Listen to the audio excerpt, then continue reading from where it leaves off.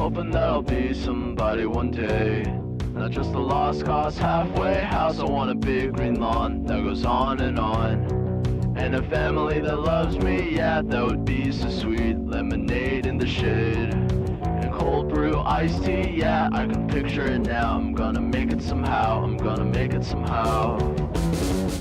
I wasted too much time trying to be myself, and trying to be like everybody else, cause I thought what I wanted was be wanted by the wrong crap. That part of town, going nowhere, hellbound, chained to the same lame brain, wanna be big dreams. A loser with a bad scheme, yeah, but that's all in the past now. I'm going fast now, going fast now. I've been knocked down, kicked around, losing my footing all over town. Fell flat on my face right into the ground. I've been lost all my life, but I finally found out of the storm and into the clouds. I'm homeward bound, I was lost and found.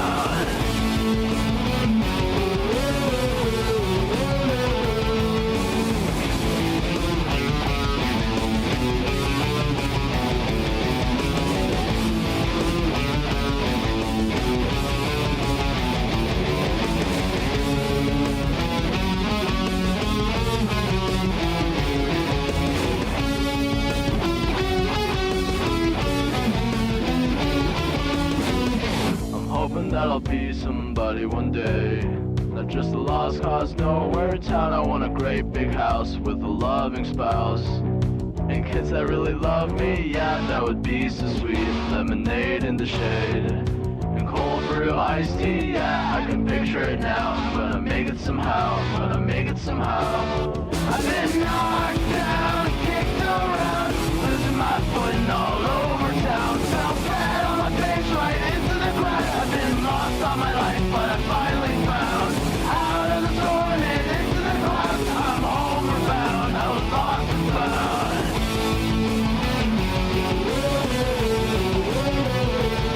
I've been knocked down, kicked around, losing my footing all over town. Fell flat on my face right into the ground. I've been lost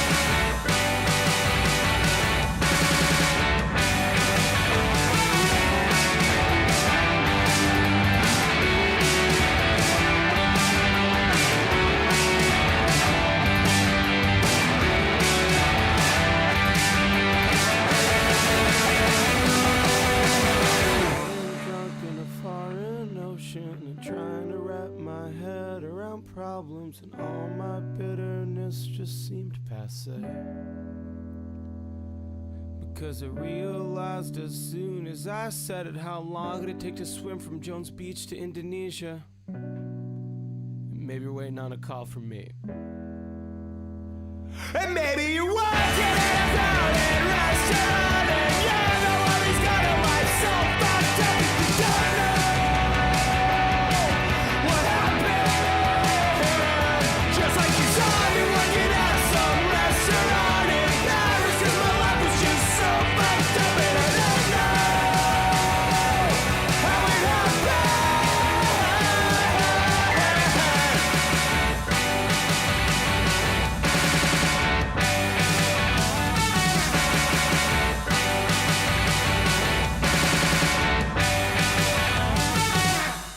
Good evening, good evening, good evening, good evening, good evening, good evening, good evening. How is everybody doing? Okay, I completely slept through when I was meant to stream yesterday because I was dying. I'm super sorry about that, but we're back. Day late?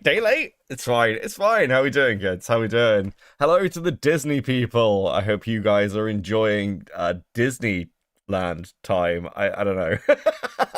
I hope you're having fun. Finally got to catch a stream from my from the start from my favorite Dringer. No worries, Broke Worker. Welcome in. Good to see you. Meltman member for 17 months at Coping. Are we best friends yet? That's a good question. It's a hard question to answer, but I'm sure somewhere during this stream we'll find out. How we doing, guys? Everyone having fun, dude? We're doing Lego tonight. Because like I've got to be caught up for when, like, hopefully I'm talking to Sheldon, one of the dude, is my voice fucked? I literally can't tell. One of the guys from Ben's team on Tuesday on MLS's channel, which should be really, really interesting. I'm quite excited. We may even get time to have a look at MLS talking to the previous owners of the Salem store, if we get time. I haven't seen that yet, so that should be really interesting. As far as I know at the moment, Sheldon is still good for Tuesday. Let's go! Fucking awesome, based. Good evening, Faye. How we doing? Okay. So I've got like a couple of random things to go through first. And then we'll kind of get into it. There's been nothing like super crazy exciting. It's all been pretty quiet on the old Western Front. Other than, I should note that my country is descending into abject chaos on a near daily basis, which is interesting. But we'll have to see how that turns out and if it has any effects on the channel. Right. So where the fuck should we start? Let's start here. So I got a reaction to my Aiden stream and comments. We're not going to talk much about this. I spoke to Einut this morning on his stream. I don't really have much to say. I think Vlad's going to do more content on this. Apparently this all massively annoyed him. I thought I'd just highlight it here that I'm mostly, gonna be honest with you, really fucking confused.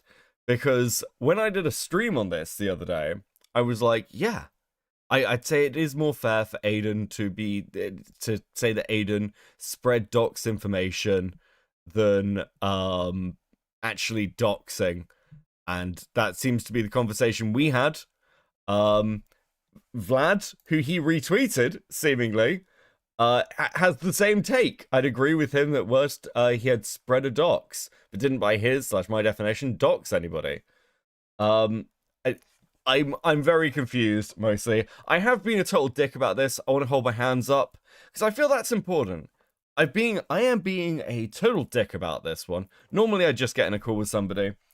So if anyone's like, Beckett, being an asshole. Yes, I am. Quite intentionally. I have, however, put forward the offer that if Aiden really wants to have a conversation, then we could both install League of Legends and talk while playing a bot lane together. Because if I'm going to have a conversation with that Aiden about this fucking shit again, it's going to be entertaining in some way, okay? I can't do another fucking debate bro session with this kid. I can't do it. It'll drive me fucking up the wall. So I don't know. He's coping. Like, the fucking audience bracket for them is like freaking out. I don't know. That's pretty much all I have to say here about it. We'll see. We'll see what develops. I've got a little bit of a Fandom update. Now, I've held off on giving Fandom updates, generally speaking, because we're still waiting for things to happen. I want to see what happens with this last episode of the Amazing Digital Circus. Then I'll probably put a video together. So it's still waiting, really, to see how that all pieces together. Though I did find this one interesting. It seems that Michael Kovac is doing, like, and Ash are doing some sort of like IRL thing. There will be Cinemax in the Commons at the Federal Way in Washington this Sunday to meet fans of the show in celebration of the theatrical release of the last act. And Fandom tweeted out, "This seems like a really bad idea, and not even in the 'this venue shouldn't host these people' sense, but for their safety. If you're considering it, don't go and try and hurt them or even harass them. I don't think it would help anything, but it could make things worse." What? Like, actually, what? I was stunned to see this tweet.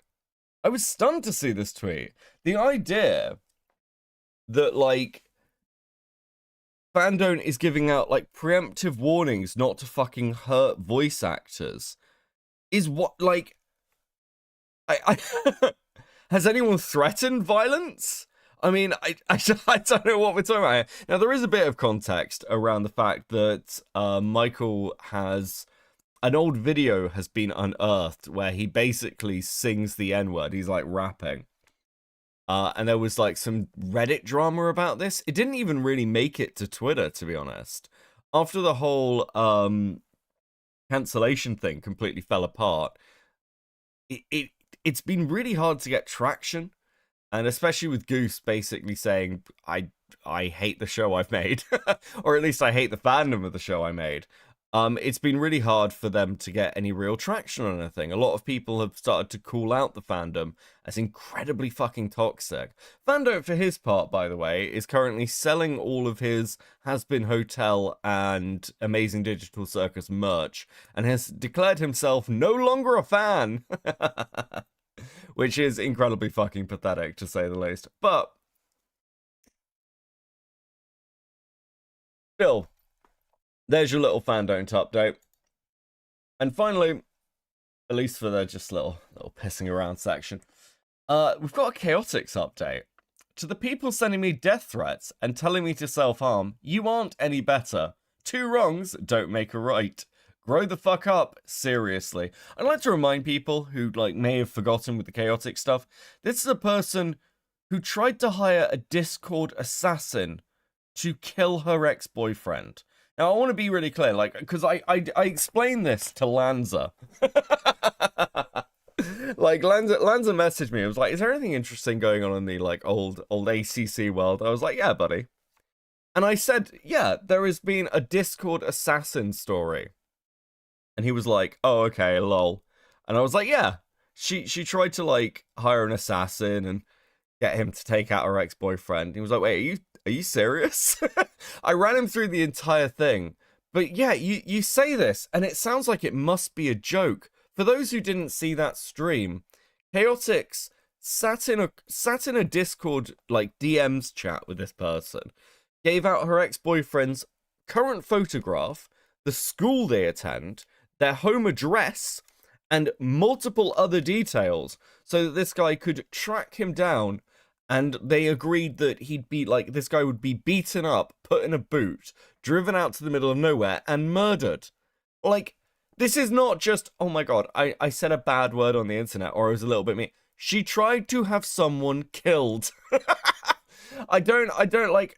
Apparently, her entire Discord is coping about this, where they're like, oh, you know, he's an abuser, and people do terrible things when they're upset. Bro, you tried to have someone killed. I can't believe you're still on the internet. I literally cannot believe it. This story is very slept on. But it is by far one of the most crazy fucking things I've seen happen in years. I've been member for 7 months at Modding. Hi, Becky Boo. When is the League of Legends gaming stream and where do I sign up? Also, still not the food shops video I was promised. I actually don't play League of Legends. I will have to go and make an account. I haven't played it in well over a decade. So I can... I'll happily do it. Fuck it, I'll pull the trigger. Just for this. So, Chaotix is still coping. We'll see how this one develops. I am interested. But we have a lot of Reckless Ben stuff to go through tonight. We have a lot of Reckless Ben stuff to get through. 1 second. Just respond to a DM. Okay. So, for those who have been following this Reckless Ben story, like the Lego bricks and minifigs fiasco, it's been an interesting week for updates. So to begin with, the Brian's GoFundMe was briefly taken down. It is now back up, but apparently it was hit as part of this lawsuit thing. Ben is no longer making a third video. We'll take a look at that in a second. But essentially, because of this lawsuit, there is some kind of injunction where he can't make the third video. Now, I do have some of the legal documents. I've not read them, but we will have a quick look. Grey Knight with the 5. Sup, Crabman? Are we watching the Bricks and Minifigs CEO and COO lie to Coffeezilla's face multiple times? We are! We are. That is the plan. That is the plan. The third video is made but can't be posted. Yeah, that's my understanding. That's my understanding. They took down Brian's GoFundMe. Could talk about it, but I'll go to jail if I do. Bro, this story is so weird. This story is so weird because I can see like we're in sort of like a few weeks into it now. It's got a huge amount of base coverage. But I know people are now sort of like we're at the end point of the churn. I'm interested to talk to Sheldon on Tuesday. Hopefully that'll happen. But it is now we're in the waiting game. Now we're in the like welcome to the legal cycle. Pinko with a 10. I've suffered enough this weekend, and now you're promising to play League in front of my cat son watching you. Shame. True. True. We'll have a quick look at Ben's statement on this. Finished after crazy all-nighters and basically destroying my health. But I can't post it or I will go to jail.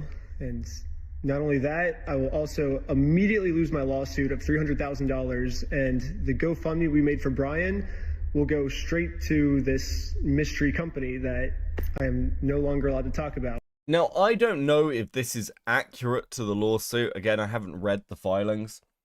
But, dude, I can kind of see, I will say this, I can kind of see the logic from the court's perspective. There were, like, claims that, you know, they were going to try and take down all the videos that have been covering this, but they're kind of already out. It's kind of pointless. However, if the claim here is damages and libel, then I can sort of see the court's rationale that they'd want to potentially limit potential future damages, right? If the lawsuit has been filed. I can see that rationale. I don't know whether it's I don't know what the outcome of this is, especially if Bricks and Minifigs lose. We'll see what Coffeezilla's dug up, because I've heard interesting things about some of his conversations. Once again, the like shit involving the CEO is absolutely fucking bizarre. It's really weird. You'd think you'd just be like putting everything through a PR company at this point. You're a multi-million-pound corporation. It's absolutely fucking absurd to be in this position. Q-Hood with the 20. This money for Beckett is in celebration of me getting the lion's share of my Salamander and Eldari minis primes. An airbrush has changed my life when it comes to mini painting. Congratulations! I'm so happy for you. Dude, what is your fucking army? Are you just doing dioramas of salamanders fighting Eldari children? I don't, dude. Yeah, those fit together well. Transnack with the $20. Here's 20. I'm cuddling a really sick puppy. Needed a distraction, so I stopped spiraling, Lamal. It's been almost 2 months since I had a day off. Bro, you need to take a break. Take a day for yourself. Take a day for yourself, but I hope you're good. I hope you enjoy and chill. Okay. They sent court papers to my email, which I guess a judge approved for them that this was a valid form of service. And so now that I'm officially served, I cannot even mention this company or I will be in jail and everything. This dude needs a lawyer. This dude needs an actual lawyer checking all his shit. Like, it feels very loopholey to me. It's like, yeah, I'm not going to mention the company. It's like, yeah, but everyone knows what you're talking about. Does that count? Surely there's an element here where you're like, well, Grey Knight with the 5. The CEO and COO are twins, unfortunately. Only one of them has an evil mustache.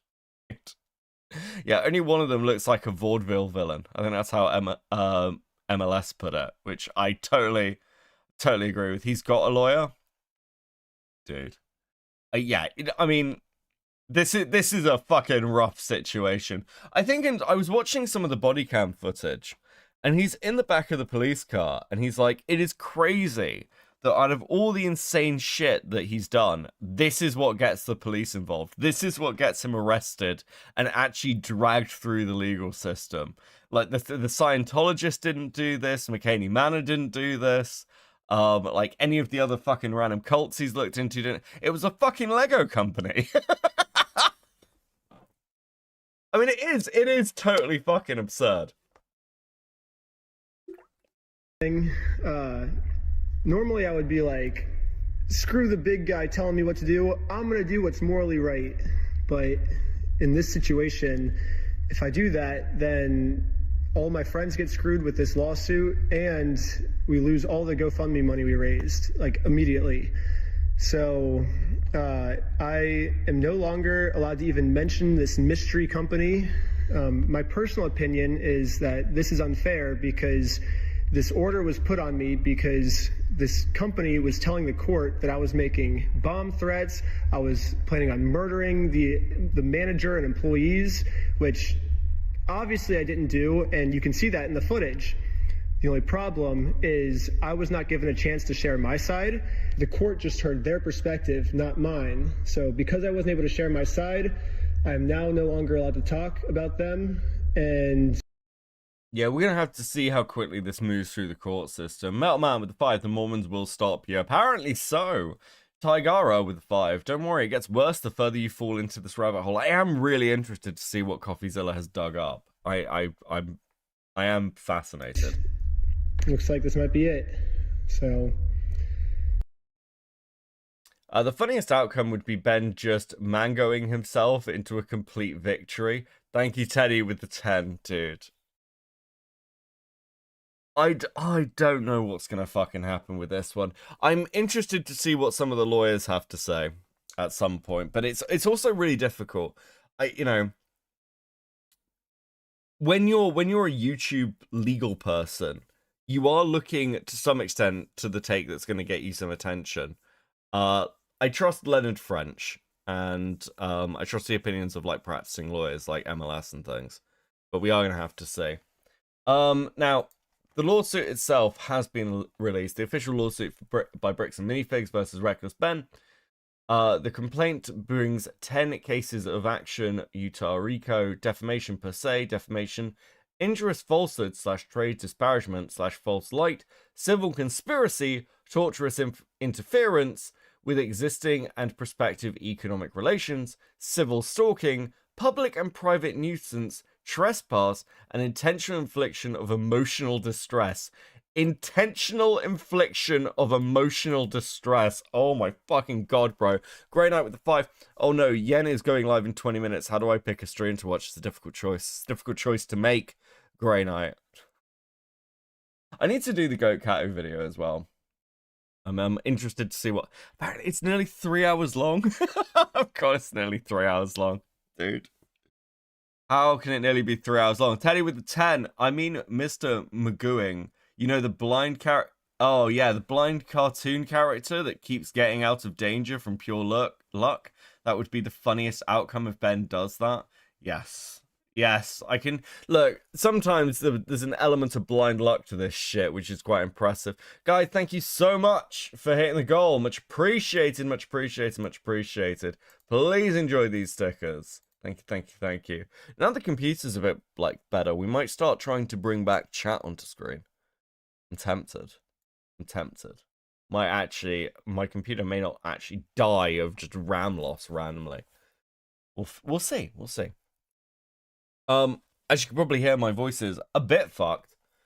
So I don't want to read the whole of this, but this is the court case itself. This has all been made public. So, dude. Okay, these are the parties. They go through, everyone. Okay.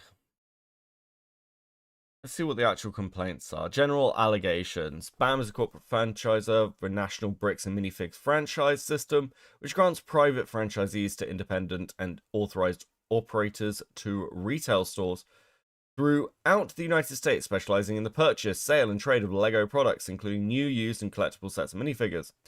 Armand and Matthew are owners, executive officers, and principals of BAM, with Ammon serving as chief executive officer.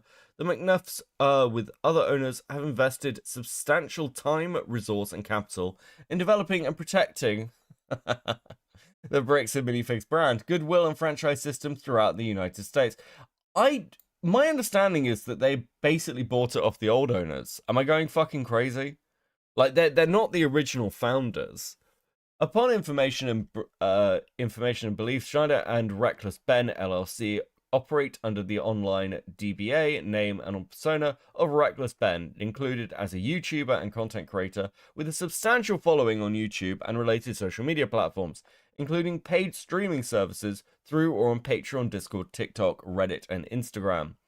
Upon information and belief, Schneider and the Schneider Group affiliate and conspire with Brian Benjamin. Affiliated and conspired with Brian Benjamin Crystal, who directly and indirectly participated in, supported, aided and abetted or promoted Schneider's content creation, publications, and the alleged misconduct relating to plaintiffs. Priestess with the 20. Hey, Crabman and chat, does anyone else remember when Lumpy Willie was the first person to buy and leak Boblax's OnlyFans? Anyone remember whose stream chat that was in? I believe it was Morale's, actually. I don't think it was Aiden's, if that's what you're getting at. I think it was Morale's. But yes, though it is a public OnlyFans, and that is, I don't know. I know Lumpy Willie is in the news. The dude is long gone. Though some of the messages are, dude, deeply unfortunate given the timing of all this and the current situation everyone finds themselves in. Private dispute between Crystal and Benjamin. Crystal was initially employed as a BAM-owned entity and corporate employee, store manager for BAM's then subsidy corporate operated Bricks and Minifigs location in Salem, Oregon. During her tenure, okay, this is just what we're talking about. So what's the actual let's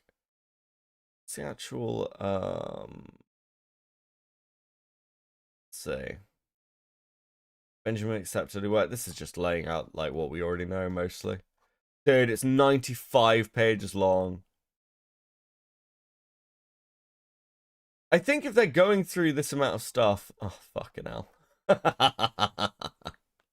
Bro, if they're going to this extent, they really are, they're not pissing around. I hope Ben has some good fucking lawyers.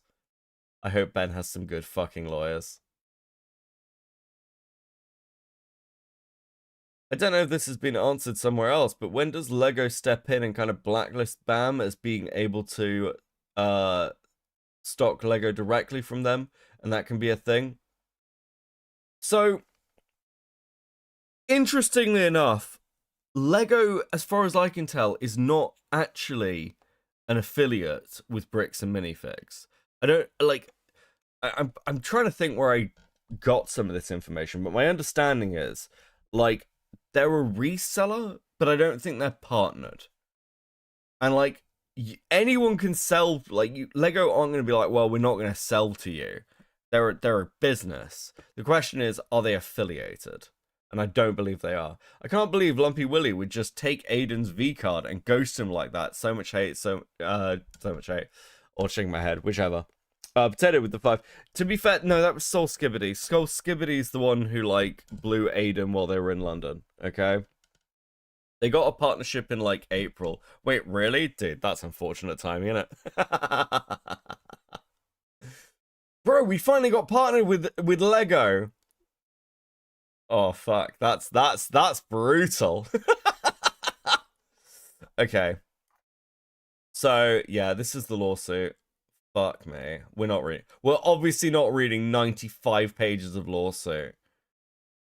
I am interested to see how they'll, like, put this together. What's the actual, like, request?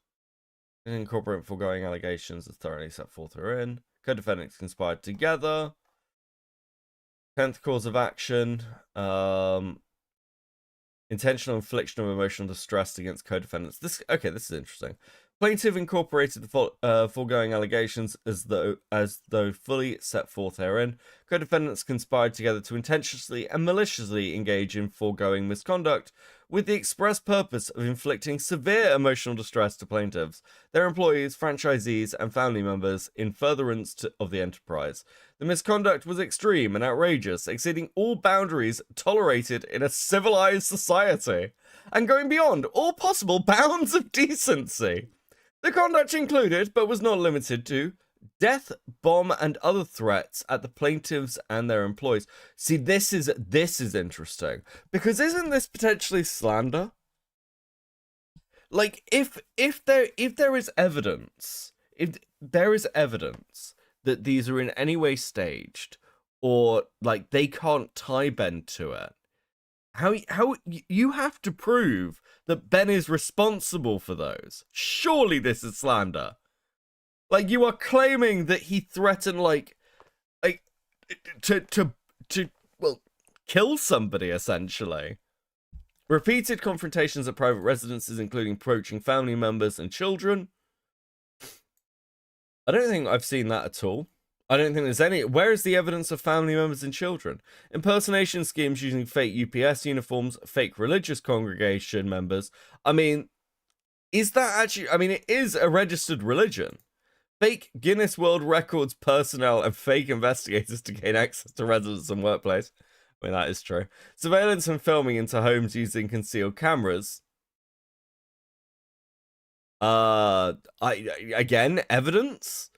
Threats to ruin plaintiffs' lives, statements that Schneider would stop at nothing and do whatever it takes, via statements framing plaintiffs' actions as the easy way, paying extortion, or the hard way, continued harassment or physical destruction, multiple arrests for stalking, followed by immediate resumption of harassment upon release, and inciting viewers to harass, threaten, or take action against plaintiffs.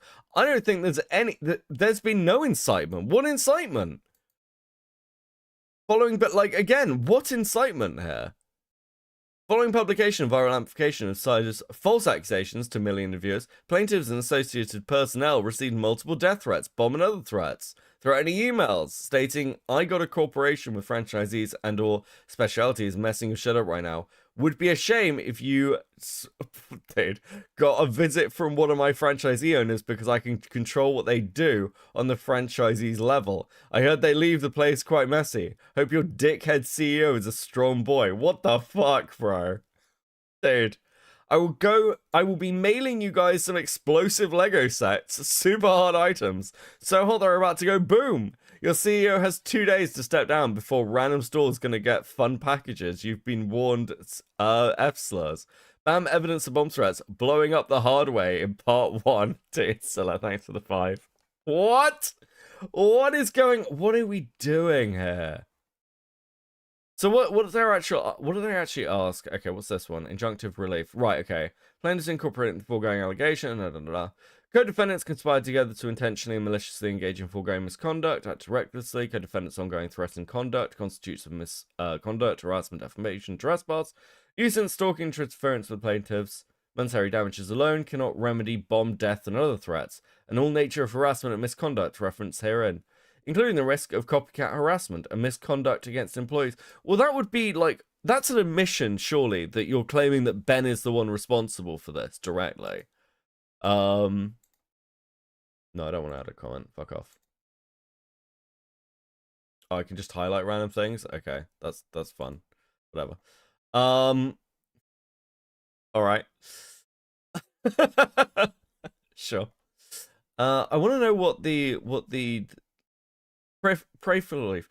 The judgment is entered in favor against co-defendants. The injunction relief to be enacted, including a temporary restraining order, preliminary injunction, and permanent injunction prohibiting co-defendants and anyone acting in concert with him, making, transmitting, soliciting, encouraging, or facilitating death, bomb, or threats of physical harm, property destruction, or otherwise against plaintiffs, their franchisees, employees, officers, owners, customers, vendors, or family members, publishing or encouraging others to publish home addresses, personal phone numbers, personal email addresses, family information, or other doxing information of any kind regarding plaintiffs' personal franchisees, owners, or employees, entering or remaining at, filming, blocking acts. Okay, sure. Executive relief and a judgment relating hereto to be entered as requested. Plaintiffs have acquired rights in and to assets of Salem, lawfully in accordance with governing contracts and laws. There are actually requests for the amount of money they want. Somebody out there with a 5. Is it legal to slander the person you're suing or pin other unrelated parties' actions on the person you're suing? I don't know. I'm not a lawyer, but it seems like it's one of those things that really feels like it fucking shouldn't be. Do you know what I mean? Like, it feels like one of those things that shouldn't be. Now, has Ben done some crazy shit? Yes. Yes. He absolutely has. I would argue, though, that a lot of the response to this has been like, you can easily shut down the responses to this. BAM itself seemed to be like at least acknowledging that their original offer of about $5,000 worth of sets was an unreasonable amount. And we'll have a look at what Coffeezilla's dug up. It does seem Brian wasn't paid out what he should have been. And that was an agreement between like a franchisee and a private individual. But surely BAM like is agreeing to take on those contracts. Brian has the contracts. They should have their own records. If they're not doing their stock properly, that is their responsibility as a corporation.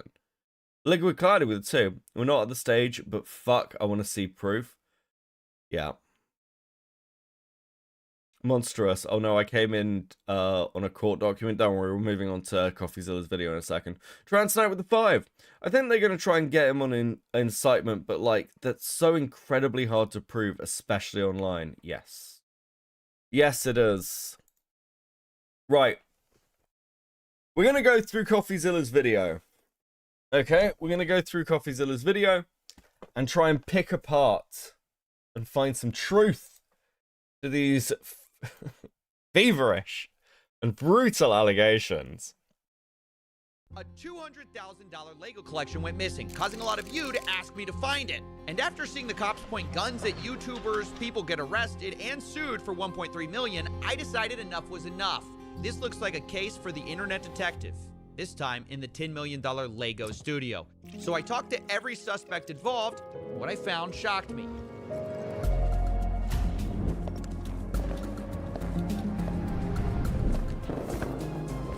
Bro, it's at over 6 million views.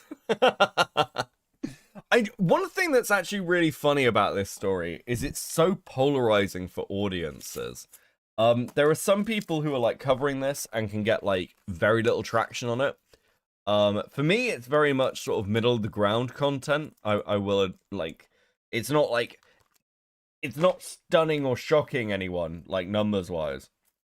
And I know I've spoken to like a couple of other people who've been like, yeah, I can't get any views on this. And then you look at like Coffeezilla and it's like 6 million views. It's really weird how much this has polarized people. I think possibly because people don't like the lawsuit angle or they feel like Ben's like going too far. I can see all of that. It is an interesting one. I wonder if there's a fatigue as well, especially after all the dog pack stuff a few years ago. And the Ethan Klein stuff, and all that stuff that's happening, where sort of like big dramas that are getting like overly serious. Like there might be a bit of fatigue with it. I'm really enjoying this story, but I can understand people who are not, especially with how much it's been covered as well, because it does feel like it was like for 2 weeks. Like this is the only story at the moment, basically.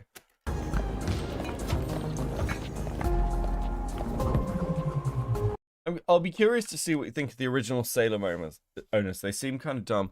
I mean, my initial impression... I haven't seen MLS talk to them. I am interested at what they say during that interview. We'll have a look. I do have my own opinions regarding them. I don't think they've been totally forthcoming.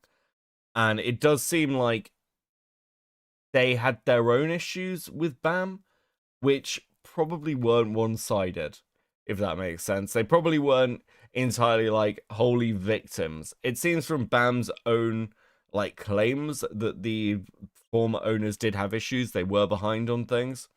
BAM has sucked for years. They deserve this. Metal Man with the 2. Yeah, I mean, certainly corporate fucking sucks. But you want to be careful with any drama not to get sucked into just this person's a villain, therefore everyone on the other side is good. I don't know with the former owners what my opinions are fully yet. I haven't seen enough of them. They do seem to be keen to recoup their own losses off the back of this drama, which is always, especially when they're sort of like outside everything. Do you know what I mean? They're not really, they had the choice to very much not really be involved. They could just have handed over their books or whatever documents they had and gone, listen, this is nothing to us, we're well out of it now. They didn't do that. They got very, very in depth.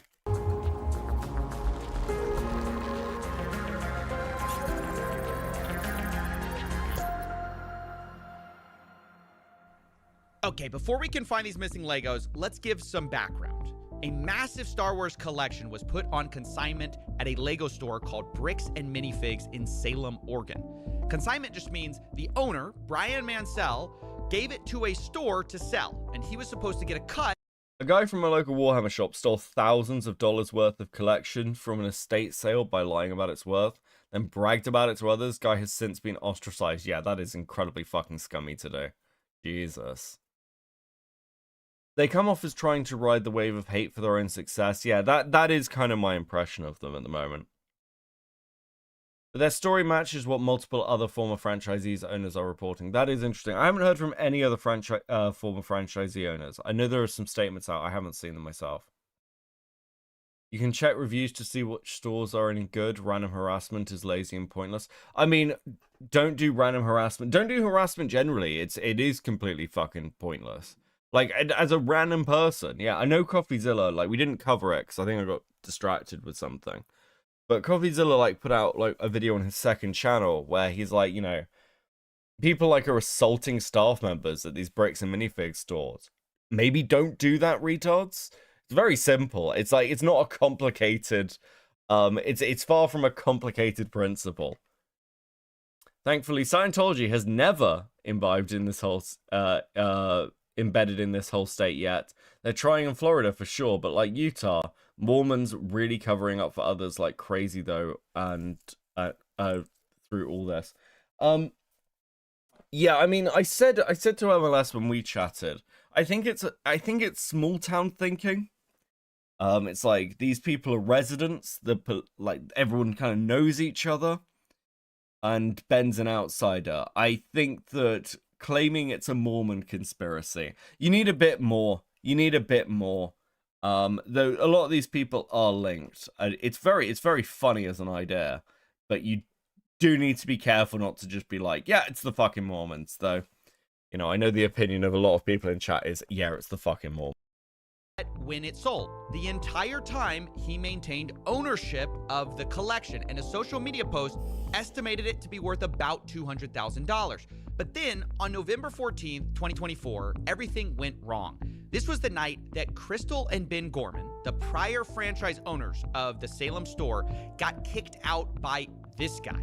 That is Brandon Best. He and his partner Josh Johnson ran a sister store in Eugene, Oregon, and Brandon drove up that night to kick the Gormans out. Brandon and Josh would be taking over the franchise in Salem, and this is the exact moment the Legos go missing. As that store is getting handed over, the question is Brian's... That whole picture there of the store is important. What, when we're looking at, like, this is their original one. That they like, but yeah, this, like, you look at this store, there's clearly stock in this store. Right? Go missing. As that store is getting handed over, the question is At night, no windows. Wait, what? What do you mean?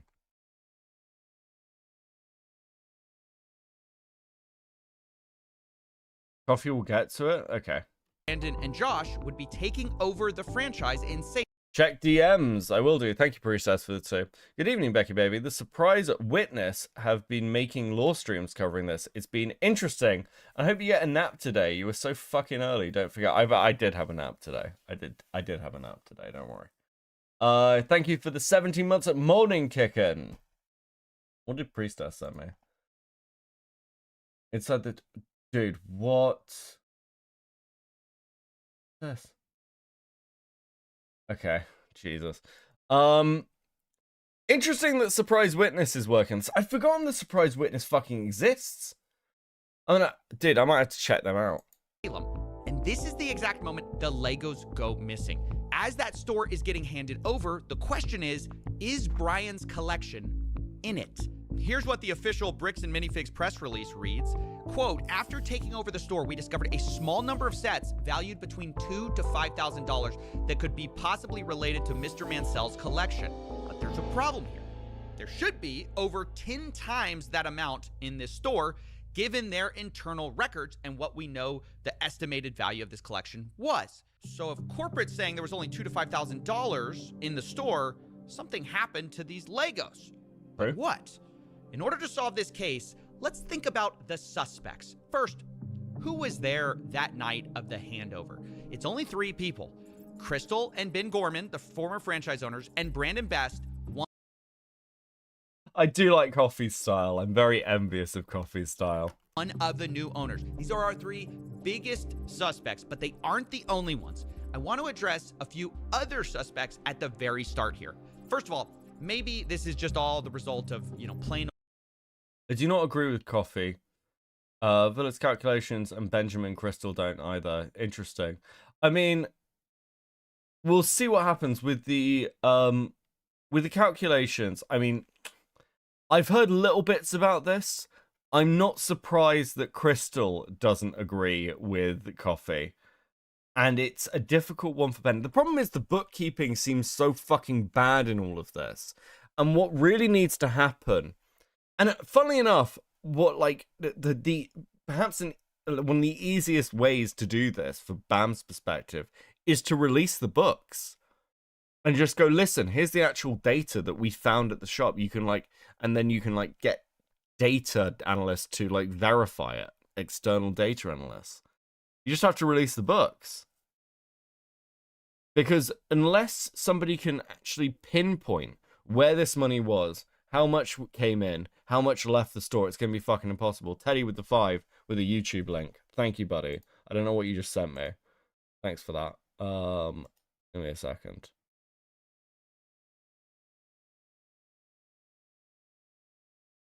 Dude. Teddy, why'd you do this to me?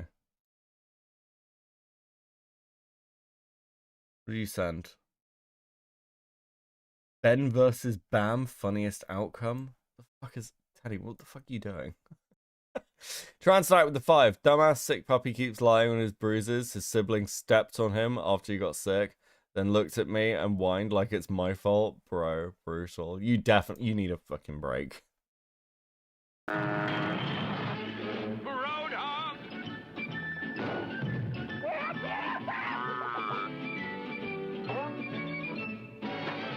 I can't believe you edited this together. What is wrong with you? Unironically, why? Why? Why did you make this? What the fuck is wrong with you? Dude. Hoz, member for 24 months at molding. What the actual fuck is wrong with me? Dude. Liquid Cloudy with the 5. They can't even do a proper audit because BAM have had enough time and spite to shift things around and get rid of the paperwork. Yeah, that's true. No one would trust it now. Do you know what you can trust now? These stickers. Let's fucking go. Thank you guys for your continued support. Please, if you're enjoying the content, like and subscribe and all that jazz. Buy a membership. It is much appreciated. You're all fucking awesome. Thank you, thank you, thank you. Thieves breaking in. What about that possibility? Hi, I am Chris. I was the previous franchise owner who signed the collection agreement with Brian Mansell. And I'm Benjamin Gorman. I am the silent partner who's really bad at being silent. We did have a couple of break-ins at the store. None of Brian's collections were in the police report or stolen. Has that ever been mentioned? When did the break-ins happen? When did this happen? Have we heard this before? I don't think that's ever been mentioned. Right? That is very weird. During those. Okay, so the Gormans say emphatically it wasn't thieves, but if that's the case, what about the guy who was arrested? I mentioned at the beginning of this video, Reckless Ben. This is the YouTuber who started it all. With a documentary, I tracked down the thief who stole $200,000 of Lego. Maybe it's the perfect crime. Make a video tracking yourself. Now, for our theory, it's worth noting Ben is currently facing a Teddy with a 5. I'm sorry, Beckett. That was rude of me to see. Rude of me. You see, I relate to Mr. Magoo days. I'm also a racist. Thank you, Teddy. RICO lawsuit by Bricks and Minifigs. He was even targeted with a search warrant for stolen Legos. Included in the warrant are Legos. The owner reported overhearing conversations about possible stolen Legos. And on top of that, Reckless Ben was even accused of stealing the Legos by the current franchise owner. I stole the Legos? What do you think of the theory that it was Reckless Ben? He stole the Legos. It's absurd. We didn't even know Reckless Ben. He Yeah. had no interaction, no relation to us, no relation to the store. That doesn't hold any water.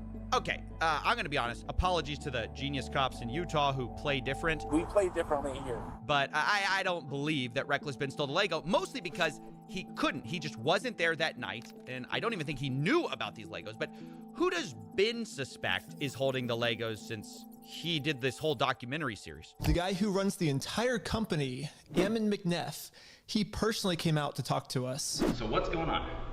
So you guys are holding some of our Legos? No, we're not. You're not? No. Is that a lie? No. See, here's part of the problem with this as well. Like, that is a lie, though. Because internally, like, this is what's so frustrating about this story. Like, you know, like, that is a lie. Because you yourself have admitted that there's, like, 2,000 to 5,000 that you would be, even by your own, like, original calculations. You've then updated this in later interviews to be like, yeah, we've done an assessment and we think the region might be in the region of 80,000. And it's like, what? You're a corporation. Surely getting the numbers right is the basic thing you should be doing. Right out with the 5. RICO is such an insane thing to try and charge someone with in a lawsuit with little to no evidence. I don't know what RICO is off the top of my head. Give me a second. That's a lie.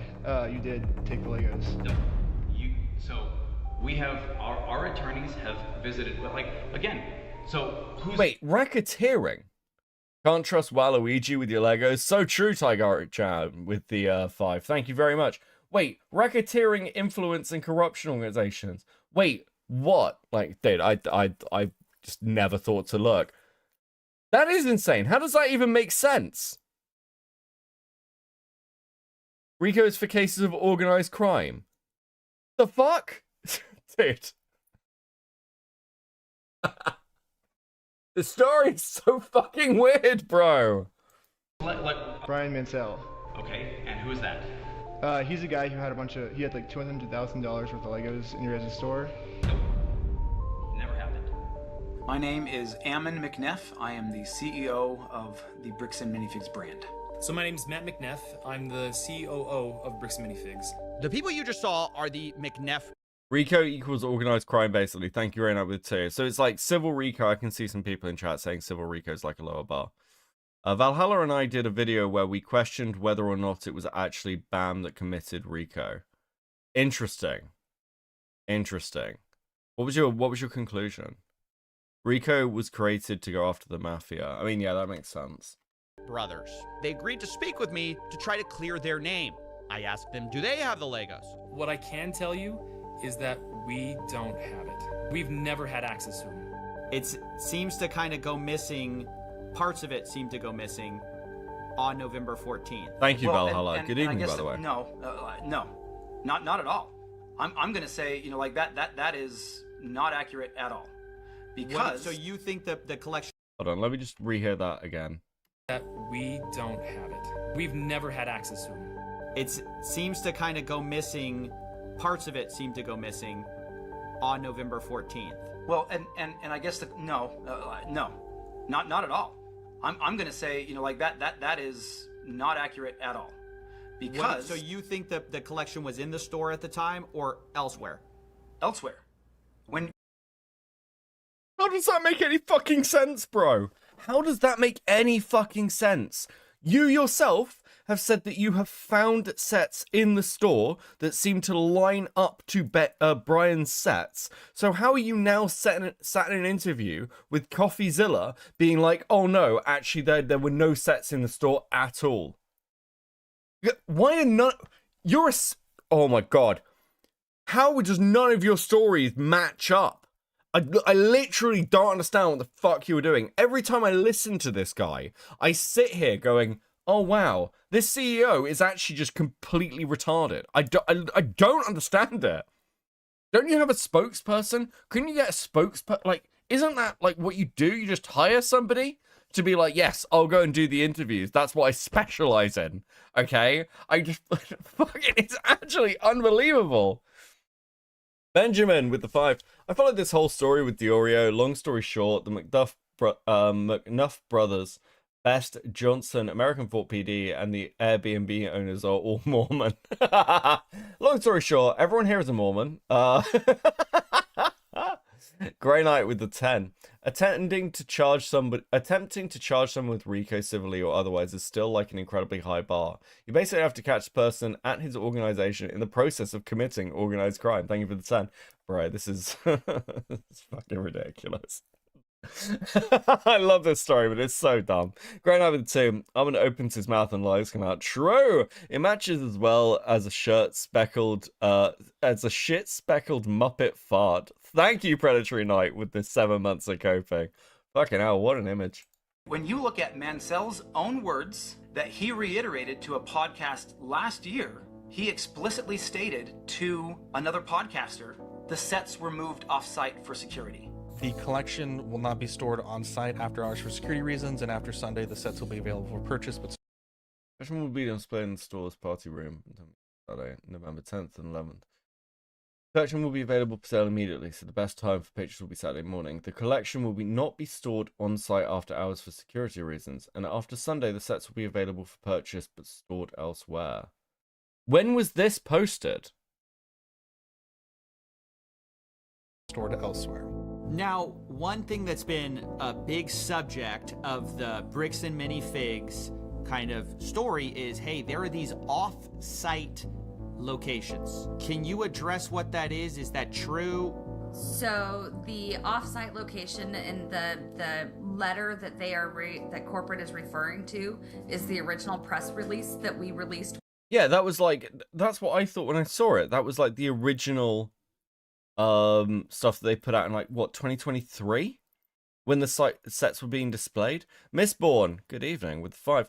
Don't be so mean to the CEO. He might stop believing that he's the one YouTube interviewed away from he may stop believing that he's one YouTube interview away from clearing this whole mess up.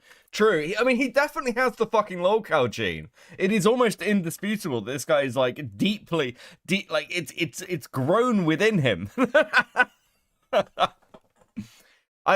I think we need to get this guy to. I think we need to get him on Lolcow Live. Okay, I think if he finally steps down from Bricks and Minifigs, Keemstar needs to contact this guy and get him on Lolcow Live. You can do a fucking Lego podcast. It'd be great.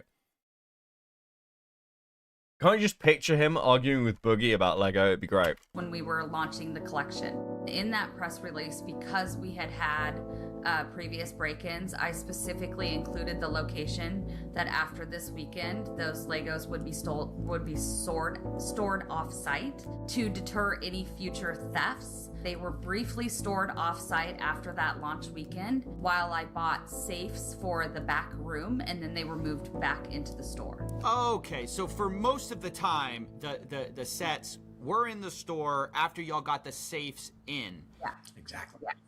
Okay, so Ammon McNeff suspects that a lot of the Legos weren't there that night. And then on the other hand, we just heard from Crystal and Ben Gorman explaining the off-site story, saying that later they no longer used those off-site locations. But what do we really know about the Gormans? They are the former franchise owners after all. I mean, shouldn't we be suspicious of everyone? They're one of our key suspects. They were there the night we lost Brian's collection. They were the creators of the consignment deal after all. And one group in particular is pointing their finger at them very hard. It's the McNeffs who say they were behind on payments. We started getting calls from the landlord letting us know that Crystal was behind on the lease payments at the location. We had also gotten a couple of notices from some of our vendor partners. Can you imagine if Kiwi Farms found out Ammon's stuff? I mean, I don't know, I haven't checked, but surely the Farms is talking about this. Great night with the 5, thank you. Dude, look, I keep coming up against this when it comes to Crystal in particular. It is really difficult to work out like how honest they're going to be. They're kind of in a good starting position where they're not seen as the villains because they're like out of it. They've been like, we're kicked out of the franchise. Bam is terrible to work with, but it is difficult. I'm trying to be reasonable here, because even if it's the case that a load of these sets were stored, like, here's, let me just propose like a thing to you. Like, by timeline wise, Crystal knows that they are going to be handing the store over, that Ben, like, whatever, is it like her partner Ben? I can't remember his name. Like, is leaving the country. They are, like, moving overseas to, like, work somewhere else. So she knows that this store handover is going to happen. Now, if that's the case, and you've got this long-running consignment contract for a massive thing of Lego, wouldn't one of the first things you do be to contact Brian and pay him out what you owe him and hand over the remaining sets? Like, it's those little things where it's like, you've been in this business deal for quite a while. You clearly have a contact with Brian, and then you don't take that step until the night you're basically being kicked out, which is according to Bam, and we know that Bam like fucking lies. According to Bam, they gave them a few days. There was a few days notice. I think they found out on the night. See, Bam disputes this. Bam claims that they were told, and then there was a handover period of about 6 days. But even if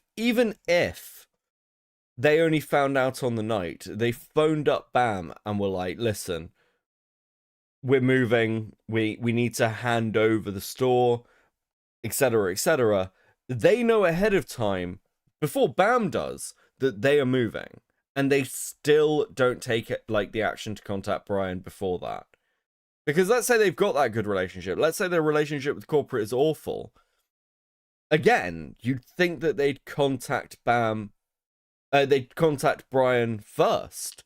And the fact that they didn't do that is weird to me. Now, it's possible that they've got a lot of other stuff going on. They just thought the consignment would be carried over, etc., etc. But it does seem, it's like you've got this missing piece.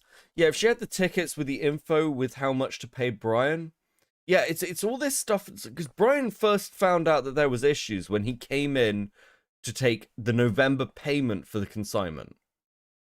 That's when this sort of kicked off from his side. He was like, well, I haven't been paid the November payment. Where is it? And then he came in and was like, we're under new ownership. And seemingly this came as a complete shock to him. So why the fuck did the old franchisee owners just basically cut and run from somebody who they seemingly had a long-standing good business relationship with on a personal level? It is just very odd. Thank you for the 5, Grey Knight. And thank you guys. I've added another sticker to the sticker thing. Please enjoy this other sticker. I don't have to keep resizing them. I was going to do it before, but I forgot. Dude, being dead this week has not this weekend has not been helpful. Thank you so much, guys. Much appreciated. You're the best, as always. That bills had not been paid by the store, and so we felt pretty strongly that there was going to be a risk of her just, you know, like attempting to file bankruptcy, doing some of these other types of things which we've had franchisees do in the past, and that's problematic. So that's why we sent him up there to take some video footage. So we needed to just be prepared if we needed to do a hostile takeover, which, you know, like can happen in franchising, where a franchise owner just, you know, kind of tries to steal in. So like, but they gave a few days, and you didn't just go over to take some pictures. You went over to take over the store. You did do a hostile takeover. Benjamin and Crystal told us last week they did not anticipate corporate showing up and taking over, so they didn't mention anything to Brian just yet. They were just exploring options to sell. Okay. That's interesting. Wait, hold on. MLS. Sorry, no, I'm doing this while you're in chat, and we can probably talk at some point about it. But when they say, like, exploring options to sell, but Benjamin's moving, so surely they know they have to sell. Right? Surely. So yeah, it's just, I don't know. It's just very weird from their side. I don't know how much I trust them. And it seems, yeah, a lot of it seems a bit weird from their side, and I'm just not sure about it. I don't want to just benefit the doubt. They called corporate and told them they wanted to sell up the franchise, and then corporate just showed up and took over the store. Yeah, so this is my thing. At the point where you're selling, at the point where you know, because they know that Benjamin has been looking for a job overseas, or like Benjamin's looking for this other job for quite a while, and they never mention it to Brian, and it's just, yeah, it doesn't sit quite right with me. Grey Knight with the 5. Imagine you're a CEO and you get it into it so much drama it spawns not 1 but 2 or more songs on the internet. True. I've watched every video available on YouTube, not exaggerating. Holy shit. I feel I heard that Crystal could have stayed in America, but don't take my word for it. I suppose that's possible. They fled the country because of Trump. What? They fled the country because of Trump, because the husband wrote some anti-Trump Antifa book, and they thought they were targets for the right-wing death squads after Trump won. What? I get what you're saying. I asked them that. They agreed that they probably should have communicated better with Brian. Okay, well, that's helpful at least. Can you link me your stream, your conversation with them, MLS? Just to save me being, you know, lazy. I forgot to bring it up. Because we might try and have a look tonight, if my energy holds up. Yeah, he went into writer exile. So, I mean, I guess the timelines match up, though that is a fucking mental thing to hear. And to God, Beckett, that's exactly what happened.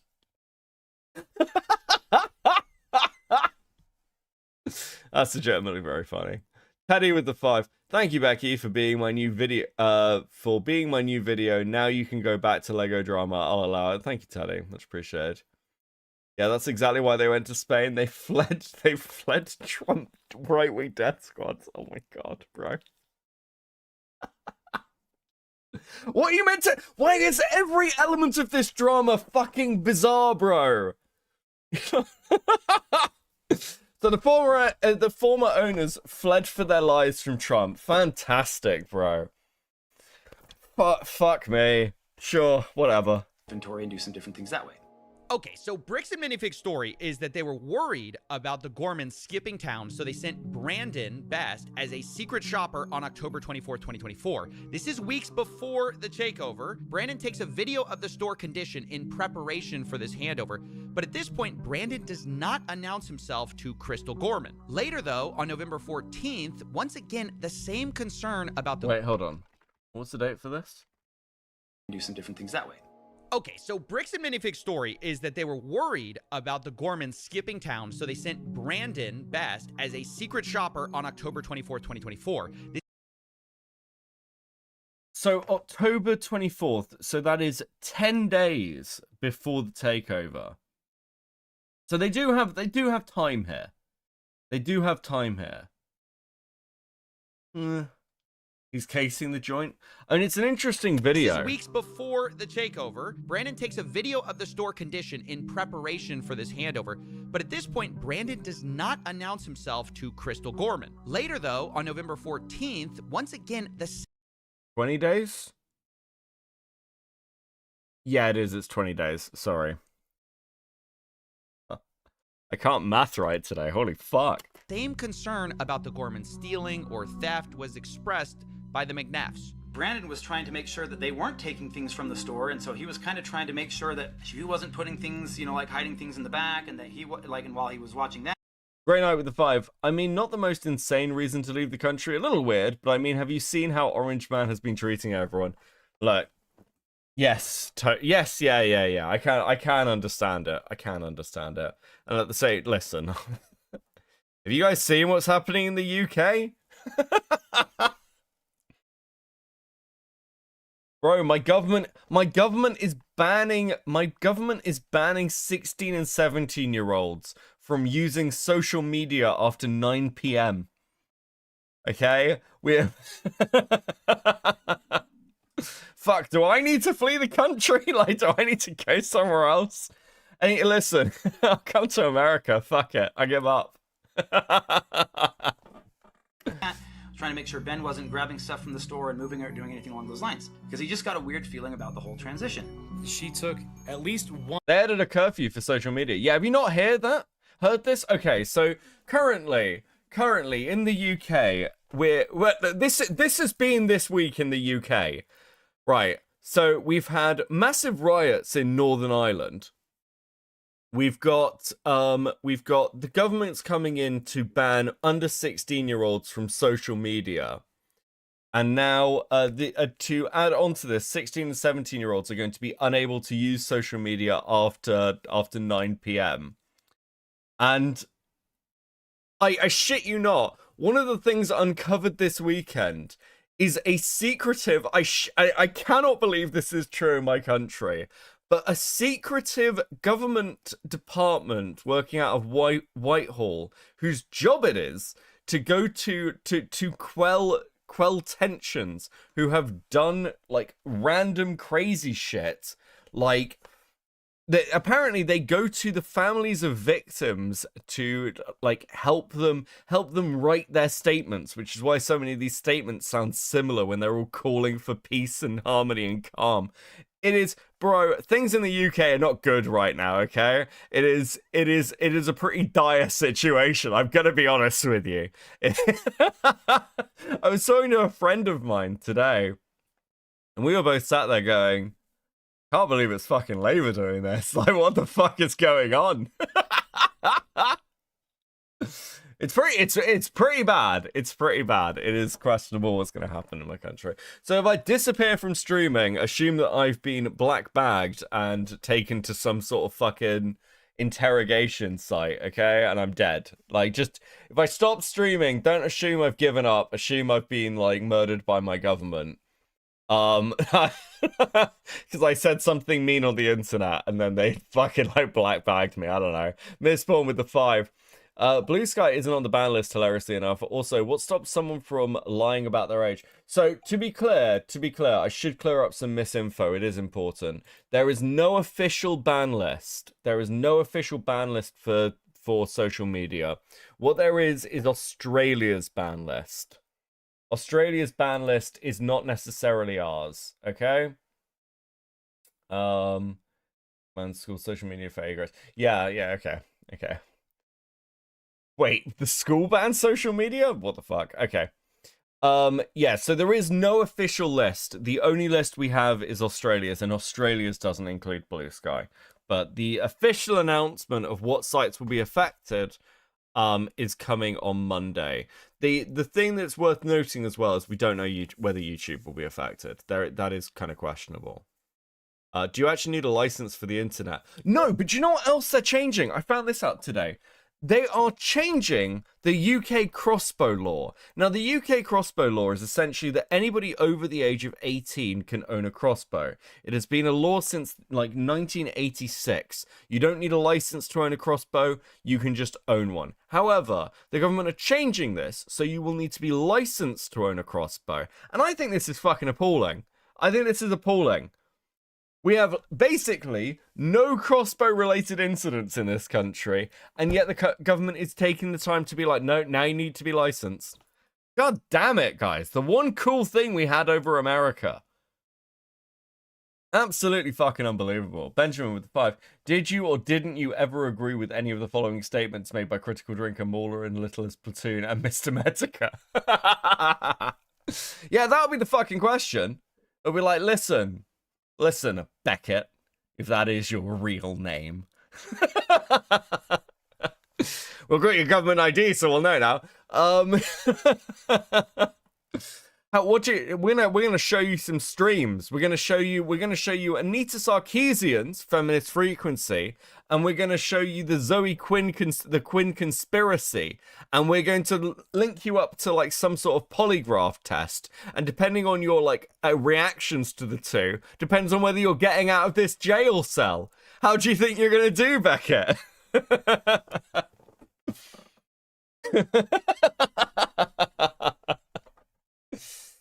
Bro, it's fucking dire. It's absolutely fucking dire.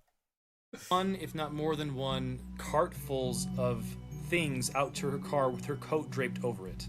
So yeah, the McNeffs say, look, they don't trust the Gormans, and they explained it, even further. They said, hey, there's some issues in her past. She apparently has a retail theft and other criminal arrests on her record that we were not aware of. When was that? I don't know. This She is apparently a thief. When did she steal things? No idea.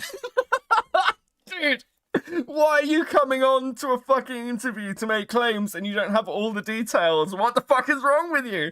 Imagine if you're wrong. Imagine if you've just, this is fucking slander. What actually are you fucking doing? Transnight with a 5. We don't need a license to own a crossbow either, Lamau. You just need a license to hunt with it because there's limits and stuff. Okay, fair enough, dude. Maybe I need to come over to I'm very pro for the Americans in the audience. I am actually very pro gun ownership and always have been.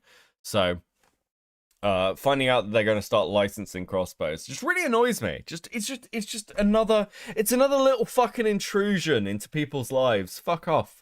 Grey Knight with the 5. You don't need a license for a crossbow in the US. Either you need a license to hunt with a crossbow. Dude, that's fair. That's fair.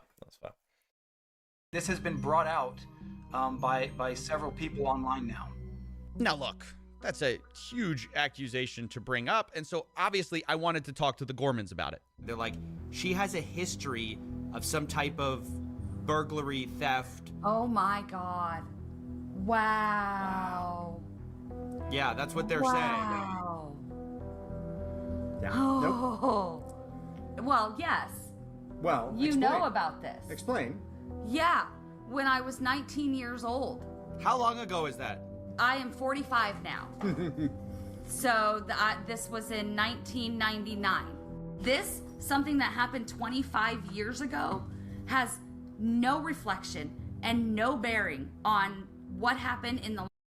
Right. She stole something when she was 19. She retail threat. So she shoplifted when she was 19?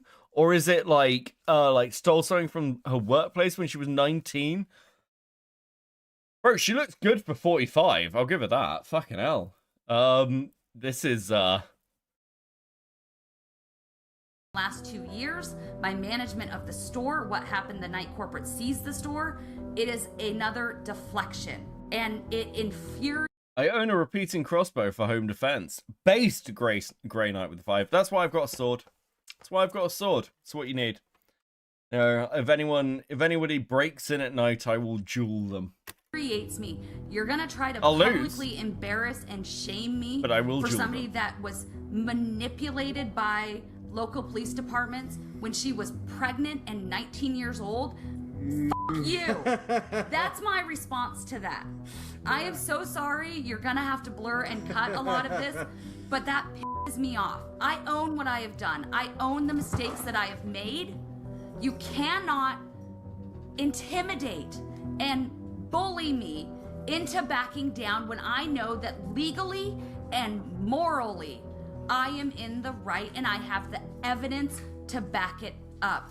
Wow, this is getting kind of nasty and personal at this point, and I just wanted to give people kind of their side. But at every turn, I hope you understand, I'm getting contradictory stories, down to if the McNeffs knew about her history in the first place. Like, they're bringing up something that I told them about. Wait, you told them? Told them. They asked me. They said they had no idea. They said if we knew, we would have never hired her. Because we would not have hired her had we known this. I told them I had a record from when I was 18. There was a family issue that, and didn't go into all of the details, but they were like, that's so long ago, we're gonna hire you based on who you are now. Okay, I'm just gonna leave it there. You guys can make up your own mind. My point is, one side says up, the other says down, and it gets to the point both sides start hinting that they have photographic proof from the night of... That's cool and all, but where's the bird? Thank you, Transnack, with the 5. Much appreciated. Let's fucking go, guys. You are smashing these goals. I am super fucking proud of you. Super proud of you. Absolutely fucking banger work. Let's fucking go. See, let's set that to there. Okay. I think I might fuck that guy. Yeah, it's fine. It's fine. It's fine. It's fine. It works. It works. It works. November 14th that proves the other side is lying. And so I'm like, look, at this point, let's stop talking. Show me. Look at your second recommended. I saw just before I started stream that we got a new Seath video. Yes. The Legos. Where I was told we are 100% have possession of photos that prove that the Gormans are lying. And then you guys are telling me we 100% have possession of photos that prove this side's lying. Who's gonna drop the photos first? I mean, I feel like someone just has to, somebody's right here. And after a lot of convincing, both sides agreed to show me the photos, corporate and the Gormans. In fact, I scheduled the calls to do this an hour apart from each other. But let's remember their positions for a second. The Gormans say whatever was left unsold of Brian's collection that was in that store spreadsheet was in Salem store the night of November 14th. Then you have corporate side. They say whatever was left that night was maybe $2,000 to $5,000 of Legos. The rest was either stolen by thieves, the Gormans, or held off site. It was not in that store. And on both sides, there's a lot to lose here, right? You've got the Gormans, who basically have been insinuated to have been stealing. And for Josh and Brandon too, the new franchise owners, there's a lot on the line. I reached out to Josh and he told me, I think her pictures would only show a few sets and minifigs. I replied, so if I can prove that the Lego sets were in the store, that will prove Brandon was lying. Josh replies, if it shows something different, then yes, I will eat my words. Ooh, okay. Okay. Let's see what's in these pictures. So the stakes have been established. And let's see the evidence, starting with Matt McNeff. First, he showed me the video, October 24th, 2024, for a baseline of how the store looked. So this is the Salem Kaiser location, is that correct? Salem Kaiser location, yes. So is it fair to say I'm seeing quite a few Legos here? I mean, I'm seeing a store of Legos. You'd agree? There's a good amount of Lego on hand. This isn't what I would say is a well-stocked bricks and minifigs, but it's not terrible. It's I would say a little below average as far as overall stock. So now let's go to November 14th. Can you still see my screen? So I mean, if you've come in to take these pictures when they're talking about handing over the franchise, wouldn't it make sense that you're like a lower stocked shop anyway? You're probably not ordering more in, especially if Benjamin is planning to go overseas, right? Yes, sir. Okay, so November 14th, when Brandon was in there helping. Wait, this is the day. This is like the big day. This is the day. Hold on, I gotta prep myself emotionally for this. Okay. This is a big deal. This is a big. This is D-Day. This is the big moment. This is Brandon takes over the store. This is we don't know where the Legos are after this moment. We don't know where the Legos. Dude. This is such a deep and serious story on so many levels of corporate corruption, police collusion, and like every now and again somebody has to like talk about the fact that it's actually to do with Legos, and it's really fucking jarring, guys. It really is. It's like it's one of these things with like internet drama. You'll be like, yes, you know, there are serious accusations here, abuse, rape, murder, and on September the 4th, Wackadoodle 92 did this, and you're just like, God, we live in a weird fucking timeline. I swear to God. Can you imagine if you're like a deep future archaeologist digging through stories and shit, and you're like, who the fuck is Wackadoodle 94?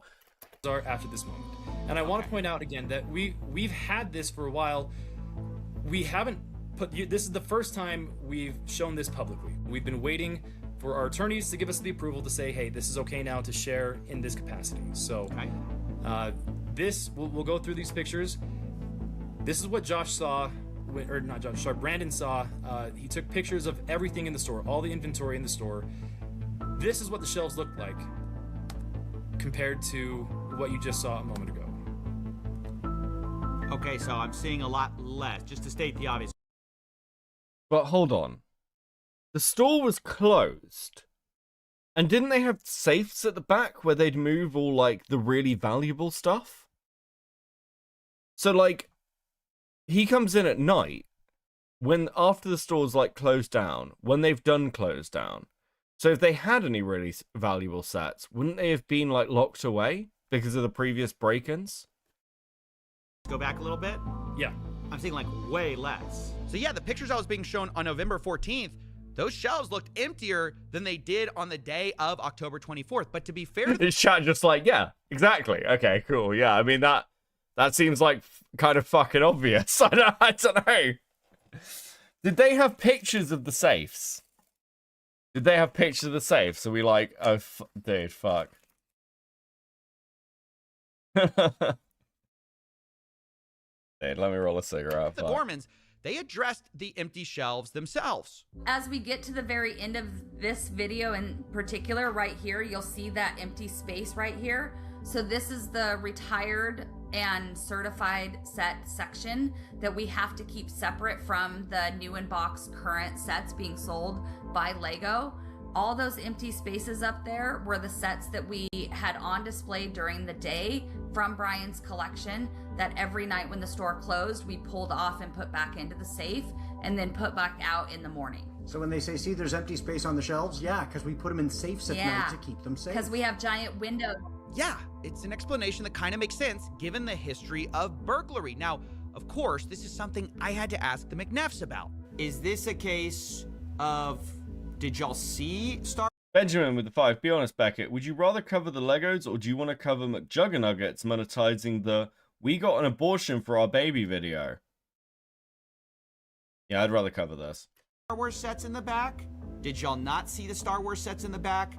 Did he take, not in the back, but specifically in a safe? Like there were a bunch of Star Wars sets in a safe. Did Brandon see those? Has there been talk of those? Do you know what I'm talking about? Yeah. My understanding is that he took pictures of everything, and all those photos I showed you of the Star Wars were all the photos, or was literally all the Star Wars. I'm sorry, are you denying the existence of safes? And hold on, what the fuck are you talking about? This makes no sense. You discovered sets in the back that match up with Brian's. You guys have admitted this. So how can you be like, oh yeah, we didn't find any sets and we took pictures of everything to do an audit, except then like a couple of months later, we found the sets? What fucking sense does this make? What are you doing? Who are your lawyers? Why would they let you have this conversation? None of this makes any fucking sense at all. Inventory in the store. Yeah, the McNeffs say all of the photos should be with Brandon of all the Star Wars items. And to be fair to them, they showed me a lot more pictures and even showed me a spreadsheet of all the Star Wars sets in the store the night Brandon took it over. And it valued to about like $5,000 to $10,000 or so. But then I had to ask. Oh, sorry, here's another kind of set. Okay. Do you think y'all have all of these? Very likely. Okay. Again, I'd be surprised if we didn't. But then I couldn't help myself. I started to bring up some of Crystal's photos to see if they matched up. Have you seen this before? Not that I recall. So, do you see that? Yep. So do you see it's in like some kind of like a safe thing? I don't know if you can see the sides there. Looks like a bookshelf to me, but sure. Okay. Oh no.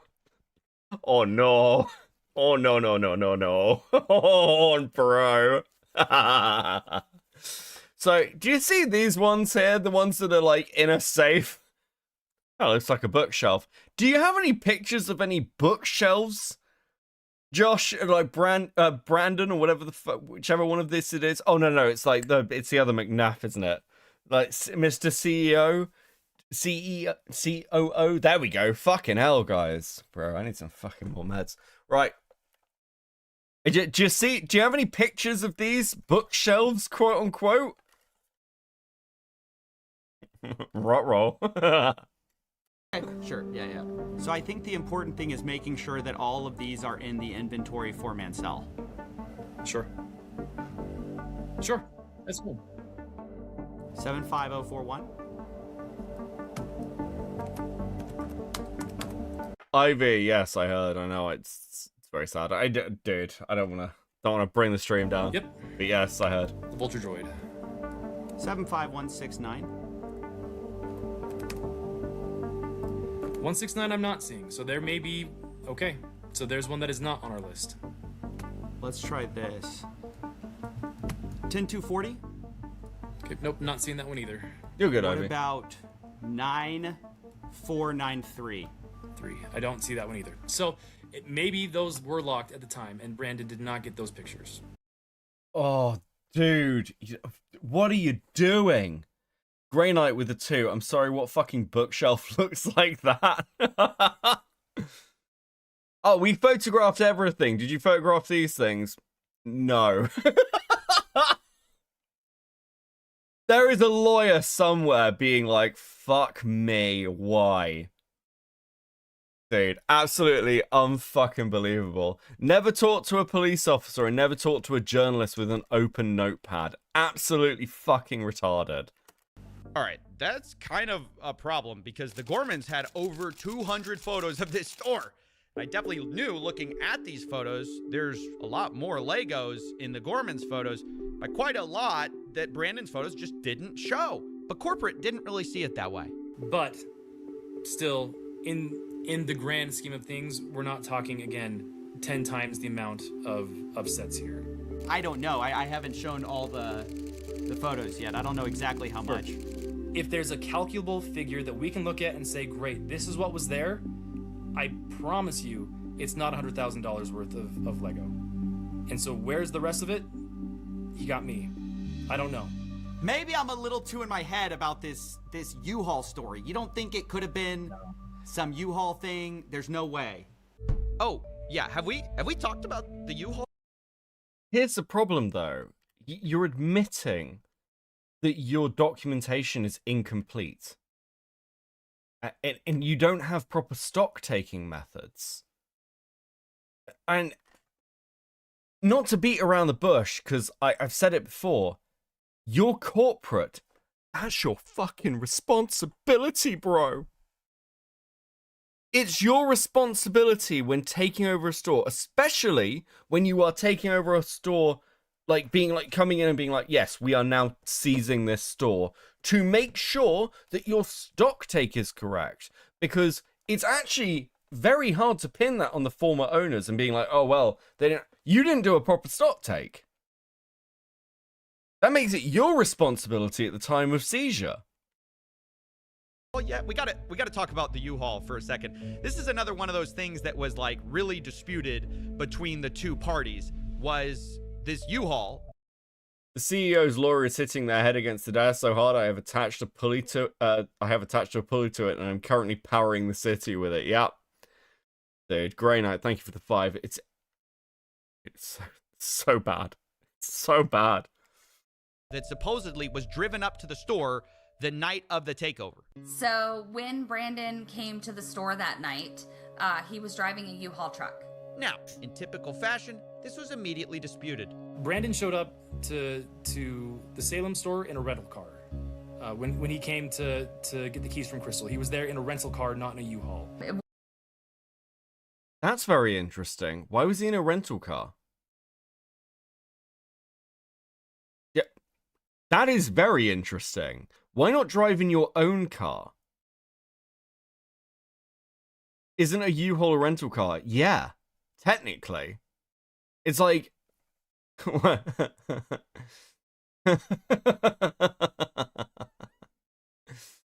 you're telling me they hired a car for some reason, but it definitely wasn't a U-Haul, guys.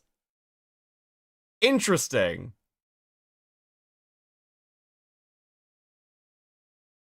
Because he flew in apparently, so they got him a rental. Okay. Interesting. It wasn't until after he told me he was taking the keys and locking me out that I really kind of paid attention to the fact that he had a large, not the small, the large U-Haul truck. So yeah, I just kept hearing about this U-Haul truck. Now, why is it significant, U-Haul or not? Well, one, a U-Haul truck can fit a lot of Legos, but the big reason it mattered to me was because I was actually called by an ex-employee of the Bricks and Minifig store in Eugene, Oregon.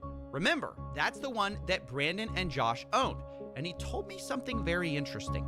I'm a former employee, started in 2024, and I was working under the old manager, Brian, and he sold the store to Brandon, Best, and Josh. What store was this? Bricks and Minifigs where? Okay, now what did you see that made you want to talk to me? I saw Reckless Ben's YouTube video about the Salem store closing down because when I was talking to my co-workers about the situation about Salem, and we were told through other employees that it was just a bad area to work in. It was like haunted, if you will, is what was going around. But after seeing the video of Reckless Ben, he exposed them, and it makes a lot more sense with what It was haunted? What the fuck are we doing? Transnight with the 5. No, guys, it's only a U-Haul if it's from the U-Haul area of France. Otherwise, it's just a sparkling rental car. Yeah, it's important to have the branding. That's true. That's true. Grey Knight with 2. Time for more lies from the COO. True. we dealt with Brandon and Josh. Like, oh, Crystal stole Lego sets and bolted out of the country. Who says that? Brandon Best told us when he was jumping off all the Lego sets to us that night. And he was like, it was a bunch. Wait, what was that? Stole with Brandon and Josh. Like, oh, Crystal stole Lego sets and bolted out of the country. Who says that? Brandon Best told us when he was jumping off all the Lego sets to us that night. And used, like, it was a bunch of used Lego sets. That set were like saran wrap. They had Star Wars CD. They had just a lot of stuff. It was like in a medium-sized U-Haul truck. Wait. They brought a U-Haul truck. Yeah, from Salem to Eugene. And to Eugene, and it had a bunch of Star Wars sets on it? Yeah, Star Wars sets, like everything. A bunch of used stuff too. Wait, when and was this when they took over the store from Crystal? I believe so, yes. Yes, because he said that Crystal stole Legos and left the country. While he has a U-Haul of Legos? Yeah. Interesting. Weird. And he said, we're just going to hold on to this stuff until corporate tells us where we have to distribute it. And we're like, oh, well, it'd make more sense if we could take it because we're kind of struggling with, the product we put on the shelves. Oh my gosh. We really got to find out. Was there a U-Haul that night or not? Well, do you? Because surely Brandon's store will keep records. And if they took the stock on, that would be on the books. Right? So if you audited Brandon's other store. Because everybody's disagreeing about it. This Eugene, Oregon guy says, oh yeah, a U-Haul showed up with Star Wars sets in it. Brandon was talking about the Salem store. So one of the things that, because I concede, like Olivia's like, unless the books are edited. So one of the things that I said to MLS was, like, we were asking the question, you can go back and watch the stream, of like, why fight this so hard? And like, one of my theories is there is something else going on at BAM that is kind of questionable with how they're running their books. It's very weird that their stock taking system is so, being nice about it, disorganized. And I do wonder whether part of the reason they have to fight this is because they're worried that admitting to it will bring out other things from the woodwork. If they are running their business in a way that an audit would reveal dishonesty, then it could be a way, way fucking bigger problem for them than even this PR shit. Because then, like, you know, if they get into it with potentially the IRS, they could be really, really fucked. And I wonder whether that's why they're going this hard. They need to shut this down. They allegedly went to cash only for a little while after the takeover. Holy fuck. Yeah, okay. This, see, like, for me, that's almost the missing piece. You know, it's after the conversation with MLS, I've thought about it more. And the more I think about it, the more I'm like, that's the only thing that makes any sense. Any sane company would have paid this out and just like taken it as a PR cost. But if you're worried about an audit, if you're terrified of a fucking audit, that's the point. Because like, if the IRS comes in, and the IRS will find things, the IRS always do, and you've been playing the books, that could be your whole fucking company. That could be like huge amounts of back taxes and fines. Not to mention, like, things like, depending on what you're doing, potentially being disallowed from running a business. Or, like, being CEO. Grey Knight with the 5. Corporate controls the books, and it doesn't matter if they've already said there was no U-Haul.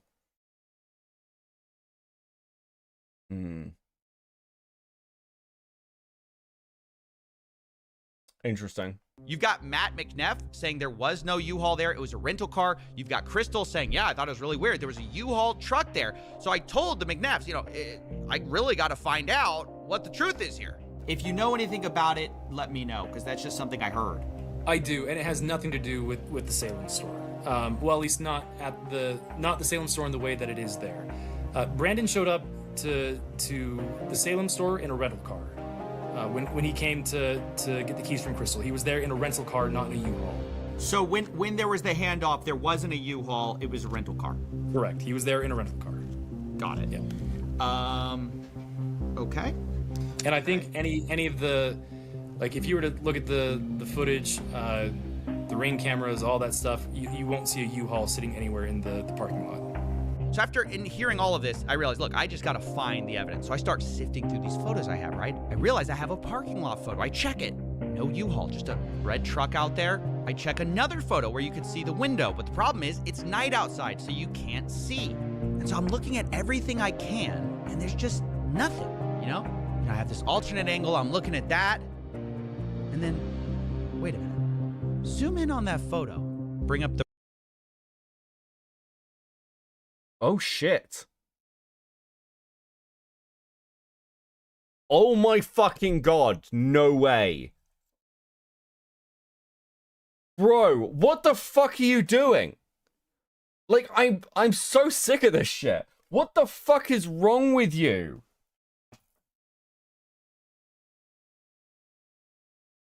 It's, you can see the fucking thing.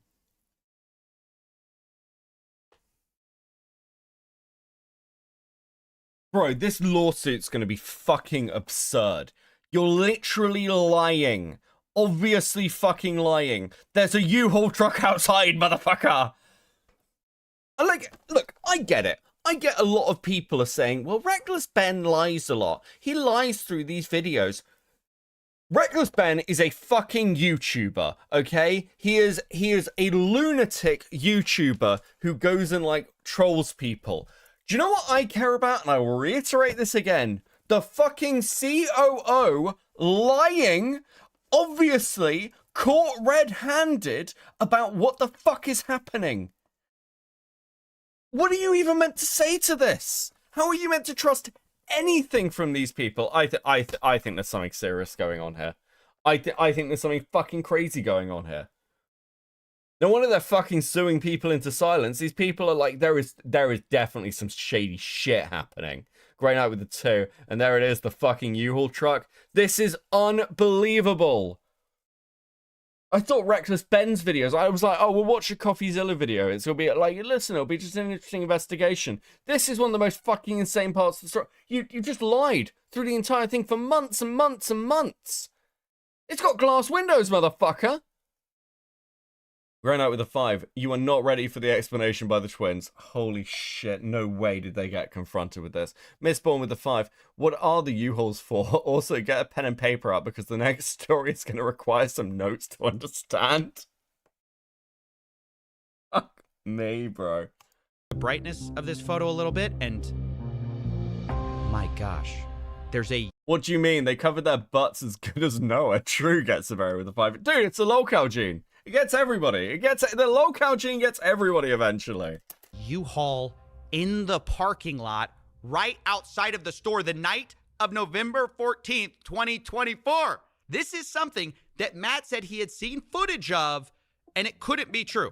And again, I believe unless the judge is in it, Discovery is going to be lit. True, Trans Night with the 2. Grey Night with the 2. It involves a camper trailer. Oh my god. I've seen footage from... Enhance the photo. And Becky, this color, really? That's for the first goal. We expect double stickers. Thank you, Kicking for 50. Yeah, I missaid it. I missaid it. I apologize. That night that shows clearly out into the parking lot, and there's no U-Haul. After seeing this, I said, I really have to make a call. And that's when the story changed. So last night, I talked with Matt McNeff. I brought up this question of the U-Haul. He told me emphatically there was no U-Haul. Y'all came to me this morning. You said, hey, we looked into it. There actually was a U-Haul there that night. Can you clear up what that's about? Dude, the fuck are you doing? Daddy with the 10. But Reckless Ben lied too. Yeah, but his most popular video before this was him running around in a Spider-Man costume. I don't care as much about him lying. Yes, that's exactly my position. It's just like, obviously we care about the corporation, the police.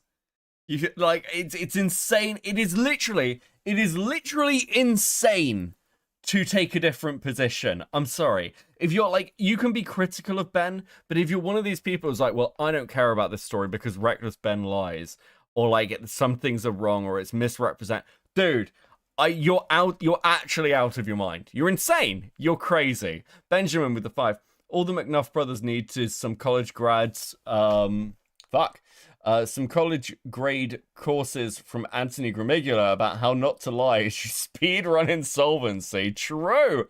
Please enjoy these stickers, guys. Thank you so much for your dedication and commitment to my continued existence as a YouTuber. It's very much appreciated. Thank you, thank you, thank you, thank you. Maybe while we're doing the MLS interview, we'll play some games as well. Okay, you're still not ready? I'm still not ready. Thank you. Also, I will give an additional sticker as well. I'm sorry, I don't have the Chomp one set up at the moment. I will get there. I meant to do it this weekend, but again, I was really sick. So, Joey with the 2. Locale gene activated. So true. Catching up, but goddamn, this saga and everyone's coverage on it has been fascinating. Also, allegedly, the judge for Ben is 2 out of 1. Oh, okay. There's another part to that. Fuck. So there's actually 2 different things that are going on here, just to help you understand. And I don't know if I'll add in the hand. If you want this particularly not on the record, but we do know of a disgruntled former employee that worked at another location that back on the 24th of October, there was a U-Haul that went to a storage unit in Salem, for another previous franchisee, like for a different situation that we had just, gone through some. I'm sorry, what the fuck is going on? Look, sorry, I need to rewind this. What the fuck are you talking about? What are you on about, man? Can you clear up what that's about? So there's actually two different things that are going on here, just to help you understand. And I don't know if you want this particularly not on the record, but we do know of a disgruntled former employee that worked at another location that back on the 24th of October. I wish I had a camera set up. I know I'm rarely on camera on stream these days, but I would turn my camera on right now so you could see what my face looks like. Because I am fucking appalled. I'm appalled at how fucking absurd this is. I mean, I don't know how you get to this point in your life where you can see something like this and still lie. It's pathological. It's absolutely fucking absurd. It's unhinged. It's bizarre. It's frankly pretty fucking weird. I don't even know what to say to it. Grey Knight with a 2, but wait, it gets worse and way dumber. Yes. Dude, I haven't got a camera plugged into the computer, actually. I haven't set it up yet. What are you fucking meant to say to this? October, there was a U-Haul that went to a storage unit in Salem for another previous franchisee, for a different situation that we had just gone through some things, and he had a previously, hey, I have some inventory that I didn't turn over that I was supposed to. It's at this storage location. You guys can come pick it up. And so Brandon was sent on that day to pick up with a U-Haul.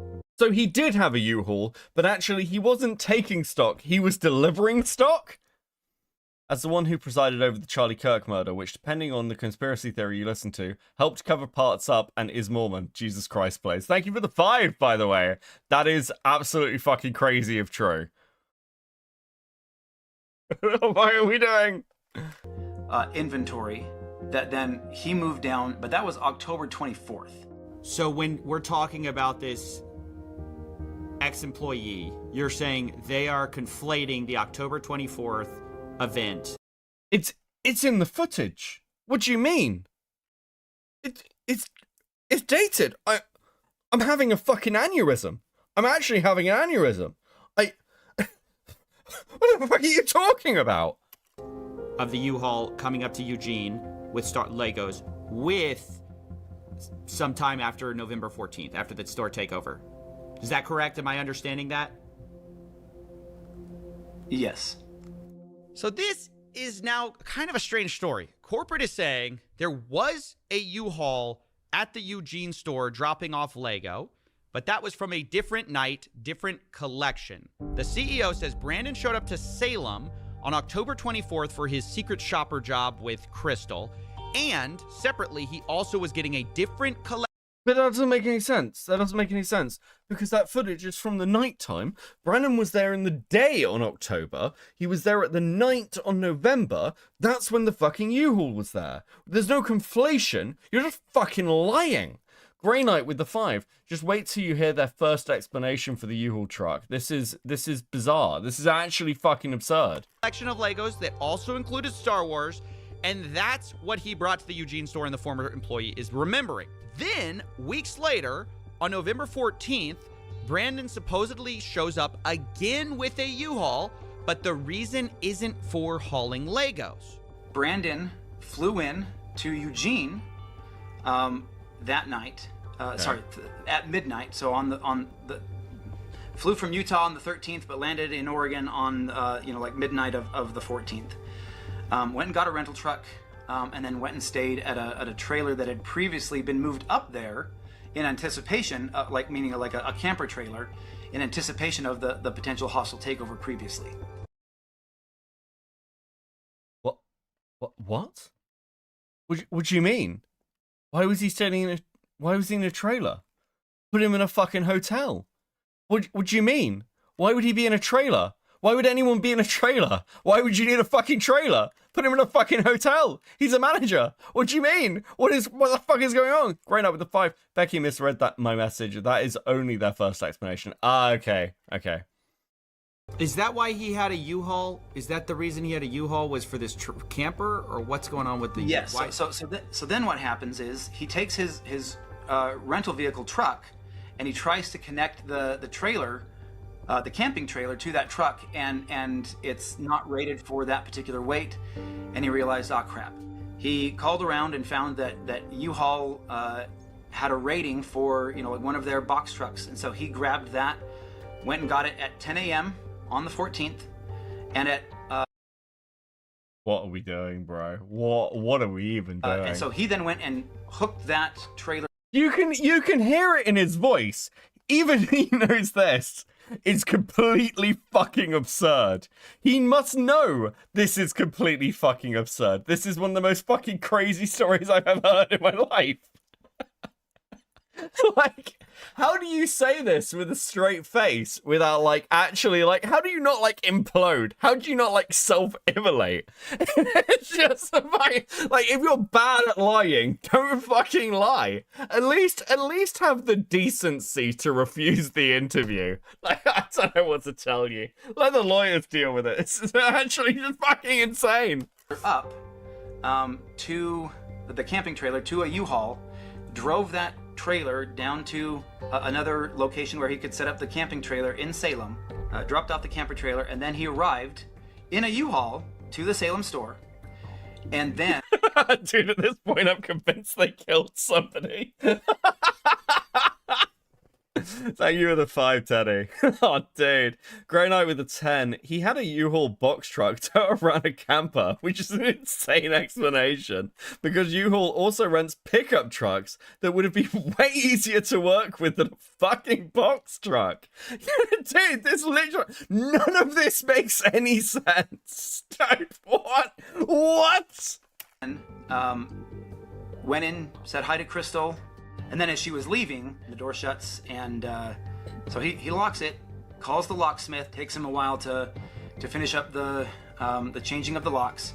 Brandon at this point is pretty exhausted, so and he has an hour drive back to Eugene to drop off the rental truck. So he drops it off at midnight or 1 o'clock, something like that. Grabs the rental truck and then heads back up to the camper trailer in Salem, and then is probably gets in at around 2 or 3 in the morning, spends a couple of gets that's a little bit of sleep before he has to head back to the store at 9 a.m. before the other employees get there. The timeline that is trying to be portrayed just makes absolutely zero sense. Oh, yes, your timeline does make 0 sense.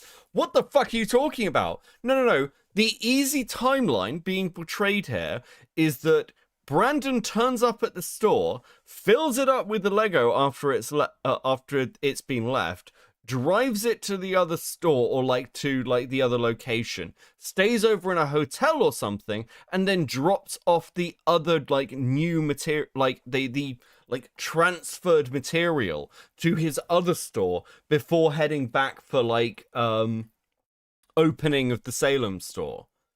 Or he does it at night. He'd have fucking keys. What are you talking about? What do you mean your story and the story and timeline make no sense? Motherfucker, you're telling a story about somebody hooking a camper van up to a U-Haul to fucking sleep in Salem. What the fuck are you doing? Absolutely fucking bizarre shit. Right, Benjamin with the 5. The number one thing that disappoints me the most is that McNuff brothers haven't positioned themselves as based Giga Chud Mormons versus transphere losers. True. Grey Knight with the 2. Ask me how I know U-Haul rents pickup trucks. Oh, based Haas with the 5. This sounds like something a follower of Joseph Smith would believe. Just saying.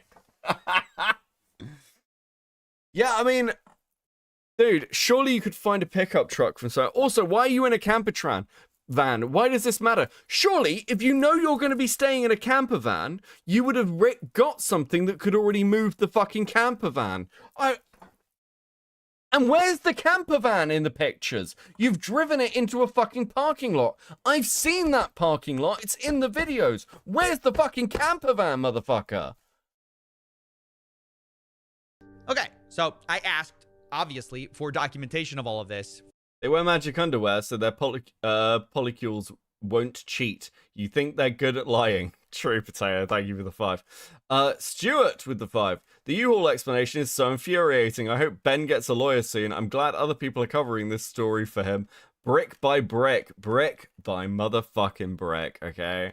From Brandon. And here's what I got. First, the U-Haul contract on November 14th. This checks out what we already know. Then I got sent a photo, the last one Brandon took in the Salem store, dated 9:44 p.m., where you can see what looks like the inside of a bird cage that the Gormans had. And lastly, I was sent a photo Brandon took of the mileage in the U-Haul as he dropped it back off at the rental place on November 15th. What does this prove? We know the U-Haul exists. I can see a fucking picture of it, retards! 12:41 a.m. Now, the time gap there is about 3 hours between the last photo in Salem to dropping the U-Haul off, which is a bit of a problem for our timeline. Yeah, it took like 4 hours. I mean, I worked till like 11 o'clock, and I'm like, I gotta get up early for, my other job. You moved 4 hours of Legos out of this truck. Yeah. Here's a better question. Why is somebody who doesn't live in Salem buying a store in Salem? I can see it from, like, it is an interesting question. Great night, thank you for the 5. But I can see some rationale. Guys, please enjoy these stickers. Ray So Fred, their lives are as dirty as their goddamn sodas. So true. Thank you so much. We'll put this here. Actually, better when it's smaller. It's better when it's smaller. Thank you very much, guys. Much appreciated, much appreciated, much appreciated. Gigging with the 50 Swedish. Beckett, what the fuck? These colors again? I don't even remember what I was going to write. Don't worry, I'll change it back. Sorry, I keep forgetting. It needs to be all colors, doesn't it? Thanks so much, guys. Much appreciated.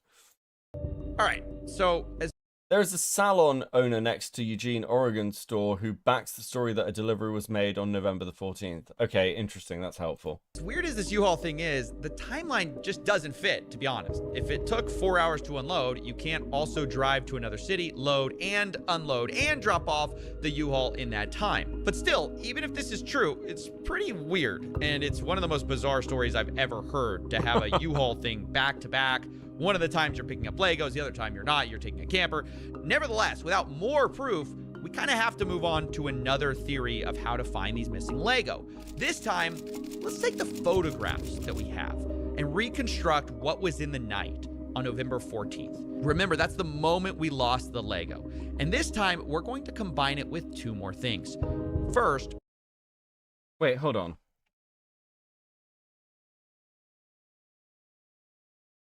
.44 p.m. You can see the last one Brandon took in the Salem. So that's 9:44 p.m. Okay? You're right. If he was in the UK where every time is like 2 hours away, he's like 6. Thank you, Grey Knight, for the 5. This is like 9:44. Store dated 9:44 p.m. where you can see what looks like the inside of a bird cage that the Gormans had. And lastly, I was sent a photo Brandon took of the mileage in the U-Haul as he dropped it back off at the rental place.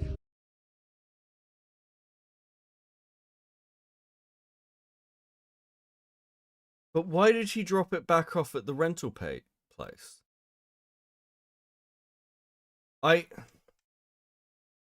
He dropped the rental off at 12:41. But why would he drop it off at 12:41? Wasn't he staying in a camper van? Wouldn't he need it for longer? Why did he need it at all?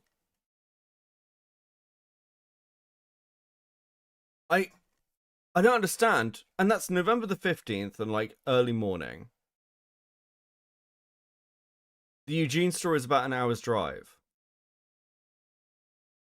If you needed it for the trailer, that doesn't make sense. Yeah, it makes no sense. You've got it for the trailer. You haven't got it for any other reason.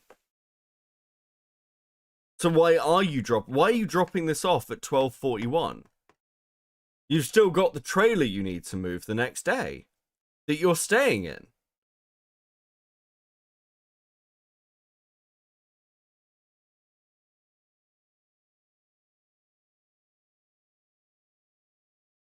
How do you know they didn't transfer the Lego to a private vehicle and drop it off to establish an alibi? I mean, it's still weird to do. The other thing is, what's this picture? U-Haul contract on November 1, Brandon took in the... So you're taking a picture of the birdcage. Why are you taking a picture of the birdcage?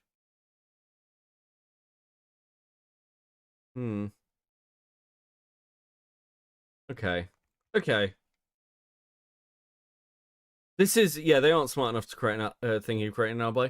None of this story makes any sense. Literally just none of it.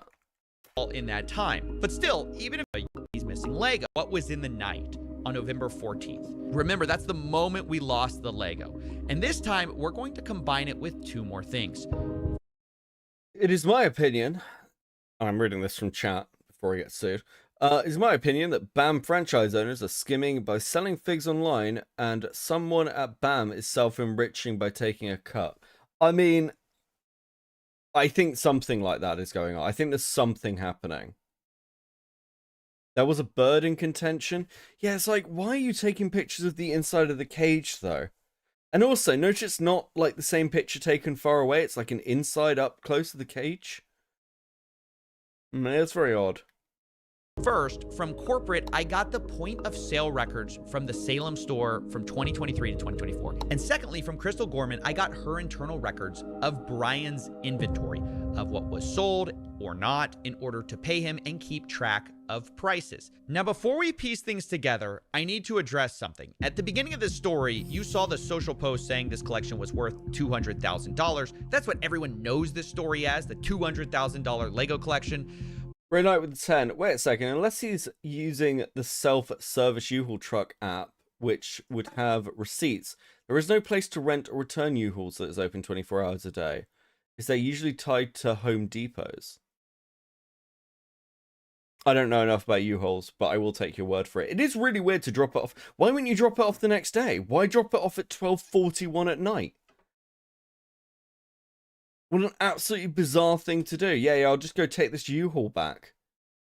Drop it off the next fucking day.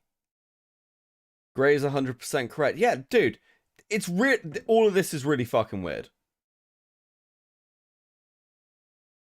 I should say, before we get into this kind of section with the money. Yeah, I think previously we've discussed it's probably fairer to say that the total amount is probably worth in the region of 100,000 to like 120,000 resale, right?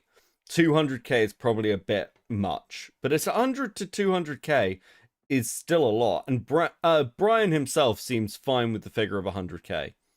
Grey Knight with the 5. Paper U-Haul contract. This was being returned to a Home Depot. Okay. Interesting. But sadly, that post was entirely wrong. In Crystal Gorman's inventory, which has a high and low estimate value of these various Lego items, the real estimated value is about $107,000. They give wow, I was super fucking close. High estimates and low estimates, but that's right there in the middle. And for simplicity, I'll just be using averages and estimates here, but understand that, you know, these numbers are not firm, given that they're unsold Legos. It's just rough possibilities. But the point is, it's worth nowhere near $200,000. And Reckless Bin, the one who made the original video covering this, said that surprised him.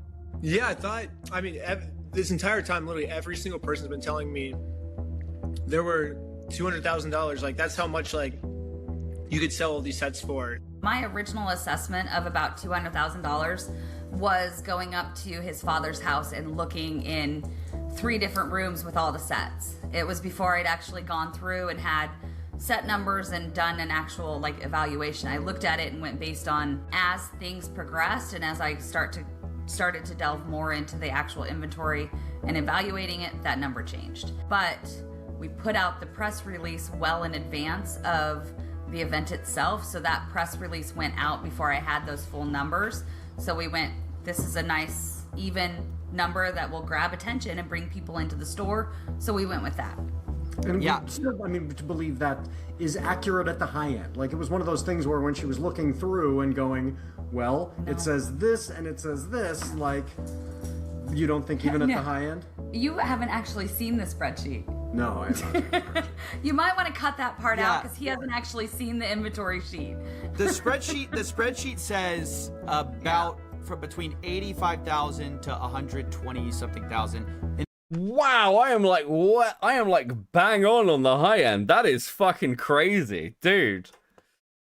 Oh, dude, people need to give me flowers, okay? Just from like going through a little bit, doing a little bit of mental maths. Bro, killing it. Yeah. Midpoint about 107 or something like that of what was inventory. Does that sound right to you? Yeah. Yeah, so this has been a really big point of misinformation to clear up, because if we're ever going to find the missing Lego, we need to start with the right number, the right value. It's about $107,000. Now, between 2023 and 2024, the Gormans record sales of about $24,000 of Brian's collection in their inventory tracking list. And of those sales, Brian was entitled to about 65 to 70% of it. He was paid $17,000, which roughly tracks with that. Which means on November 14th, the big night, the remaining amount of Brian's collection that should have been in there is Brian Snack with the two giving me some flowers. Much appreciated. You're the best. about Thank you, chat. $82,000. Thank you, guys. Now, it doesn't take a genius to realize this is a very different number than corporate provided, who found only $2,000 to $5,000 of it linked to Brian. And later they said they only found $13,000 to $15,000 in total Lego Star Wars. So you're talking maybe $11,000 to $15,000 total Star Wars, and that's all Star Wars inventory in the whole store. So that's corporate side of the story, but I didn't want to take their word for it. So I went through Crystal's photos myself, which she shared with me, and hired people to go through and hand tag the Star Wars Legos that were in these photos. We looked through over 200 plus photos, multiple videos, and matched what we saw with Brian's collection. Okay. In the end, I ended up with about $21,000 of Legos, matching Brian's collection that can be proven to be in the store on the night of November 14th. Now, to state the obvious, that's about 3 to 5 times what corporate estimated, at least on their press release. Now, yes, there are inherent errors in these estimates. Maybe we picked up some Lego that matched Brian's collection, but wasn't Brian's. But even though this is a bigger number than corporate said, I have to admit, even with pretty generous assumptions being made, there's still a huge gap of about 61,000. See, this is where the problem comes in for me. Because one of corporate's claims was that lots of sales had occurred, and Brian was expecting a payout which he never got. It's like, the question is whether other Legos were sold and whether Brian was due a payout of like a massive bulk amount, reaching possibly in like say like he's getting like a It's getting like 75%, right? So let's say he's due a payout of, let's say, 45,000. Plus, there's another 21,000 still held in stock in the store. Around that. So that seems possible to me. However, if that is the case, and the person responsible for that remaining payout of, let's say, 45,000 to Brian is Crystal. Crystal should have paid that money out, because like this like consignment had been held for quite a while. So the question is, like, at what point of like the total sales amount had occurred? Grey Knight with the 5. If you're not lying about the Legos, why are you going back and forth on price and how much the collection's worth? Yeah, I mean, true, this is the problem. You can't trust corporate. Corporate lie fucking constantly. Kick in with the 20. I'm proud of you, stickers. I only give flowers to Chris. That is deeply hurtful, but fair enough. $1,000 here that I just couldn't find. But then I learned Brian had made a special side deal with M&R Productions, who had recently purchased some Legos from him. And this is where it starts to get messy. So these are the pictures that M&R Productions sent me, looking at the Lego that Brian sold him. This was stuff reportedly in storage, and it's interesting because of an early inventory list, which had a column called Location that Crystal used. And it listed a lot of the Star Wars items as being located in what they called storage. Now, previously I was told that all of the stuff in storage was put back in the store, but there's a bunch that's on this list that I can't find in the store that seem to appear in these pictures. Now, I've been assured, by the way, that most of these Legos were not part of the inventory spreadsheet. They were never given to Bricks and Minifigs. This is a separate part of the collection, but I did a check, and 100% of the items that match the Brian collection inventory just so happen to be listed with a location of storage. So this starts to make things incredibly fuzzy, and I'm inclined to believe that a lot of these are part of that same inventory list. Now, I mean, that does make sense. That does make sense. The question is, how much is it?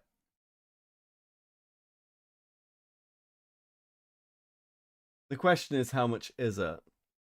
And it's interesting this hasn't come up before.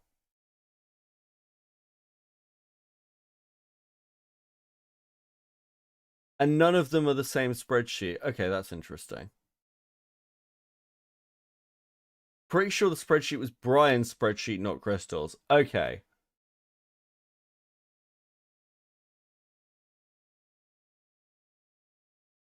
This stuff would never happen under Warlord Coney's watch. Coney 2026. So true. Grey Knight with the 5. Here comes the spreadsheet and the absolute doom. It is the harbinger of doom. It possibly brings for bricks and minifigs. Okay. if we take that value of the side deal, that's about $10,000 to $20,000 that's not actually missing. Now, it was at this point I started looking more at the point of sales records. I realized maybe we could find some of this missing Lego there too.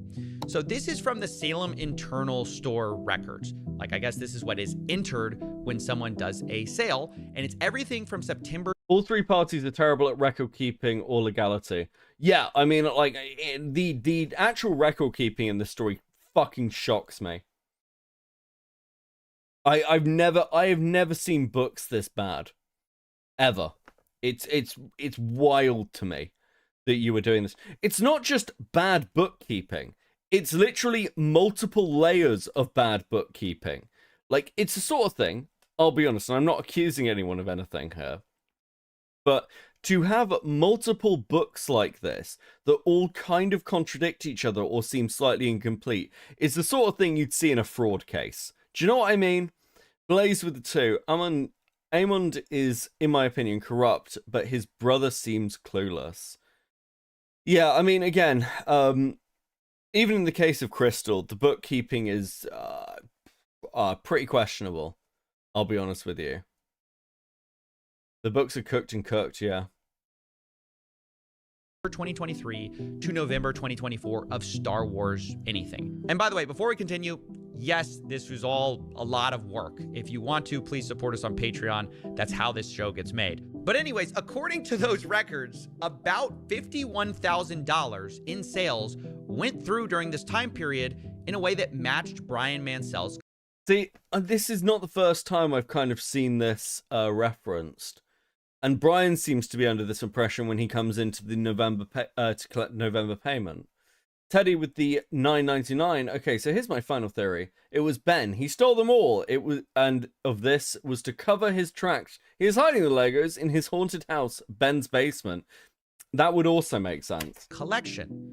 Now, that really worried me because Crystal's inventory list showed only $24,000 in sales for Brian, and Brian was only paid for that amount. But suddenly, I remembered back to a time when I spoke to Crystal, and I asked how much was sold prior to the takeover. Which is something similar from what you told me, Crystal. Yeah. You told me, hey, it was about 50-something thousand. Yeah. But Brian was only paid 17,000. Okay. And it should have been about double that. And I'm just trying to make sense of that, given that everyone's accusing each other of theft right now. You understand? I mean, without seeing any of those records, without seeing those individual tickets, I can't answer that any better. Okay, this is kind of a problem. The math ain't math in here. 65 to 70% of 50,000 is almost double what we believe Brian was paid. And digging into the... Surely those point of sale records would be dated though, wouldn't they? Hold on. See if it brings the sheet up. Yeah, these are all dated. So they're from like 2023. So if that's the case, Brian would have had to have been paid out this amount of money ages ago. Theoretically, if we're only being shown a section of the spreadsheet, because this all goes down what, like 2024, late 2024.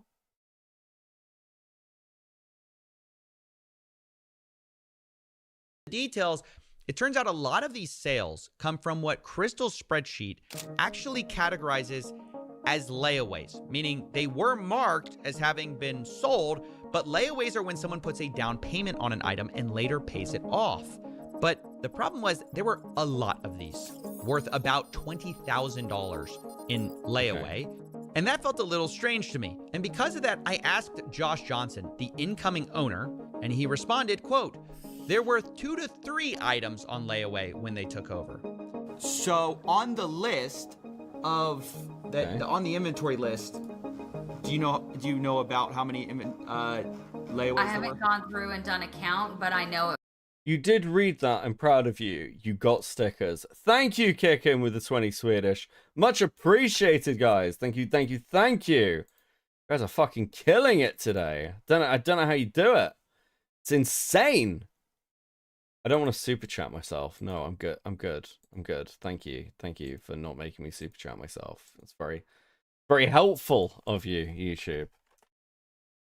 Thank you, thank you, thank you. It was vastly more than 2 to 3. It was about 98. That makes sense. So there were about $15,000 to $25,000 worth of sets on layaway. Okay. That's just the... Okay, that makes sense. That makes sense.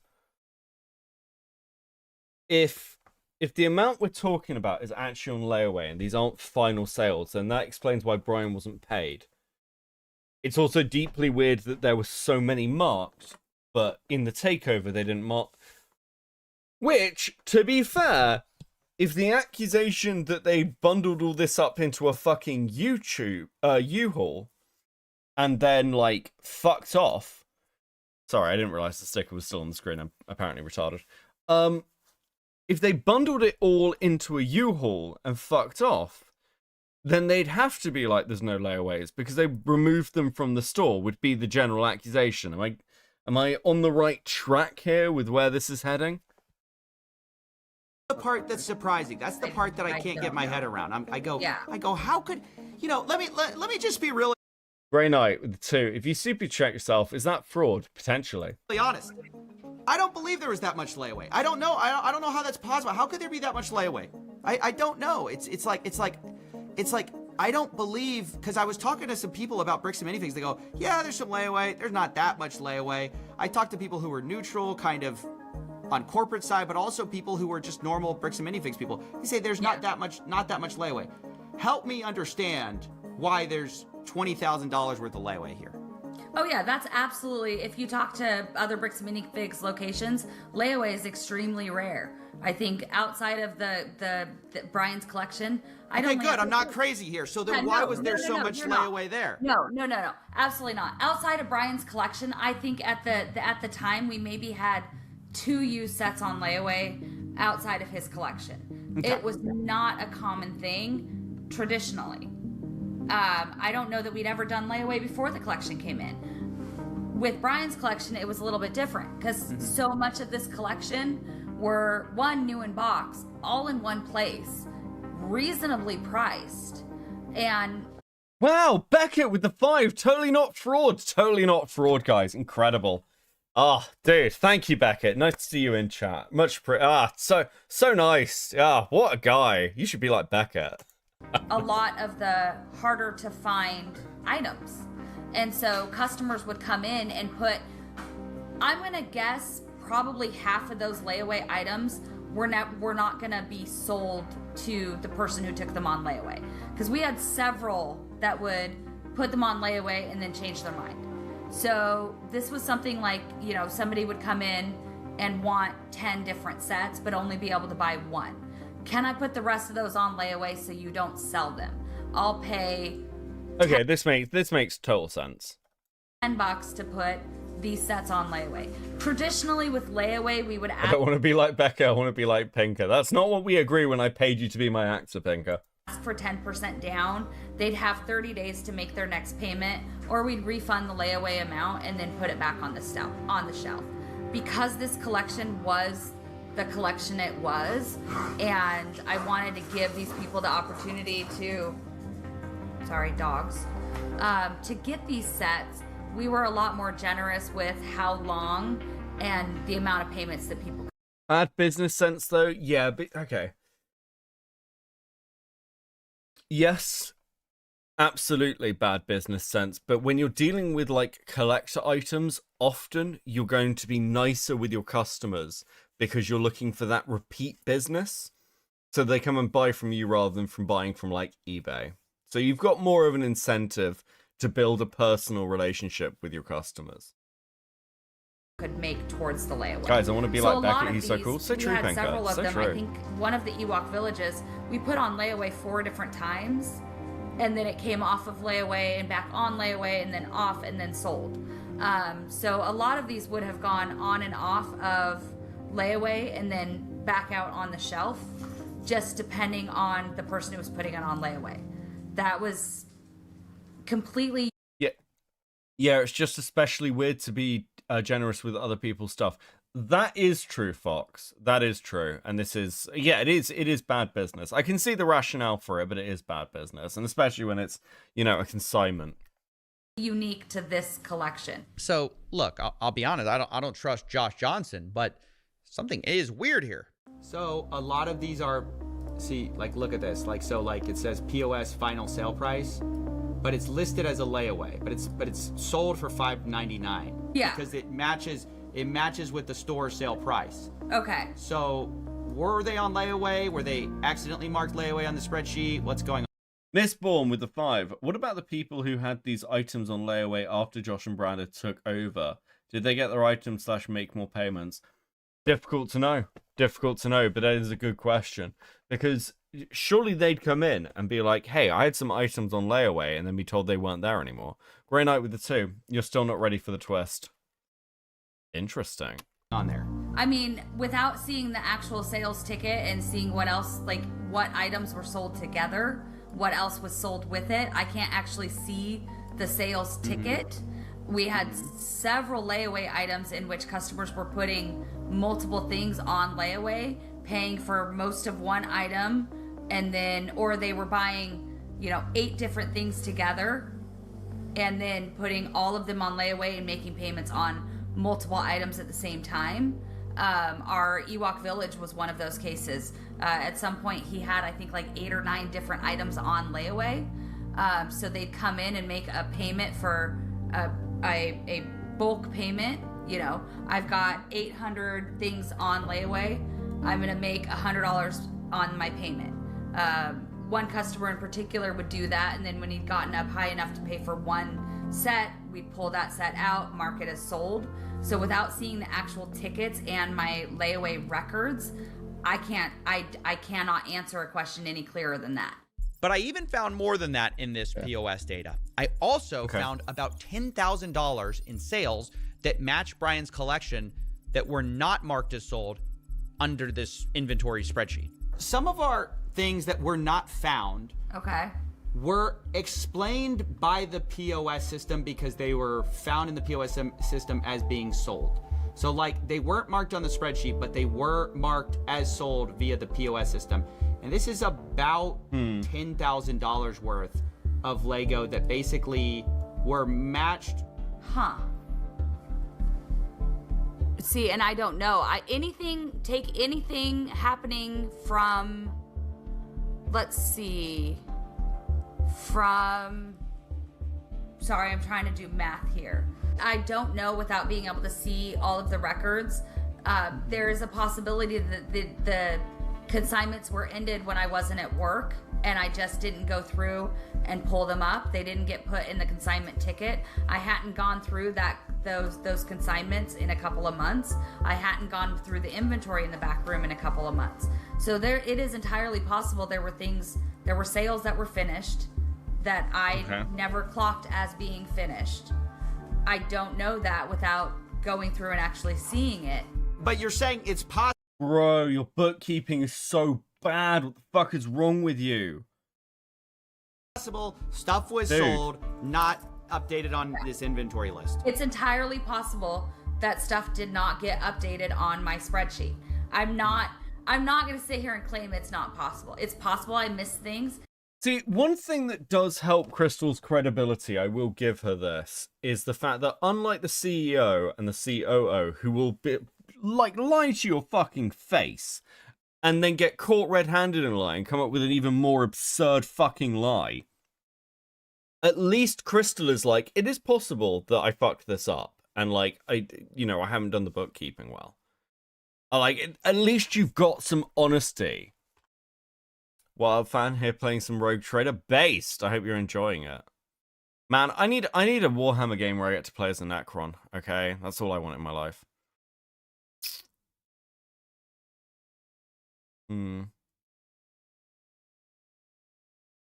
This isn't the first time a problem occurred, by the way. Many people were not paid or items lost. When they would confront BAM corporate, they would be threatened with lawsuits.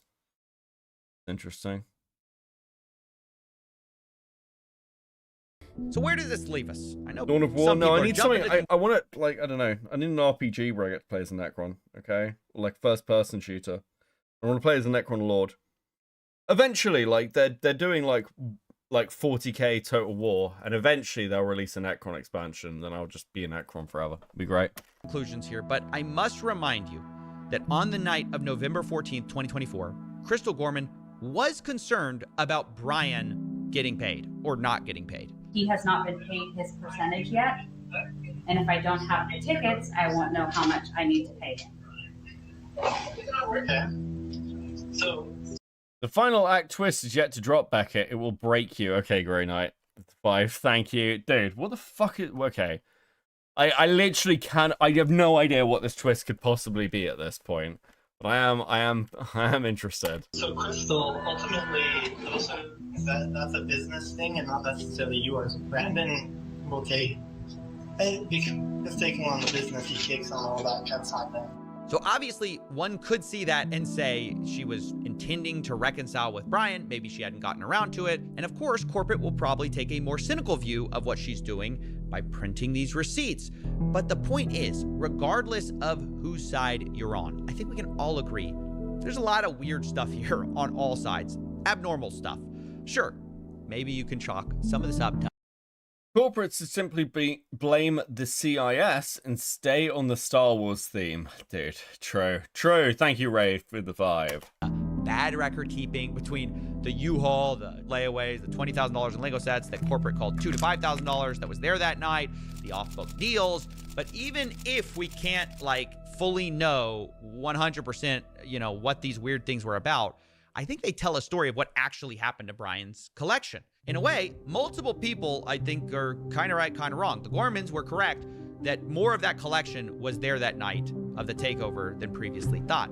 But corporate also alleged that some of it was offsite, and that appears to be partly true, although some of that is disputed, and it looks like, way more of the collection was sold and layawayed.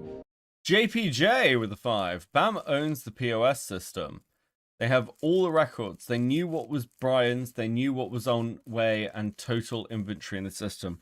See, okay, so here's the problem with that, JPJ. Because they should know that. And it's actually their responsibility to know that.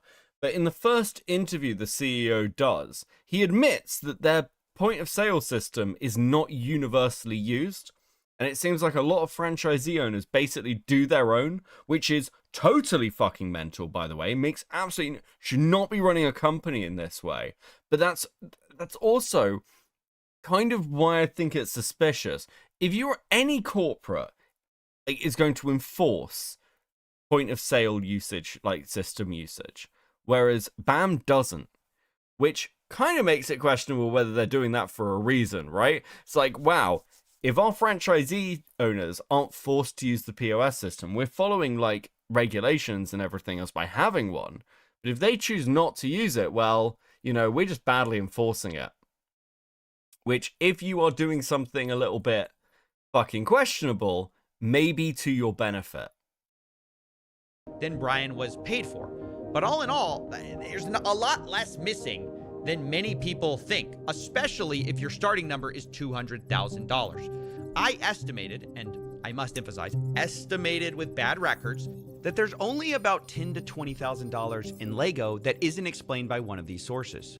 Okay, I should be clear with this as well, because I know that, like MLS was saying earlier, people are disputing this number. I think the way to look at it is this. I think that I would probably actually agree with Coffeezilla that there's probably maybe a little bit more. I'd say probably from what I've seen in other places, maybe 20 to 30. Actually, I think it's probably a bit higher. I think you deserve, like, you give a little grace because the records are so bad. But what's missing is not necessarily the Lego, but the final payment out, which I think is probably in the region of 50 to 60,000. I think that's what we're missing. And Brian's cut of that, like, 50 to 60k. I think that's what we're really talking about here. So we're probably, it's not just the Lego sets themselves, it's the actual money from the sales, because we are going, like, even that sounds generous, that's pretty it might be generous. Yeah,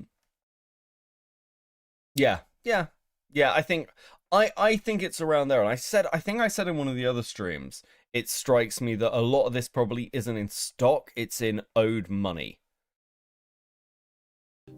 This isn't to say Brian's been fully compensated. Much of this Brian wasn't paid for that I know of. So I estimate he's still out about $50,000 to $83,000. God damn, I am like so fucking on the ball with guessing these numbers. Let's go. For Lego he wasn't compensated for. And I think honestly that's something that Bricks and Minifigs obviously should handle and make right. Regardless of what a franchisee does, the new one, the old one, the company behind it must... I mean, you can go back and watch my previous streams, and my arguments were basically, at the first instance, they should have paid out about 80 grand. And when this became more of a story, like the first time the community picked it up, they probably should have just done the good thing, paid about 120,000. And now we're at the point where they probably should just give him 200 and hope that he shuts the fuck up, right? So it's interesting that I think a few of us are coming to similar conclusions about what's owed and the actions companies should take. Like when you look at this from the outside, stand behind their product, their service, and I can't imagine a better example of a company doing the opposite.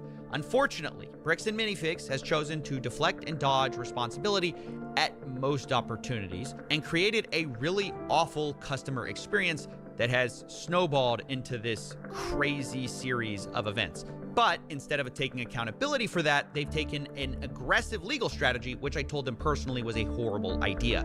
As of writing this, Brian Mansell is being sued for $1.3 million as part of a legal campaign against him and Reckless Ben. And what? Wait, the money is $1.3 million?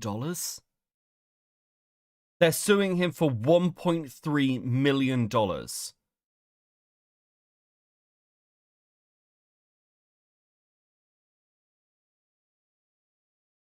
Fucking, how do you come to that number? Any of the associates. Remember, Brian is the same guy who lost all these Legos at Bricks and Minifigs store.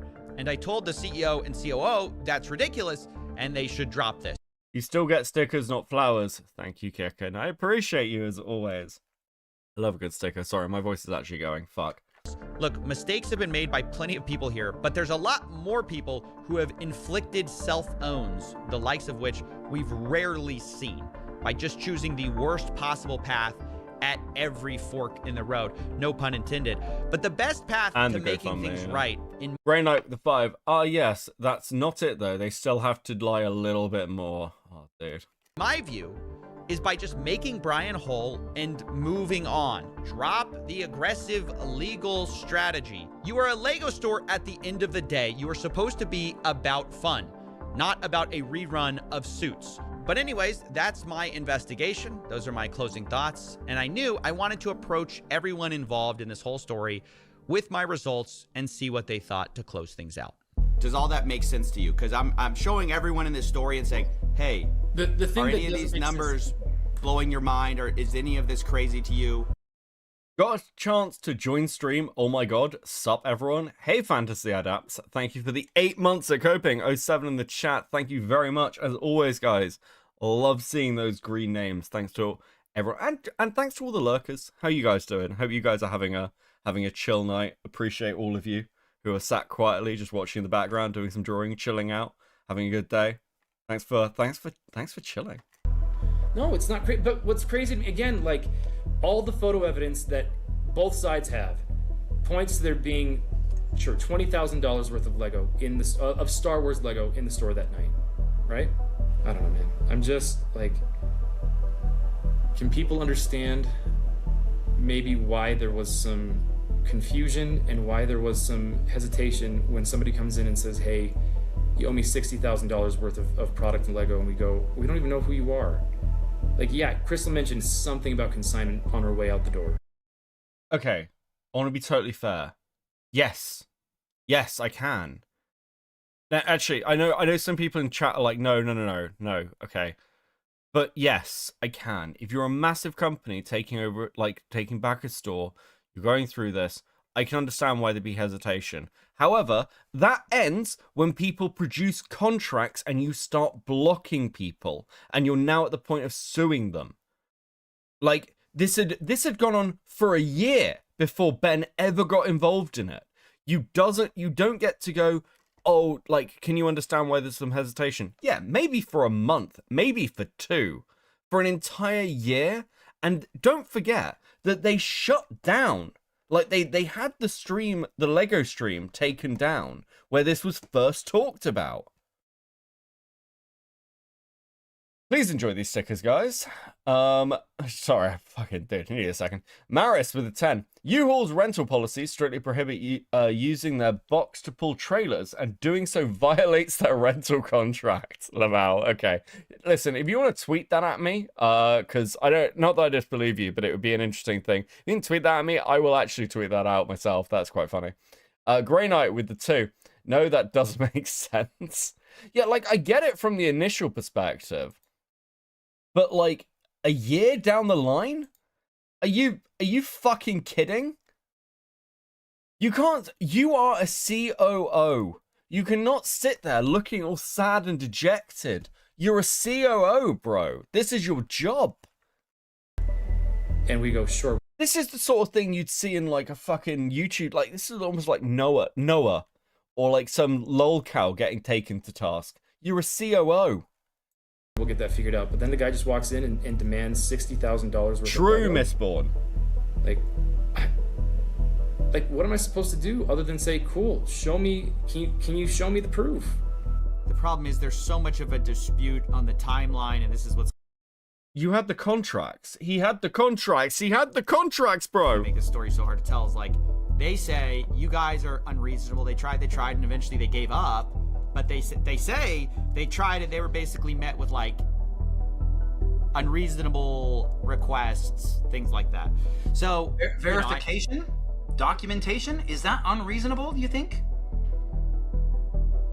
Well, I think they would say they provided the documentation, and you guys say you need more documentation. So I mean, that's kind of the right. A spread, like, I understand a spreadsheet and a contract are a good start. Yeah.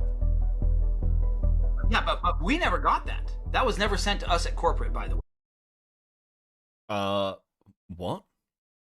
Y'all do have the spreadsheet though, yeah? Y'all have the spreadsheet. That was shared online, but months after we asked for it. It says it's. I'm so confused. It says I'm on the file right now. It says storage used, owned by BAM Franchising Inc. Owner Salem.or bricksandminifigs.com.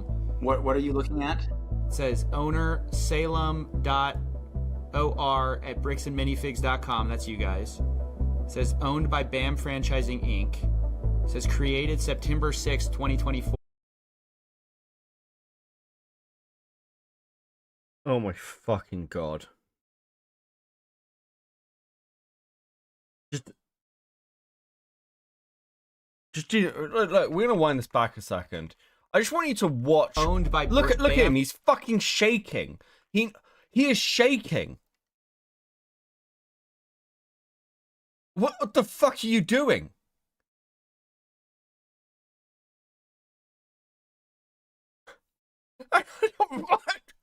Dude, quit, resign, so end the lawsuits. This isn't even like a gay YouTuber ecosystem thing, which I do all the time.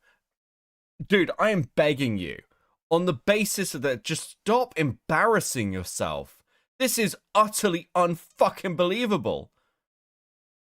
Great night with the 5. Can you imagine Lyle got a hold of these twins in a call to go over drama and started yelling at them like he did in the past? Dude, these people would crumble. This is unbelievable. Why do you keep fucking lying and easy to catch lies? In business, you can be one of two things. You can be like, actually no. You have two choices in business. You can either be smart or honest. Ideally, you should be both. But if you're not smart, you have to be honest. That is the rule of business. And you are not smart, and you are not honest, and you are fucked. Franchising Inc. Owner Salem.or bricksandminifigs.com. What are you looking at? It says owner Salem.or at bricksandminifigs.com. That's you guys. It says owned by BAM Franchising Inc. It says created September 6, 2024. And when I look at it, this is the Mansell list, I believe. So this would have been created under so we have the y'all definitely have this. Y'all have access to this. Well, I had no idea. Like, you're CEO. You can't say I had no idea. You actually can't. You actually cannot sit there and say I had no idea. You are the fucking CEO. Oh, and hey, there's the twist. It's an inventory list from Bricks and Minifigs corporate internal documentation saying they have the collection. Lamau. Jesus Christ. Thank you, Grey Knight with the 5. Benjamin with the 5. All I can say to Ammon McNaff is this. Why can't you stop lying? Please stop lying. All you tell is lies. Please stop lying. God, they're lucky that they're not publicly traded. So if this is the first that anybody has shown me that a spreadsheet was created using like Bricks and Minifigs Salem, and all of this stuff was. I'm convinced that this is like, Brandon from Dropout TV, like College Humor. I'm convinced this is actually just Brandon with a mustache, because there's no way that this isn't a comedy sketch. You can't convince me this story is real. This stuttering fool. You can't convince me this story is real. It's fake. I'm being had. This is all like a fucking, it's gonna end, and then it's gonna be like, this has been the greatest internet troll in history, okay? We literally bought a Lego company and spent 3 years setting up the greatest internet troll. Subscribe to Dropout TV. That's what we're doing. That's where we're at. Teddy with the 5. Maybe I'm wrong here, but isn't the CEO's job to know stuff like this? Yes, especially when he's in a fucking interview. Zeke with the 5. Do you think he grew out the mustache to make up for the lack of eyebrows, or was it to look evil on purpose? Dude, very, very questionable. God only knows. Archived. This is the first I've seen that this spreadsheet was created by Crystal. And we don't know how accurate it is, how up to date it was. We don't know a lot of those types of things. And understand, I appreciate you sharing this with us because we had no idea. Again, it's owned by you. I appreciate you sharing our own internal documentation with us. What the fuck are you saying? What are you saying?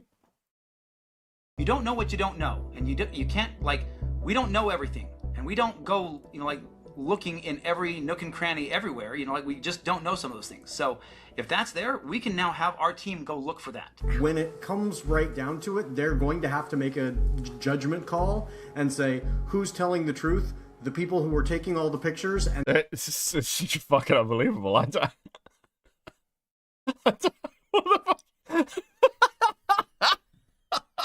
fuck? Yeah, I'm glad you shared this with us for our internal documentation. Now one of our staff members can go and actually read the fucking thing, dude. You fucking retard.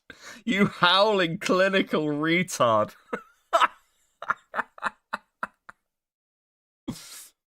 He's shitting his Mormon pants. Fuck me. And we couldn't take pictures of everything the night of. Beckett, you can't sully the name of famed Brandon Lee Mulligan, famous anti-capitalist DM like that. He's way more charismatic. True, Pinker. Thank you for the 5. Dude, Brandon is great. But we're being honest consistently, and the people who are saying, there was $5,000 there.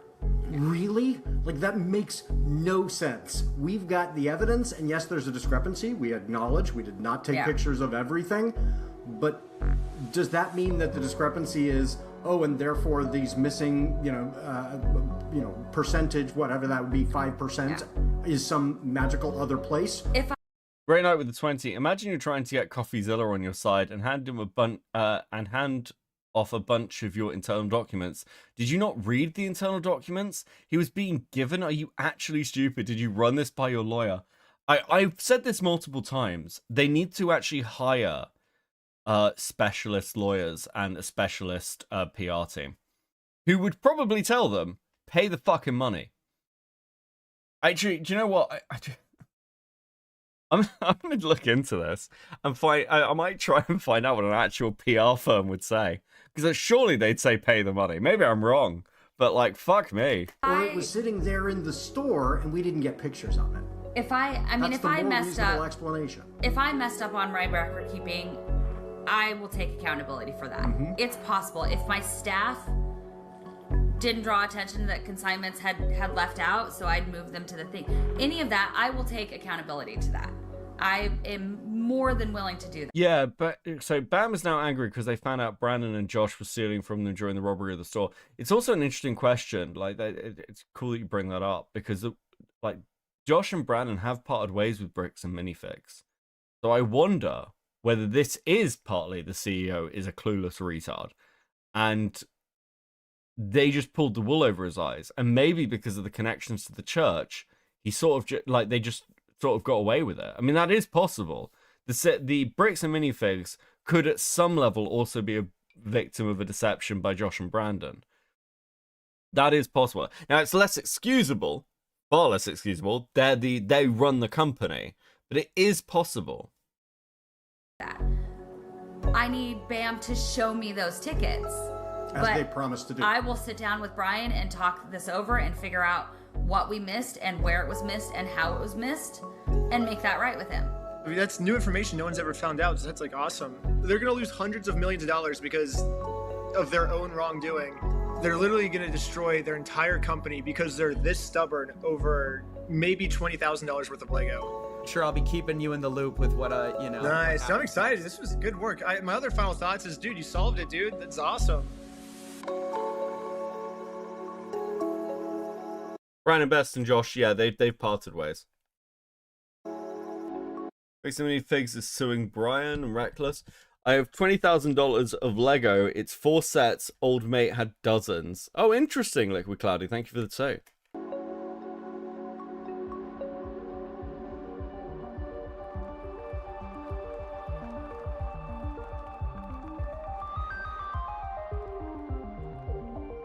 Dude, I like the comment. There's one that the top comment is coffee getting involved feels like YouTube version of FBI taking over a local case. Dude, that's very funny. $2,000, you dyslexic ginger. Sorry.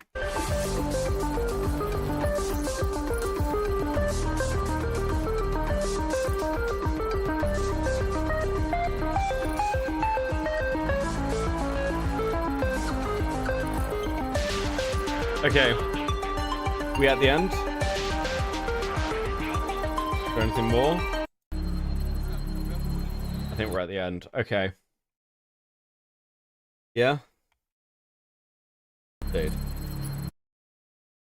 Bro, that was fucking unbelievable. That was actually fucking unbelievable. What the fuck? Okay. Okay. Give me 2 seconds. Give me 2 seconds. I want to potentially set something else up. Let me have a look.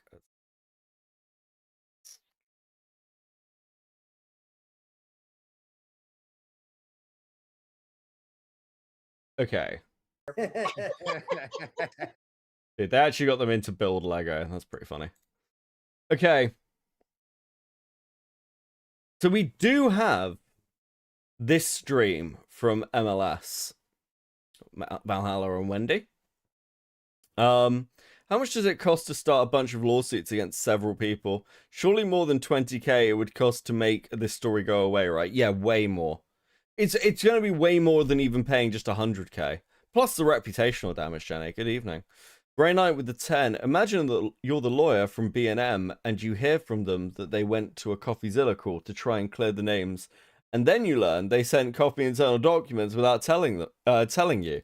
Yeah, the lawyers must be losing their fucking minds, unironically. They must be going absolutely fucking crazy. I can't say I blame them.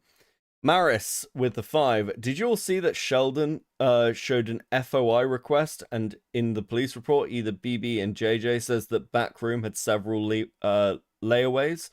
I didn't see that. I will make it. I'll try and remember that for talking to him on Tuesday. I'm quite excited about that. I'm also quite excited about giving you these stickers. Actually, we haven't had a tick sticker.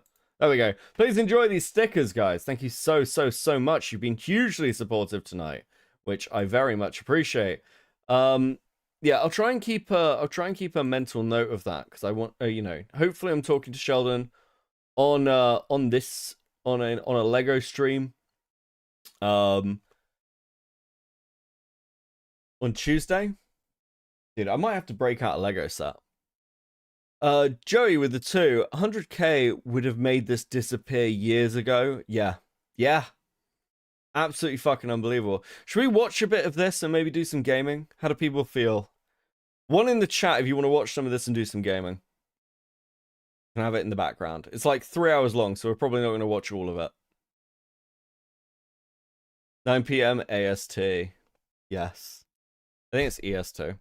Yeah, I'll promote it in the Discord. Join the Discord. Yeah, okay, we do want that. I'll also promote it on Twitter when I'm doing it. So I will link it out when I'm on. Okay, let me set up a game. Let me find something to play.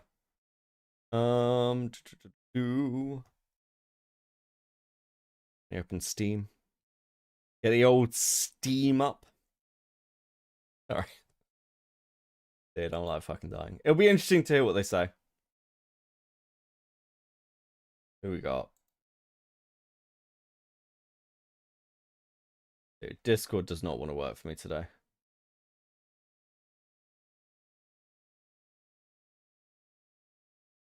Okay. Okay. What should we play? I think we'll go Dragon's Dogma. I think we'll do a bit of Dragon's Dogma. That works.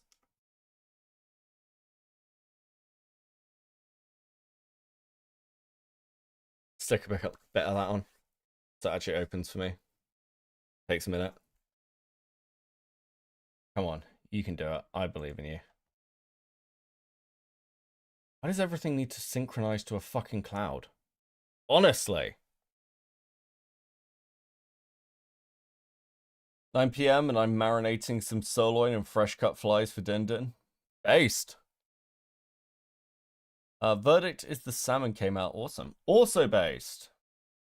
Can you stop synchronizing the cloud for me for like 5 fucking seconds? Is that cool? Can we do this? Tigara-chan with the 5. I was hoping you would go through that other vid that I sent you about the doc being reviewed by that one attorney. It clears up some confusion. Yeah, I know Legal Eagle's done some stuff, and I tend not to watch Legal Eagle. Because he annoys me. I still want to max my pawns knowledge in DD2. Yes. This really doesn't want to work for me today. I don't know why.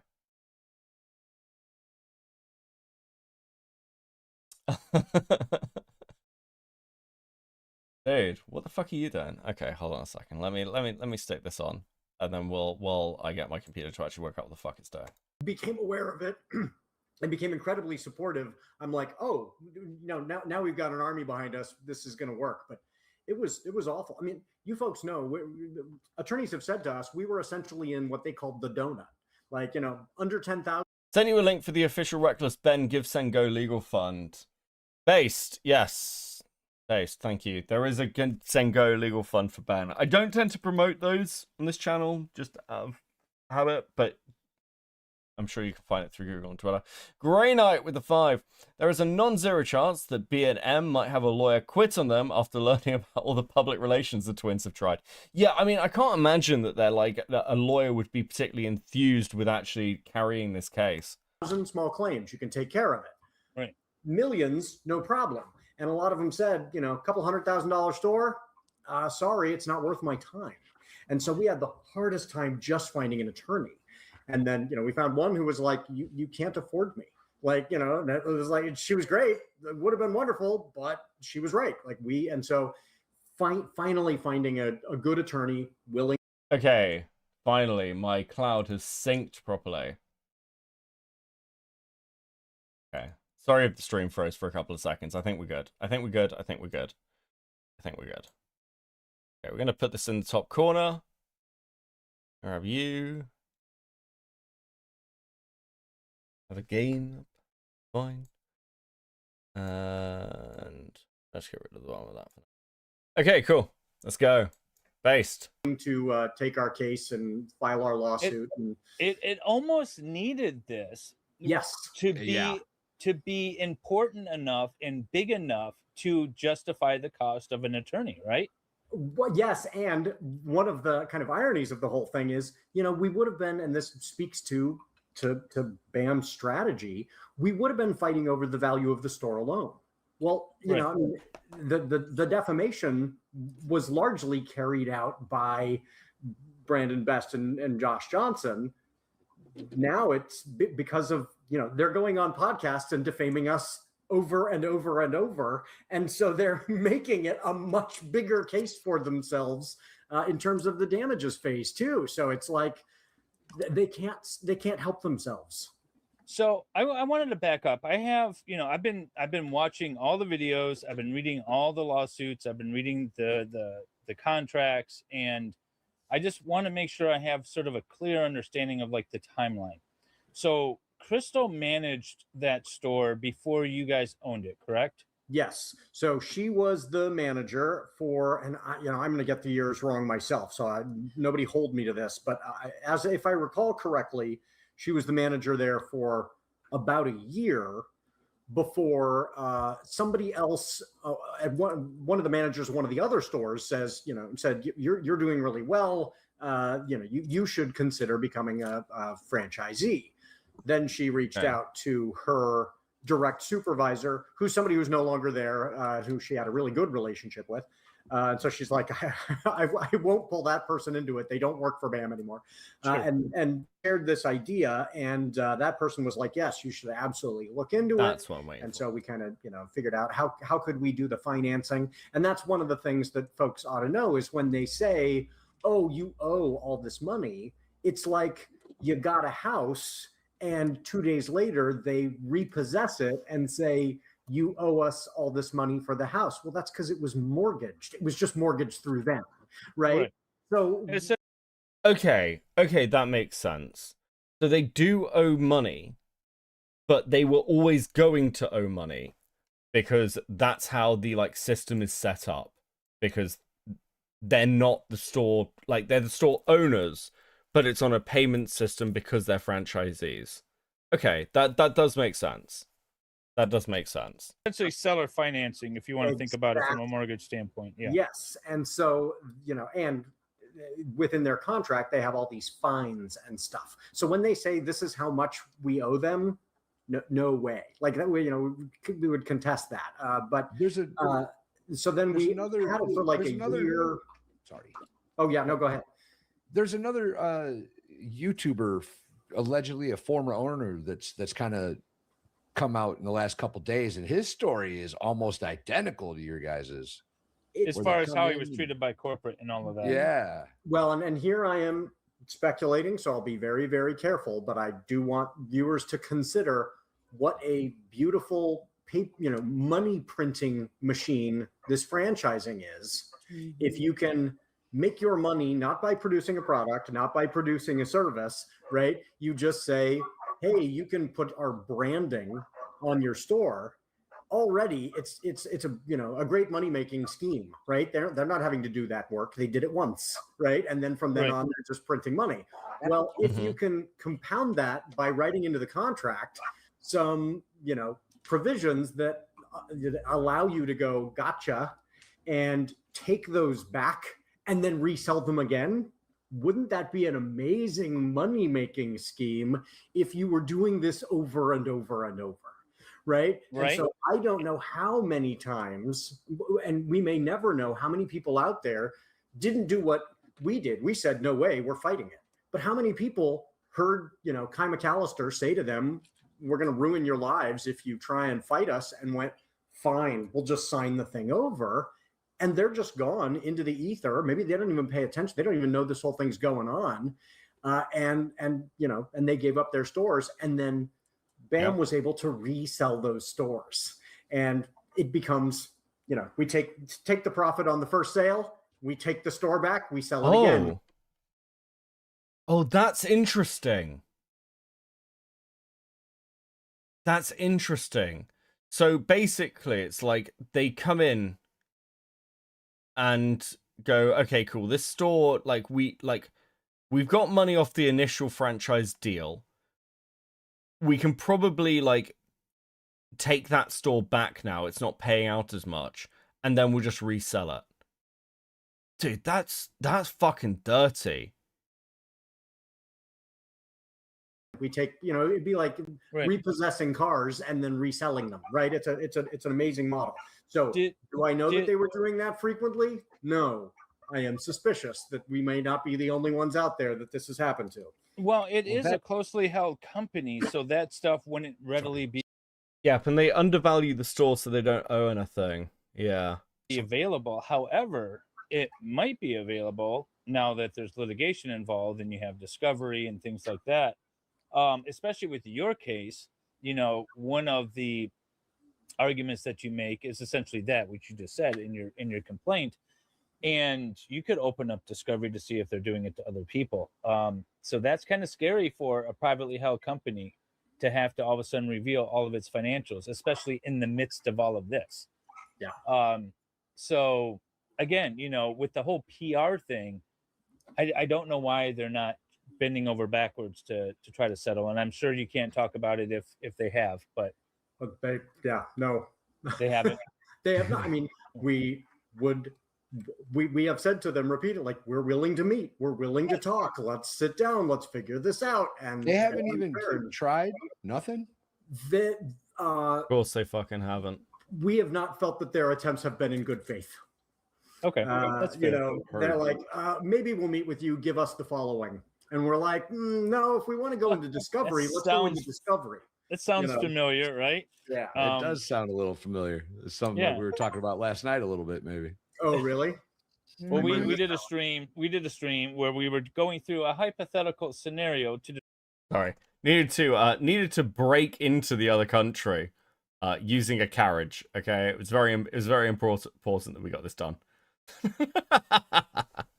Determine whether or not BAM was actually in violation of federal RICO.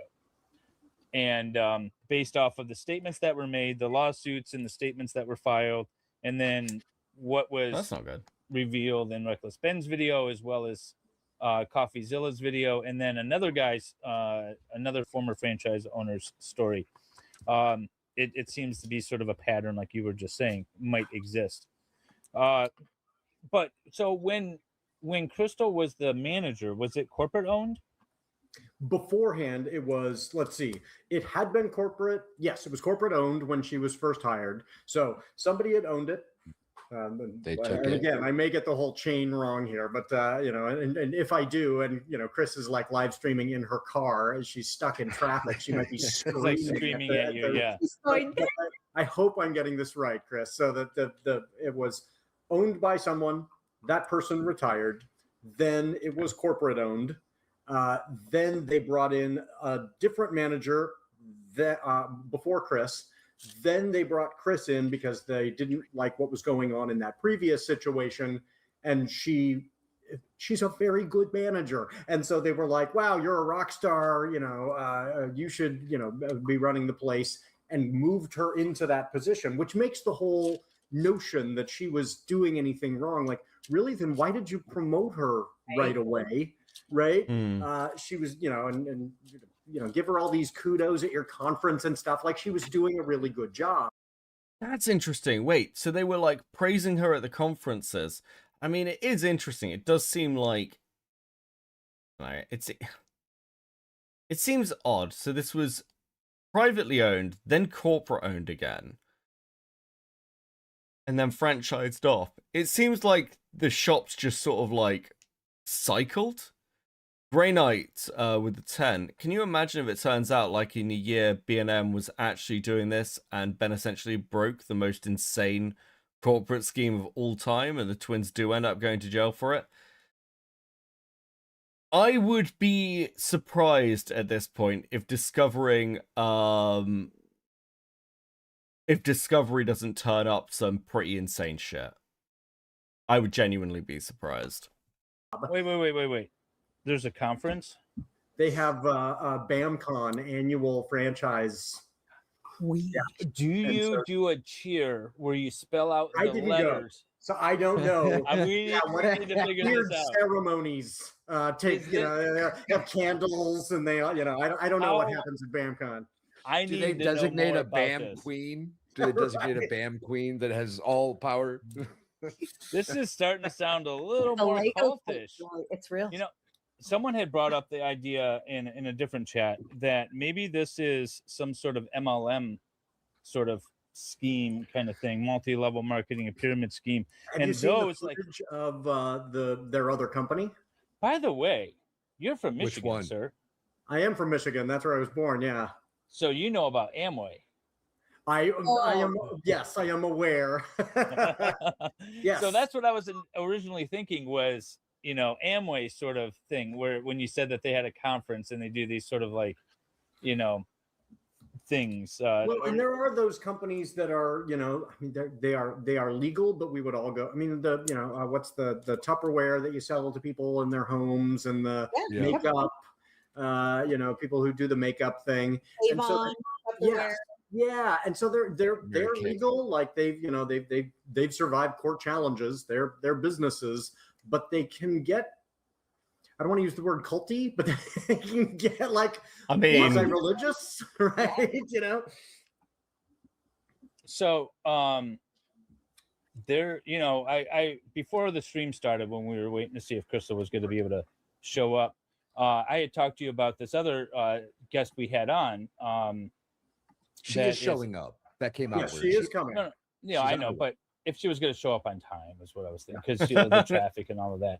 We're running a Lego stream here, guys. You need to be on time. Another YouTuber, great historian. He actually he has a whole video. It's like 3 hours long about Amway and all of that. You might want to check it out. Oh, max rank. Let's go. I can finally stop being an archer. Let's fucking go, chat. Where she did kind of a deep dive into one of their other companies, this Legally Mine. Legally Mine, yes.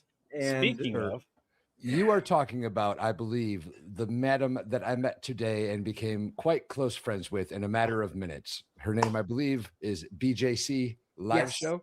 Yes. Yes. So folks should check hers out. It's long. She does a deep dive, but that kind of model of like, we come in and we sell you on the franchise, and then we take you to a conference, and then it's very much like Legally Mine.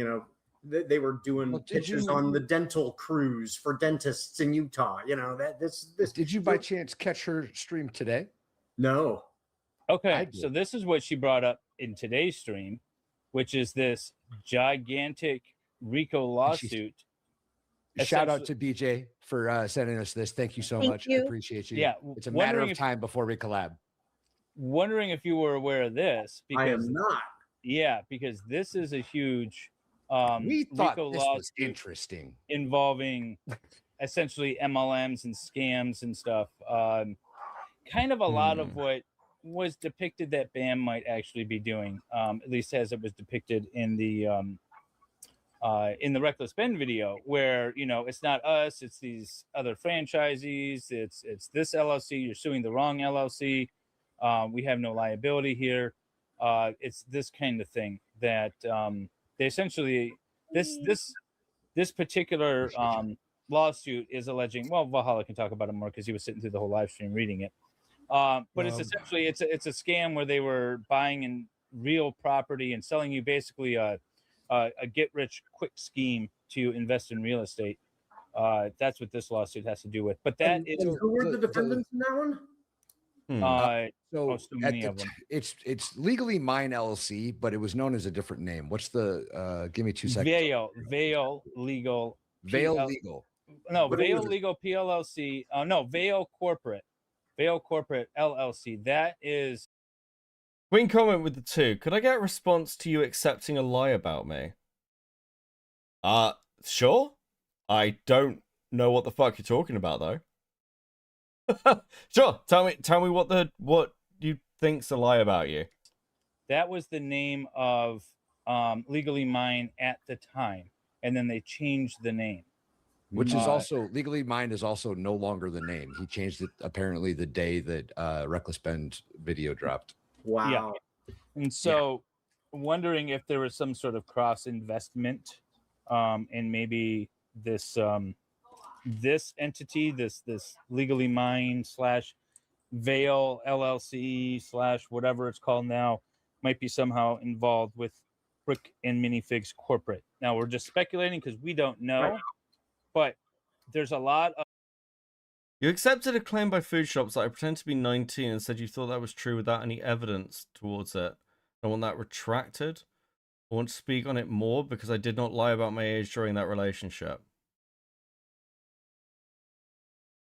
Did I? I mean, the messages are like really misleading and it's really difficult to timeline any of this shit out with you. So I don't know. I think what I've generally said is that it is highly suspicious that Food Shops was talking to anybody underage and calling them an IRL lolly.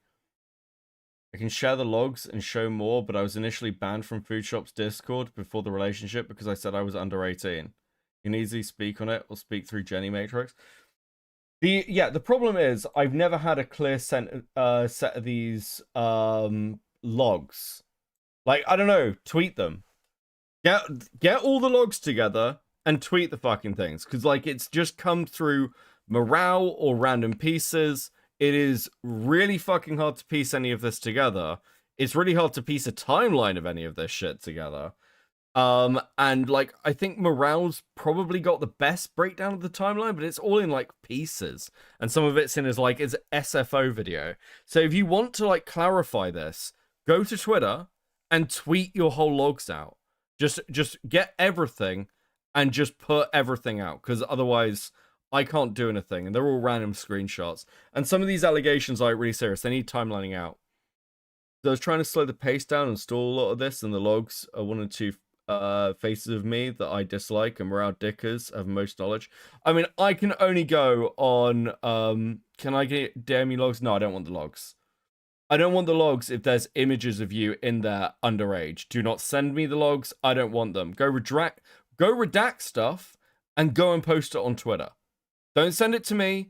Don't be like, Beckett's got them now. Go and put them on fucking Twitter so that everyone can look at them and I can see them. Do not send them to me individually. Go and redact them and put them out publicly on Twitter. This is a story that loads of people have heard about in the Food Shops thing. Stop giving it to individual YouTubers.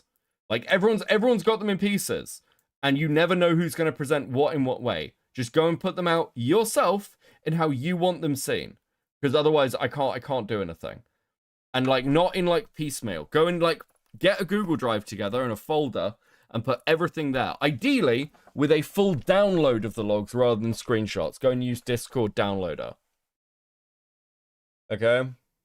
And then I'll have a look, gladly, because if Food Shops was directly talking to you, knowing your age, which, by the way, I have said before, like, while covering this, you were in Zonya's Discord, which Food Shops was also in years before this. So it's not like you weren't unknown to her.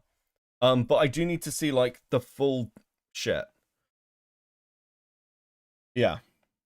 I have a full download of logs. Cool. Go and take that download and go and upload it to Twitter. Go and actually, hold on. Go and take that download, and if there is anything seductive or suggestive in there when you were underage, go and redact it and then put it on Twitter. Do not release images of yourself which are potentially illegal. Yeah. So yeah, you need to take responsibility for that, because at the moment you shouldn't be giving it to morale dickers or me or anyone else. You go and sort it yourself, and then people can make an assessment. And I'm very happy to talk about it, especially because it's about food shops. Derailed, yeah. Listen, it's fine. It's food shops, derailed. Of similar actors, there's a lot of similar. I have arrived. Please restart. Thank you, 404. And we don't know the outcome of this case. Oh, fuck you. This case, yes, we do. Oh, do we? I This thought you said we didn't. No. This case was dismissed at the district level, I believe, but not all of it was dismissed. They said that this holds merit in this aspect. He's only saying the manipulative images that are illegal if you're a minor. Yeah, like don't release fucking child porn or something. I don't know what you sent to food shops, but like only like try and remove the images and then release it, or put it all in a Google Doc, or put it in a Google Doc, like piece by piece, by screenshot. Or, even better, do a video where you can actually edit stuff out and do like a scroll video or something. You got loads of options, but yeah. Not so much. So it was just pared down and it's still working its way through the system. Assuming that they're going to ever refile, right? I don't think that one's going to be refiled. The other case that you mean refiled as in this was not brought by the defendants, it was civilly. This is criminal? No. This is civil. In the Eastern District of Missouri, this one is brought. There was a Michigan-based one too, right? That one is way more interesting because it's still active. Okay. And that one, again, it's the Vail LLC or Legally Mine, that whoever's running that thing. So I guess my question for you is were you aware of any of these connections or any of the stuff when you guys were, when Crystal was employed, or you guys were getting the offer, or any of this? Not a bit. And like, Chris loved when she was, managing there, it was like the dream job, right? Hey, I get to work with, young people and collectors and Lego all day long. Like, this is the greatest thing. And so when they came to us and they were like, hey, would you like to own it? We didn't do the kind of due diligence that now I certainly, in retrospect, wish we'd done, because it had always been a positive experience, right? Working with Bricks and Minifig seemed so great. And somebody in the chat said, I feel sorry for the people who've just purchased franchises, because there are a lot of them. They've started like 200, and I share that. I mean, folks need to understand, like, when you sign that thing, there are all these penalties and that's how a franchise. That's how a franchise works. That's how a franchise works. Oh my God. Sort of expensive legal action to try and break that contract. They can't just. Hey, Becca, can you make Don't Release Child Porn merch? Dude, I'm gonna be honest with you. The whole fucking food shops, story with that shit is, dude. I don't like dealing with a drama where I even have to say that. I'm gonna be honest with you. Fred with the two, unrelated to anything, but my dog RJ says hi. Hi RJ, how you doing? Just leave. And so I'm sure there are some of those folks who are feeling really trapped by the costs, because basically the way it's set up is like, you will owe us these fees, for the next 5 years, but if you leave early, you owe them to us all at once. Well, if somebody's just started their franchise, they don't have all of their royalties for the next 5 years in their couch cushions. And so those folks are going, I'm stuck. I have so many questions for you. I want to ask. My Don't Release Child Porn shirt has a lot of people asking questions already answered by the shirt. I hate her. Ask one real quick, and then I want to get back to the timeline, if I may. But have you, and you don't need to mention names or even answer the question if you don't want to, but have you spoken with other prior or current franchise owners? I have not. I understand that some have reached out to Chris. I don't know if she has spoken, if she's replied. We've been trying to be so careful because we know like Bam is going to try and get our phone records. Bam is going to try and get everything. So we're, and we're also being really cagey when, somebody reaches out and says, hey, we want to have you on our show or, whatever. We're like, we're going to do our homework and find out what kind of show this is because we know from their lead. Well, you're doing better than the fucking CEO is, apparently. Jesus. Great night with the 2. It's time to franchise the dog. It's always time to franchise the dog. That they're out there getting, hiring people to shill for them. So we've been pretty cautious. Even if somebody did reach out and say, I'm a former, disgruntled BAM store owner, we would go, were you really? Like Right. So we made it past the vetting process. That's good to hear. Yes. This show, we were like, the whole a legal Lego store, Lego show. It is too perfect. Ray, I call bullshit. Dogs can't fucking talk. Do you think we're dumb and won't research your claims? I did the investigations and dogs bark. Fuck you. Have you never seen Scooby-Doo, bro? Have you never seen Scooby-Doo? This slander against Scooby-Doo, crazy. I definitely need to camp. I actually really need to camp. This is not good. I suppose it's basically morning, isn't it? Fuck it. Like this, I know, right? It is ideal. Yeah. This one we jumped at. Yeah. Well, this one we were like, we wanted to get on earlier, but we had told Coffee, we'll wait. Scooby-Doo also mostly barks. Mostly, but not only. Right? Sure. We didn't know about the U-Haul truck until Coffee. Yep. We had heard there was a rumor out there, or there was like a one offhand comment about a U-Haul truck, but there was really nothing else made of it until Coffeezilla's video, and then it was all of a sudden there actually was a U-Haul truck. Right. And that's a great example of one of those things where they've just stuck their foot in it. I mean, we knew there was a U-Haul truck. We saw it that night, but we didn't think it was we just thought, isn't this sketch, right? This is really terrible that this guy showed up in a U-Haul truck, but then denying it made it worse. Like if they could have just said, oh, he showed up in a U-Haul. We didn't know that. And instead, like going, there was no U-Haul. No U-Haul. He showed up in a rental car. No. And so then getting caught in a lie, like don't lie. And if you don't know, it's okay to say, I don't know, But it was earlier. It was in October and it didn't go to the store. And then they're like, but we found a U-Haul like on that night. Well, Hey, Impatient Cow, welcome to Coping 07. Let's fucking go, buddy. Was that U-Haul too, but that was for a camper trailer. It just didn't make any sense. Oh, really? We didn't know that. Like, it's okay to. I want to be like, Ammon, Matt. It's okay to say I don't know. Like, right. you don't have to. They just. I've got a buddy. Sorry, I've got a buddy named Steve Gosney, and he puts it better than anybody. If you can't tell the truth, at least don't lie. Right. Yeah. Yes. Yeah. Right. That's the best way. Yeah. So getting back to the timeline, I kind of want to establish the timeline. So you guys buy the store or buy the franchise in, is it November of 2023 or when was that? No, let's see. So it was. You fucking fool! Scooby-Doo is a cartoon! This Ray guy came in, said his real dog said hi to us, which scientifically is impossible. Please don't make me get a scientist involved. So true, Teddy.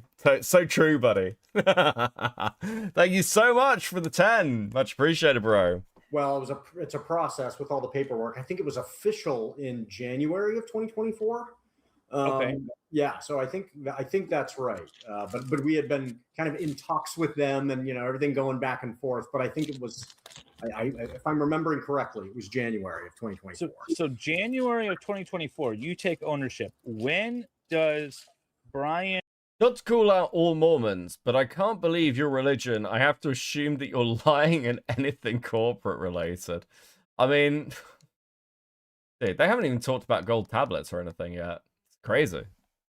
Appear with his Lego And when do you guys like start talking about the consignment sort of I thing? wish I could remember when. I mean, I remember it as We really need to do much for this writer, stream. right? I remember it as a story. So I remember when Chris came home and was so excited because this super nice guy with this amazing contract had. That's not good. And the way the whole thing went down is cool Like too. Willy Wonka.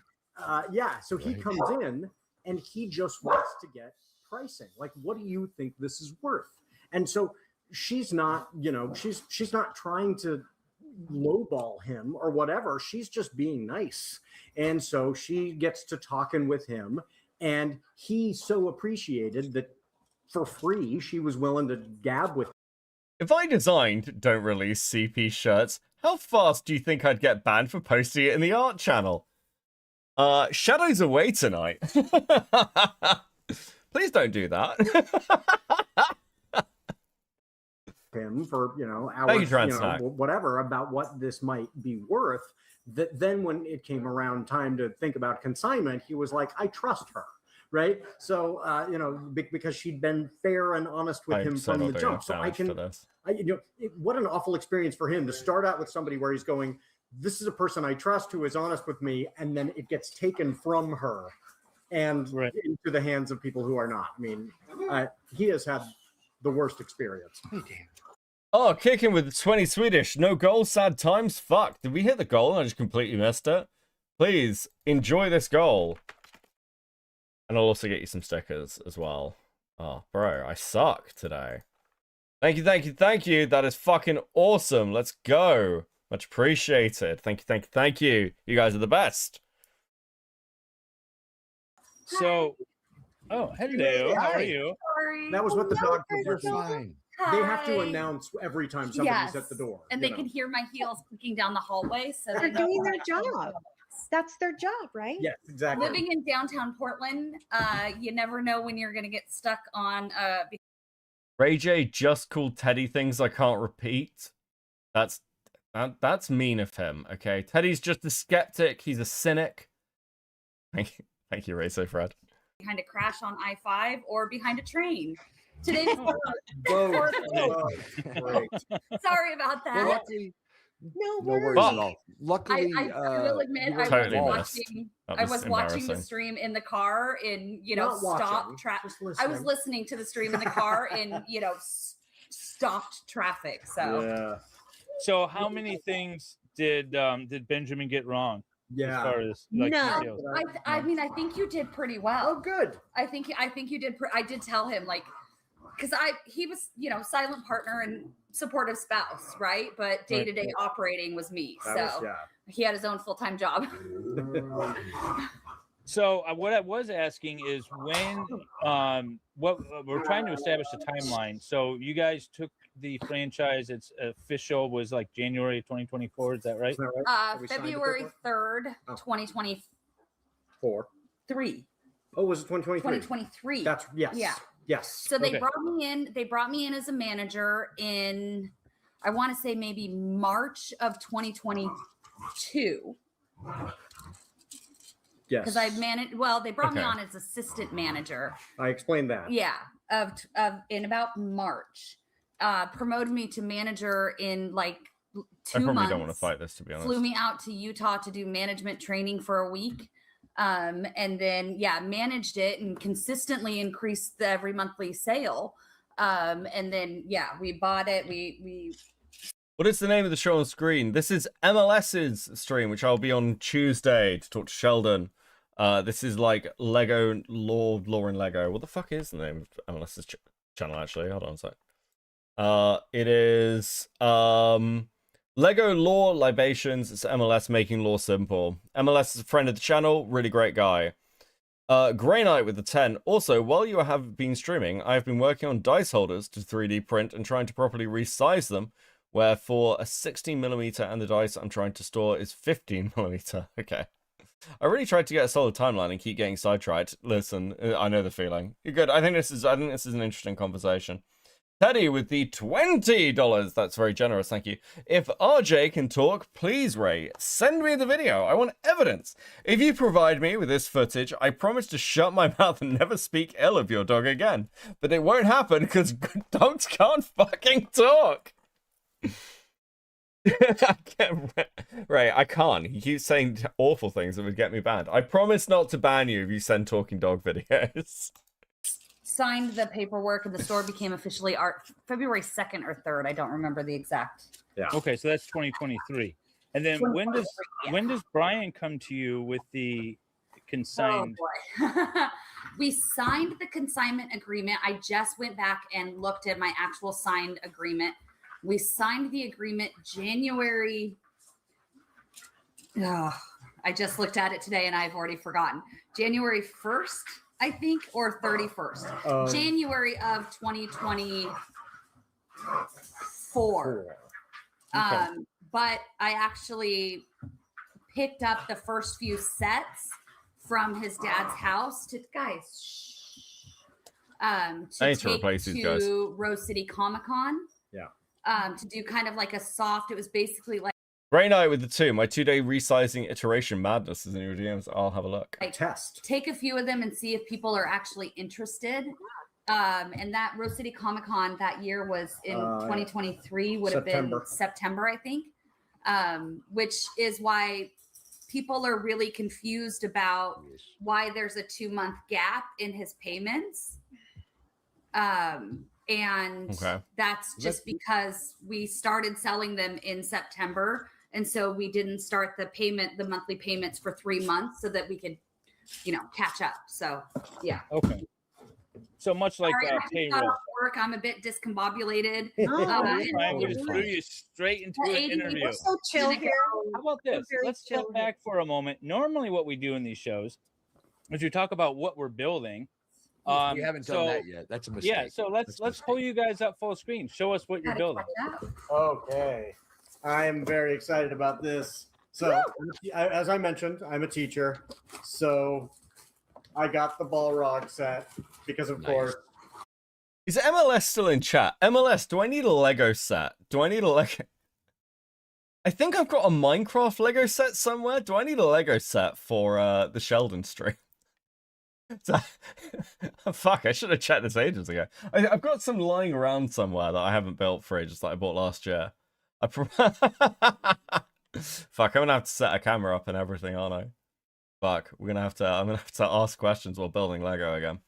I do have some thoughts. I need to watch some of Sheldon's more recent videos as well. Yeah, shit, listen, I like the way it's like half Irish based. Everyone's like, okay, listen, I was asking MLS, but chat's apparently like, yes, Beckett, you need to be building Lego. What do you mean? It's a Lego stream. Should have been building Lego through all of this shit. What are you doing? It's because I build so much custom shit. I like always pull apart like my main stuff. I'm his mod, I speak for him. Yeah, my mods do that. Based. Okay, cool. Noted. You shall not pass. Right? Right? Oh, I like the Balrog Book Nook thing. That thing's pretty cool. That's good. I like it. Apropos for the end of the school year too. Love it. Yes. I will say I'm more jealous of Crystal Set. I am too. Yeah. Honestly. That's all you should be. I mean, Yeah, that's pretty Come Team on. Ewok. I'm Team nerd. Ewok. that's really I am 100% Team Ewok, and I'm not saying there are parallels with what is currently happening in our life right now with the Ewoks. However, Did you just call us a bunch of Ewoks? Is that what just happened there? I mean, I'm so cute. Listen, I'm cute, I'm cuddly, Yeah. I may stab, may not for legal purposes, definitely wouldn't stab anybody. But I would like to point out, without the Ewoks, the Empire wins. So exactly. Love it. I am Team Ewok all the way. Love it. Valhalla, what are you building? I am building Toothless. I saw that one. Oh, that's One of the amazing. cutest damn little dragons I've ever seen. Oh, he's so cute. That is very cool. I love the dragon. Let me pull David, myself up. what are you? Valkyrie wanted that one, so we're building that one for her. David, today. what are you building? I am almost done with my Mario Kart that I started, like when we started talking about the bricks and minifig scandal. I've been slowly building it. Normally I do a set per stream, but this one was kind of big. I am not armored enough for like 2 to 5, like 3 guys wielding a bow. And then I actually have this one. If I finish it, I'm gonna start this one. Ooh, So cool. the That one bomber. was fun. Yeah, That one was a fun build. I got to do a Star Wars one, right? But then I kind of want to really finish the set, so I'm working And on for that. those of you who are new to the channels, to David and Valhalla's channel, I'm Wendy H, and I am the MC, and I do not build. Normally, I do not build Lego because I am pulling up chats and interacting with our beautiful, awesome guests. And my job really is to keep track of chat and get your questions answered. And I promise we will get to them in the order they came. And super chats always come first because we want to honor the people that spent their hard-earned money. I mean, it's a lot, and we appreciate that. Do we have some super chats probably stacked up? We want to go through. We do have some stacked up. Should we go Yeah. first? While Crystal's getting settled, we can do that. All right, cool. Awesome. Is that okay with you guys? All right. Oh, yeah.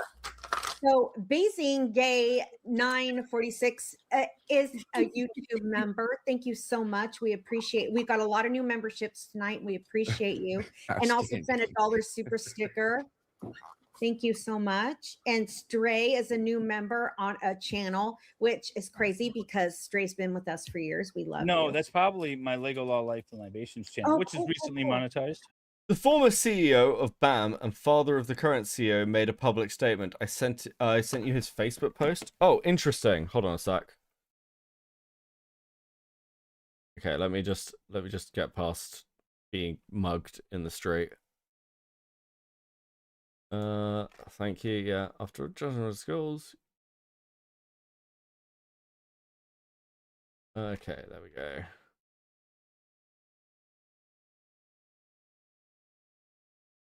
Till next time. Based. Thanks. Let's have a look at this. Interesting.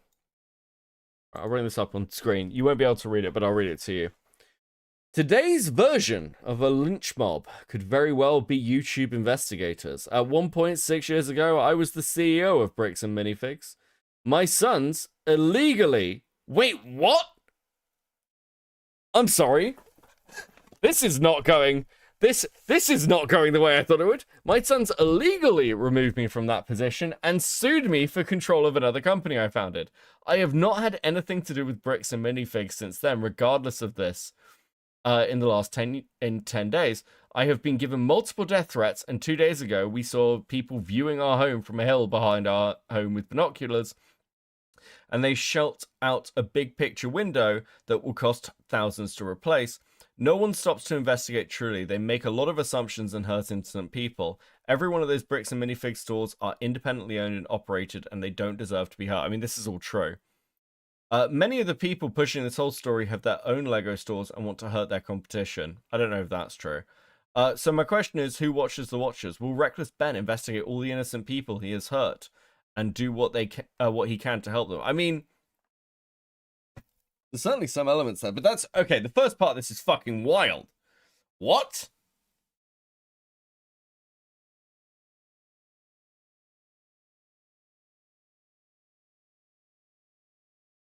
What is going on? Kicking the Swede with 20. Oh, Becky, you didn't know this? What? Yes. RJ is threatening legal action against Teddy. Well, if he can speak in court, Teddy is fucked. Thank you, Ray, with the 2. I can't wait for that. I can't wait for that court case. I will definitely cover it on YouTube. Who reckless is the reckless? So true. Right. Okay. Where were we? Wait, was it this? Did you just close my stream? What?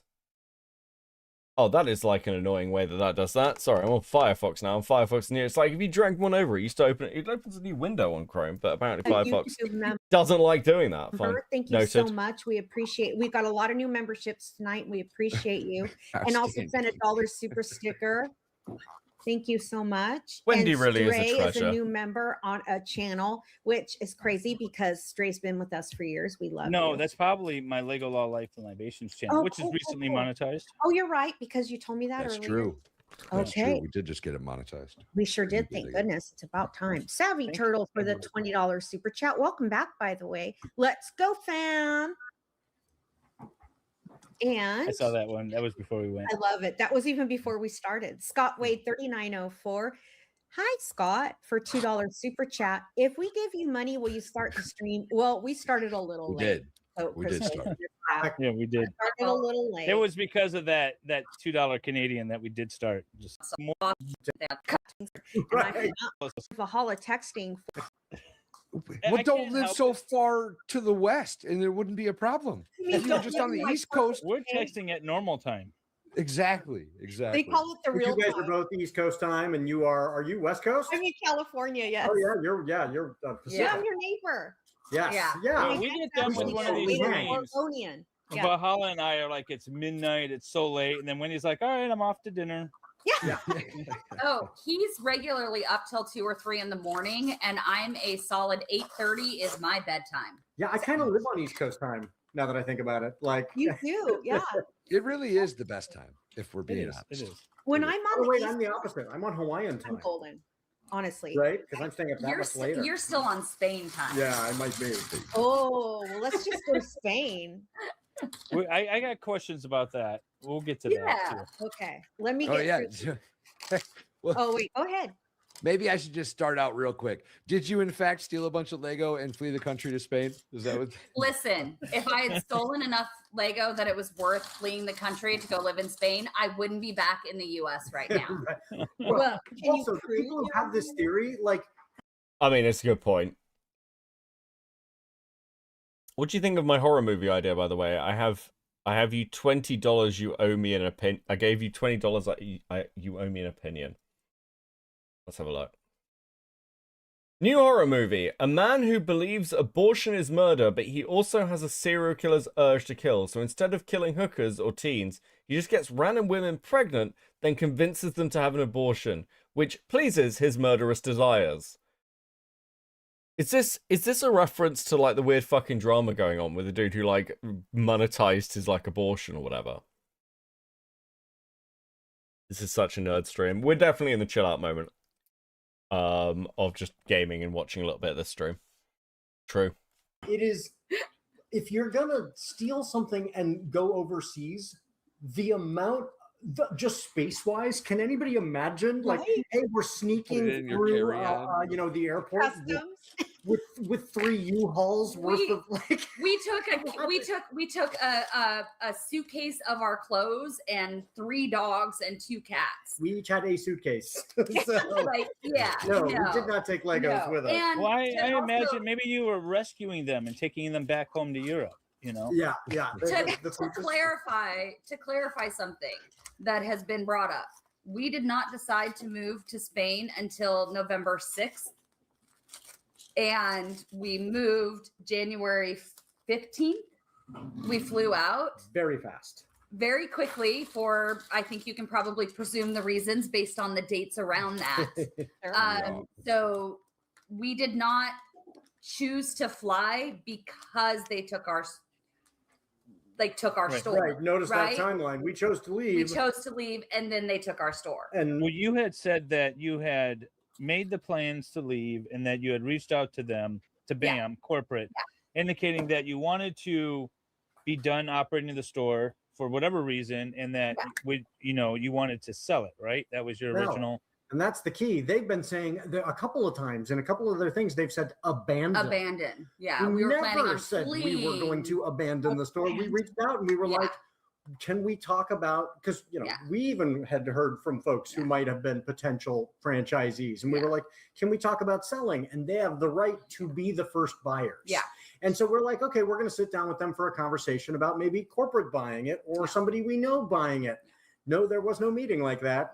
Well, and the other part of that is we signed a 5-year franchise agreement in 2023 Right. dates. And so we were still within that 5 years. And there's language within the franchise agreement about how to exit before that, without all those fines. So that first outreach was literally, Wait, can we sell? Can we exit our franchise agreement? Because if because that not, would we have have been to a way. revisit all of our plans. It's like people that enter into commercial lease agreements for Yeah, 5 years, and if exactly. you want out early, if you find a new tenant, that's an easy way to get out. Exactly. Right? Yeah. So and you that like. was what that first. So this is completely sane and reasonable. You handle that process yourself because it's going to save you money and like make the transition smoother. Yeah, I mean this makes sense.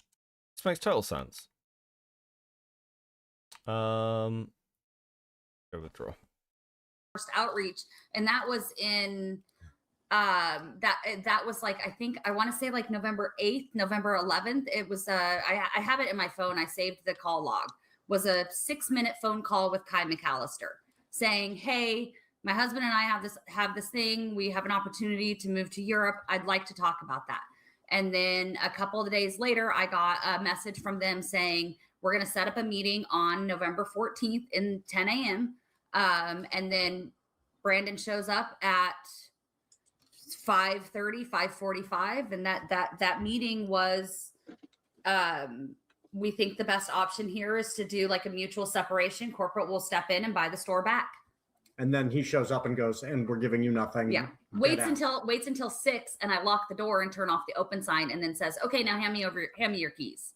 It was very So much. he stayed there for while you guys were still open and just sort of pacing around. He showed up and just made like small talk with me. I didn't really think anything of it because they had said, "We have this guy from Eugene. He's thinking about opening a franchise. He's going to come by tonight and just take a look." And, at 5:30, there were no more customers in the store. It's so funny because I wish I had more video from that night, but we had cameras. I know. Well, so there's 2 security systems in the store. There's a hardwired Lorax system that corporate set up before I ever started working there. Ooh. That I can't access. But they still wonder if we'll ever see that video. They have it. That'll be part of our discovery. And then after every break-in that we had, I would add more Ring cameras to address those weak points. Understandable. Right? And so the Ring cameras were my own personal purchase and under my own personal email, like my own account, not the store's account. So but Ring cameras only record in like 30 to 45 second clips when they detect motion. And so when you're walking back and forth through that store, it picks up part of it and then stops recording. So I managed to get, and I only downloaded that night what I thought I would need to help Brian if it became an issue. That's why I have Ben and I leaving the store, what time we left the store, and having that conversation about the consignments and printing the tickets. The fact that I even did that was, but Brandon and I talked for, a half an hour. We made small talk about the consignment, and I was telling him about, here's how we identify these sets and these minifigures. Here's how we bring them into the system. He was just asking me questions about it. And then he watched me pull sets down from the shelves, load them in our little rolling cart, and take them back into the back room. We had a whole, and I wish I had any of that on film. But we can get it in Discovery. Like they should have. If Lorax is still if they still have it. So of course they've been delaying for. I would assume that all of that footage is gone. I have a couple of quick questions. One, people want to know about the bird. What happened to the bird? Yes. Did they take your bird to the pound? Did they do? I don't know. Sadly, we don't know. As we were leaving, anybody that knows me in real life, we have a rescue husky wolf mix. We have 2 puppies. I've rescued, I don't even know how many dogs throughout the span of my life. I grew up in a horse 4-H family. We grew up, I love animals. Ben knows I would bring in every single abandoned animal that I could find if I was allowed to. He knows if I find a baby squirrel or a raccoon on the side of the road, it's coming home with me. Luckily, the dogs would take care of that. So I was going to say. It wouldn't last long. Breakfast. Doesn't mean I wouldn't try. She would try. So the notion that I would say something like it's your problem now is offensively laughable. Right. And if they wanted to prove such a statement was made, they have the video. Yeah. The video. So I had my car in the parking lot, right? And I had no room for the bird cage. You can see the size of that cage in that video and in the Funnily enough, the video that Brandon provided to Coffeezilla, I simply told him I could not fit it in the cage or in the car. And there was a whole conversation as part of that consignment thing where Kai is telling me, if the consignment agreement is between you personally and Brian, you can take all of his stuff with you. If it's between you and the LLC, corporate is assuming ownership of that LLC, and that stays there. And I was told that applied to everything in the store. I bought the store. From a legal standpoint, right? Yeah. If someone comes into me, by the way, I'm an attorney. I don't know if you guys knew that, but from a legal standpoint, the question I have is, okay, if they're assuming the LLC, there should be documentation showing that the membership of that LLC is being transferred to corporate, and then all parties sign and things like that. Is there such a document? Not that I have been able to pull up on the Oregon Secretary of State website. And not that we signed. And not that we Well, signed. yeah. So as the seller, I would imagine that's, again, I'm not an Oregon attorney, but I would have to imagine that the seller would be the crucial party to sign that. Yeah, So we didn't sign anything. Okay. Nothing. Nope. We didn't sign their termination letter. We didn't sign anything. I've spoken to, as of now, 4 previous franchise owners that all had their situation end before ours, very similar to ours. You guys have all seen the owner from Florida. I haven't actually spoken to him myself. Yeah. That happened after ours. But the ones that I've spoken to before us, they were like intimidated enough that they willingly signed that termination agreement and said, like, we can't afford. They all went into debt. Some of them lost their houses because they went into debt to open the stores, and they could not imagine. 2 of them have told me we could not afford to go in any further debt. It's been 4 years. One of them is still trying to rebuild their life. So why would they give them keys or anything without paperwork? I mean, to be fair, they're in the position where they're trying to get they're trying to get them out the store. This has probably come as a surprise to them. They're basically being forced out. So yeah, I can see why they just say "Oh, give us the keys, get the fuck out." We're from corporate, and corporate may have phoned ahead. So it's yeah. I don't think I don't know if these two are worried about fleeing the country. Then I don't know. It is definitely a difficult one. We did not sign that. So when you first thinking about selling the store and everything, did you reach out to Brian and let him know? So I didn't.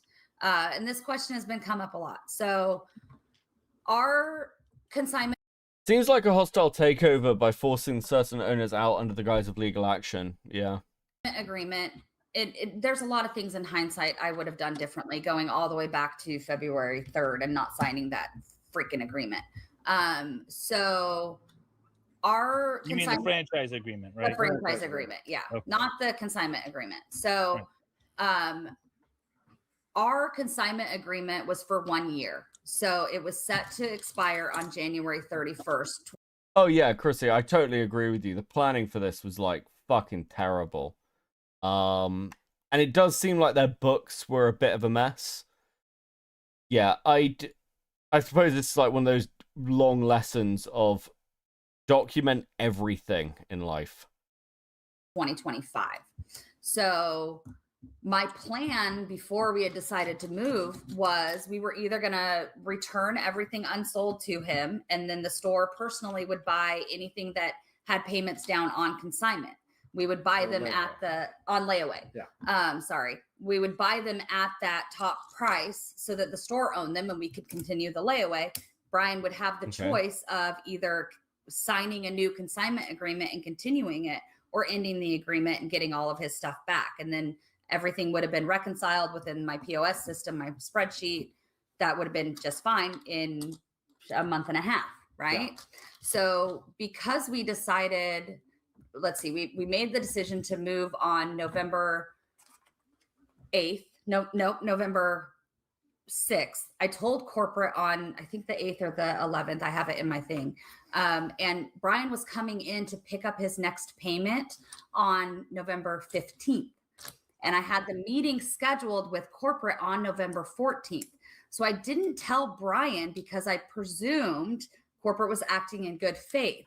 I would have that meeting and then be able to go to Brian and say, when he came into the store the next day, listen, we're moving out of the country. Corporate is going to buy the store, which will include your collection, and then we will pay you a lump sum for it. Or corporate is going to buy the store. Do you want your collection back? That conversation was going to happen literally the next day. And I wish I could go back to November 6th and call Brian and say, come pick everything up right now. And I would you didn't know that they were going to come and Right. right? Yeah. We had no idea. Yeah. So, Hindsight is, yeah. Oh yeah. okay, So then unfortunately he gets caught in the middle of all of this. Yeah. Sure. Have you spoken with Brian since the video dropped? Since Ben's video dropped, Ben has talked to I have him. messaged with him a little, yeah. Yeah. And at first most of the messages were just like, "Did you see that? Wasn't that great?" Yeah. That went out there, and then since the TRO, we haven't been allowed to communicate at all. Yeah. Our move to Spain, full disclosure here, because I'm a kind of a full disclosure kind of person. It's We like that. And the childhood trauma, pick your pick. Half dozen of one, 6 of the other. Spain nearly destroyed both of us. It nearly destroyed our marriage. We came back to the US absolutely convinced that we were divorcing. We came back. Ben actually went back to Ohio, and I came back to Oregon. We eventually, through therapy and conversation, have made it through that. But our time in Spain, we both sunk into dark places. Spain was awful. Having your life savings taken right before you do an And the international stress of all of move that. and not having the means to Yeah. survive in Spain was awful. Spain was great. And where so, in Spain were you guys? In Barcelona. Yeah. So I still tell everybody, if you ever get a chance, go. It is one of the I most was just beautiful there. cities. Oh, really? Yeah, in January. Such a cool place. Yeah. So It I is very love cool. that. Being there broke was not great. So I sunk into a deep, dark depression. And, Brian and I had been in conversation leading right after what happened with the store. And we had continued to talk when he'd gotten together with Reckless Ben and leading all up to that. There was a point where my depression overtook and I just became incapable of responding to anybody. And that was, that's a fault of mine. I let that darkness overcome everything. And fortunately, Okay, so it makes sense. Hey, Black Yamato, how you doing? So it makes sense that if you're in this situation, you're like kind of falling apart, your books are shit, you end up fleeing to Spain of all fucking places, and then it's like, okay, shit's really bad. We need to like work shit out, I guess. Yeah, yeah, sure. It makes sense. Does make sense. Don't you dare fuck off. Are you kidding me? Where are you? Fuck are you going? Come back. Come back! You bastard. Don't run away. You coward. Fuck. For our relationship with Brian, Ben stepped up to that and took over talking to him through that. So like Brian and I don't talk now. We exchange a few messages here and there. Part of that is also our lawyer saying, do not talk to Reckless Ben or Brian. Understandable. I'm hoping that once all this is resolved, welcome in, Dickers chatters. Thank you for the raid. I hope you had a fun-filled night of frivolity. You've raided into like the chilling out gaming and just listened to an interview section of the stream. It's nothing heavy. I hope you guys have had fun. that he and his wife will be willing to, meet us for a beer and clear the air and all that, because I want to be able to apologize to him and explain to him what was going on. He was dealing with this devastating thing at the same time I was dealing, and it just kind of. And he was. I'm not proud of a lot of things I won't, that I let share my anything depression. personal about him, but he was dealing with a lot of other things at the same time. Yeah. Like, it was really. Yeah. He has had an awful experience also. Do you think that this Reckless Ben video has helped your relationship? I don't know about we recovered, I think, before the Reckless Ben thing. So Our relationship or our relationship with Brian? Your relationship, the two Our of you. relationship, we had reconciled before the video was released. Yeah. Okay. So we reconciled back in mid-February. And so that the video hadn't been released yet. But timing wise, like, it's a really good thing that we had reconciled. Yeah. Because this is a different kind of stressor. Oh yeah. And I just I'm sure. imagine like trying to maintain a okay, well, we're going through a divorce and we're friendly, and also this is blowing up. Yeah. Rather than we need each other right now. And so it has, timing wise, it has worked out well that we had reconciled and could be here for one another through this, because it's been a lot. The most important thing our time in Spain taught us is that it's together that we get through things, not separate. And that is unfortunately what happened in our relationship, as we tried to navigate our own feelings in our own ways separately. So advice for everybody out there. Exactly. Who knew you were going to get marriage counseling today, chat? I was gonna say, that's actually really good advice. My therapist is probably watching this going, oh, this is going to be at least another 3 months worth of therapy. That woman is a saint and I love her. And I also hate her on the day. She knows this. I love By the way, I got to show off my car because I got the car part done. I think. All I'm right, start show on it off, Mario. David. Show Look it at off. this thing. Is it done? It's not done. I got to do Mario, but look, the wheels turn. Oh, and it's everything. huge. And it's got a stand and that tilts and Oh sort my of you God, can I really display it like in it. different So ways. Cute. Yeah, this thing's cool. This is a really cool set. I like That's really cool. Also, I want to say that this guy right here, Hey is his name. Hey. He is the only piece of Lego that I have from Bricks and Minifig, and I am raffling him off. I have, I think, 5 entries. If you guys are interested, email me at Michigan Lawn Now. On the 20th, when we do our live build-along, we'll do the drawing, and then you guys can win him. That's awesome. If you want a Brick and Minifig set. It's the only one that I have. I do like that set though. I still have my name tag from the store. Do I you? still have my little owner name tag. You could raffle your name tag. Oh, that's a good idea. Give to charity. Not bad, actually. I love that idea. Maybe. So when did you first learn that Reckless Ben was involved? Oh, we're going back to I don't know when I learned. We'd have to go back through our messages. I do know I spoke to him I first started talking to him in the beginning of March. Yeah. He's this random guy that calls up. It's like, hey, I'm a YouTuber. So Brian gave us a heads up that he was going to be reaching out. And I was super skeptical to begin with. I watched a couple of his videos online and I was like, this feels like right? It's his style. His style is the brilliance of his style is everyone underestimates that. So I went into it. I went into it going, I'm going to tell him what I can tell him. We hadn't filed any lawsuit yet, right? I'm going to provide him whatever pictures that I can, whatever documents I can, whatever he can do to help Brian, I'm going to offer up. I'm sure he won't take offense by this. I also recorded our conversation because I've become a little bit paranoid. But I'm sure he did too. I mean, that makes sense. Right? We had that conversation in March of 2024.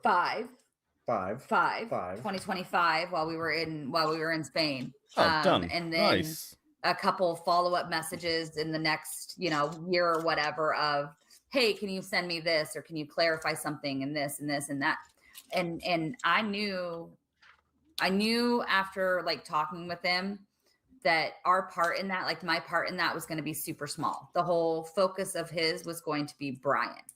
And that was like, absolutely, we are going the legal route. Whatever Brian can do to get his own attention on his side of it is I'm going to support 100%. So, although now, you know, we've got big bad corporation threatening To Rico. put us all together. Yeah. And our lawyer, you're an attorney.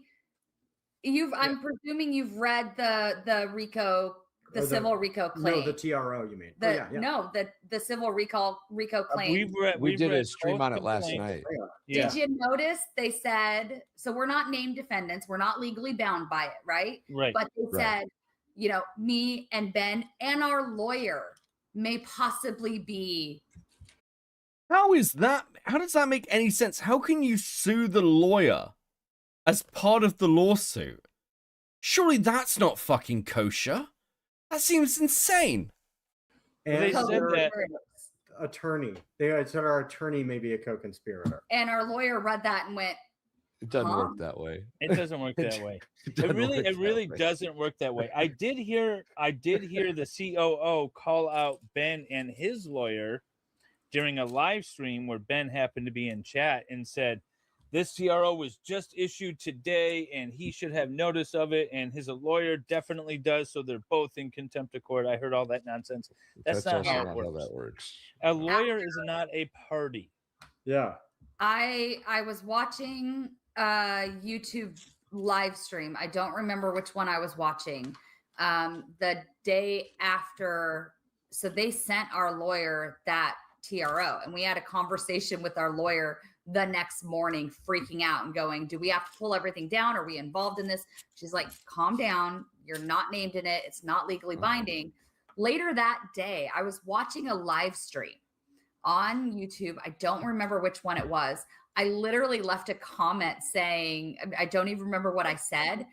We got an email from their lawyer later that day saying, we warned you about this and she's online talking about it again. And I'm just like, and lawyer, BAM Continue lawyer, to- please email me. I'd love to have a chat with you. No shit.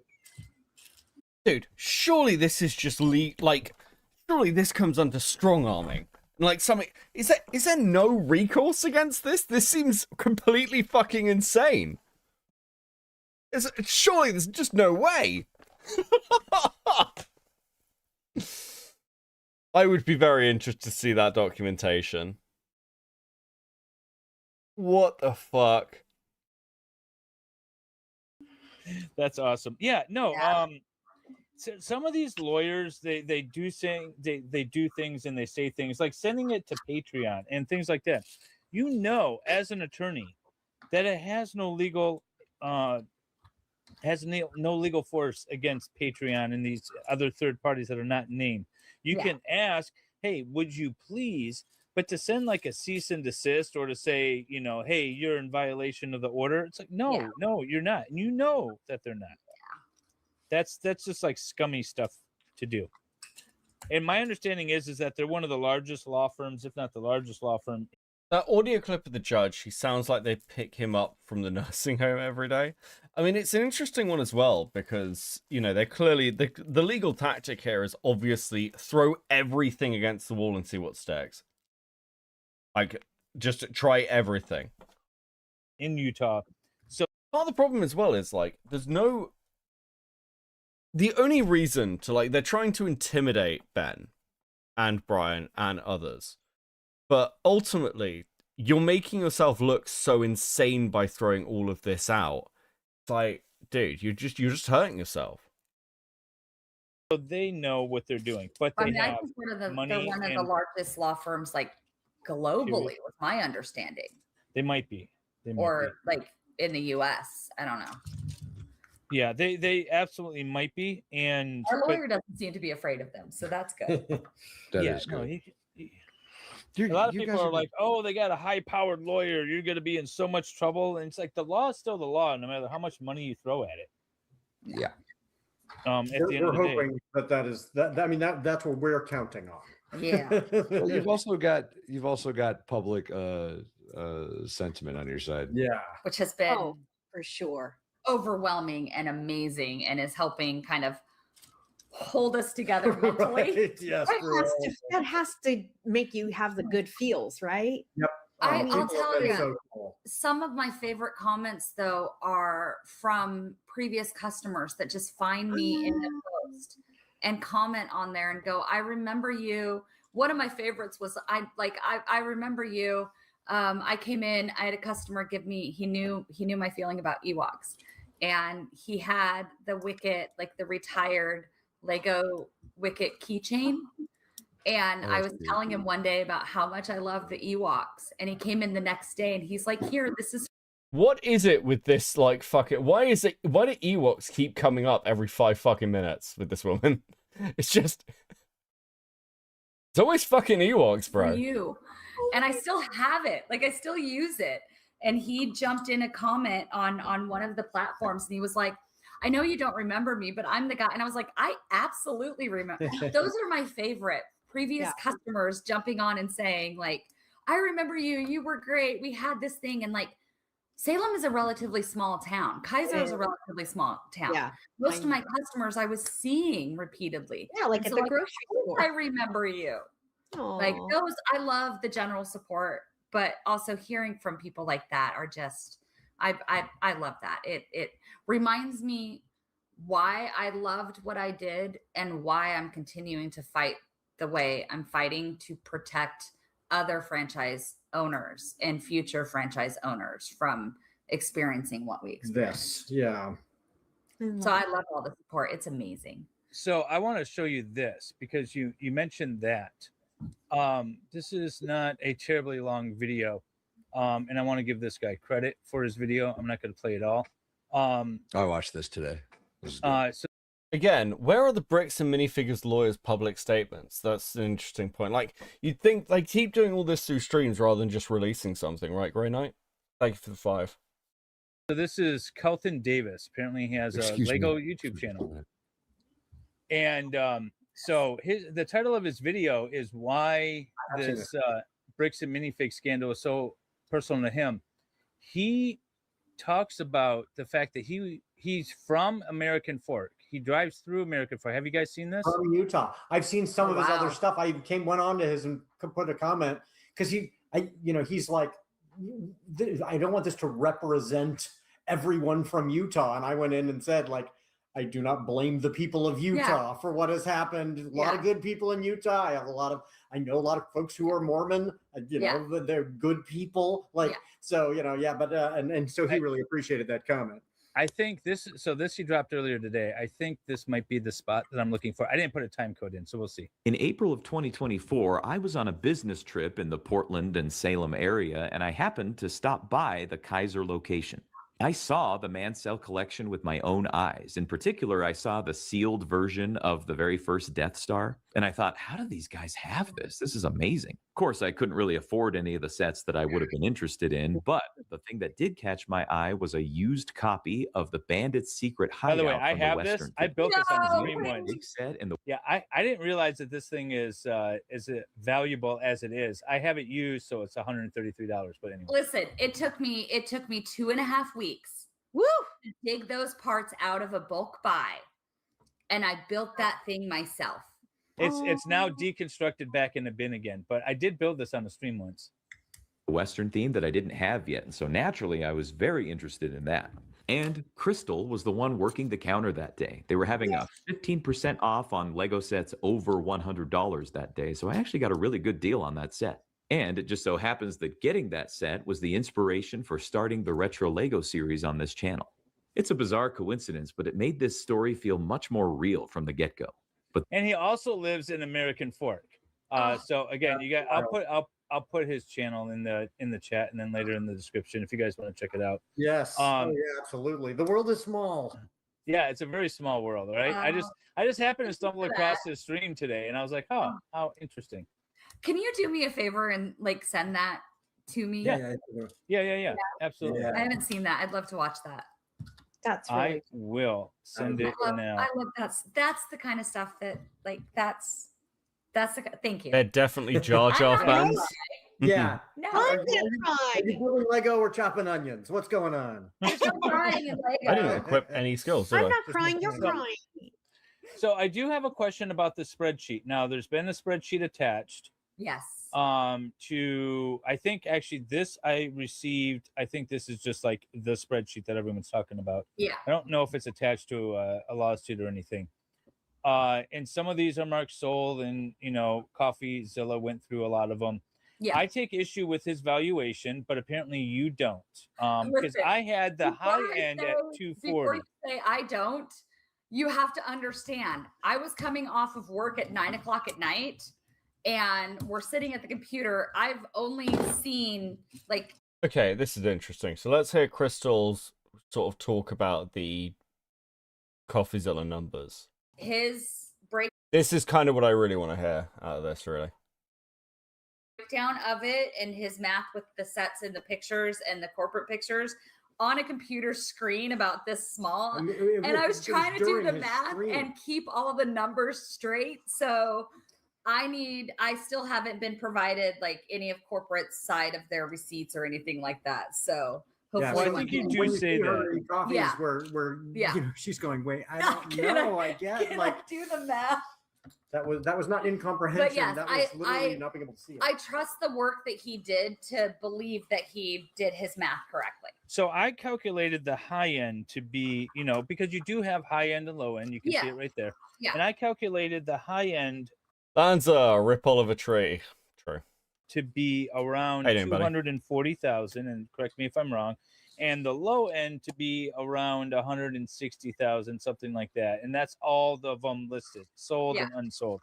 And But so that's if only, from my understanding, that spreadsheet only shows the sets, correct? it does not show the minifigures, you are correct. So in the spreadsheet that I have, that Brandon has, or that Brian has, and that is in the corporate in the Salem Bricks Minifigs drive.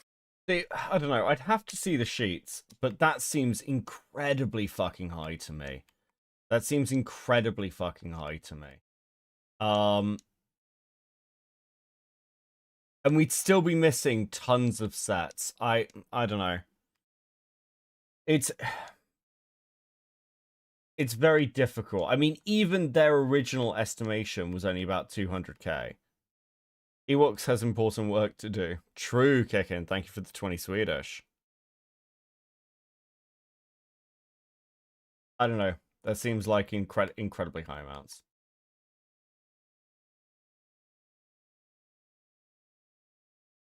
Wait, why are my augments empty?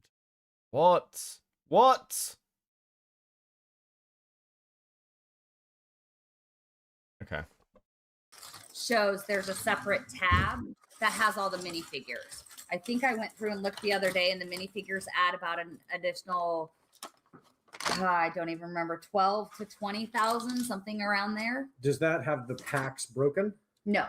And so that's the Yeah. other thing is that, and we did explain this to Coffee. but Well, let probably him got ask his a question little first weedsy, before but- we go. Yeah.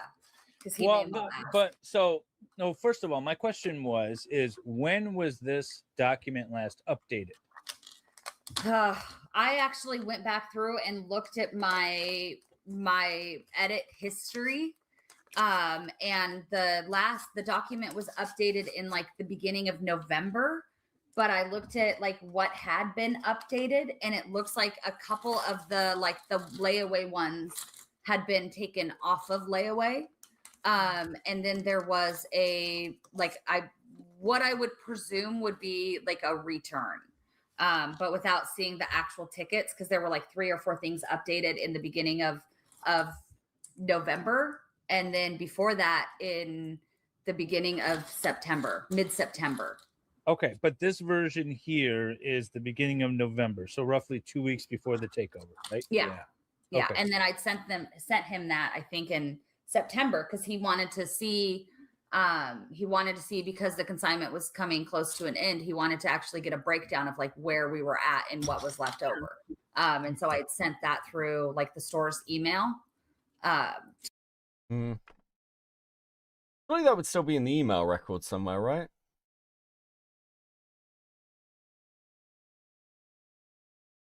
And we know BAM are too incompetent to have actually gone through and deleted old emails.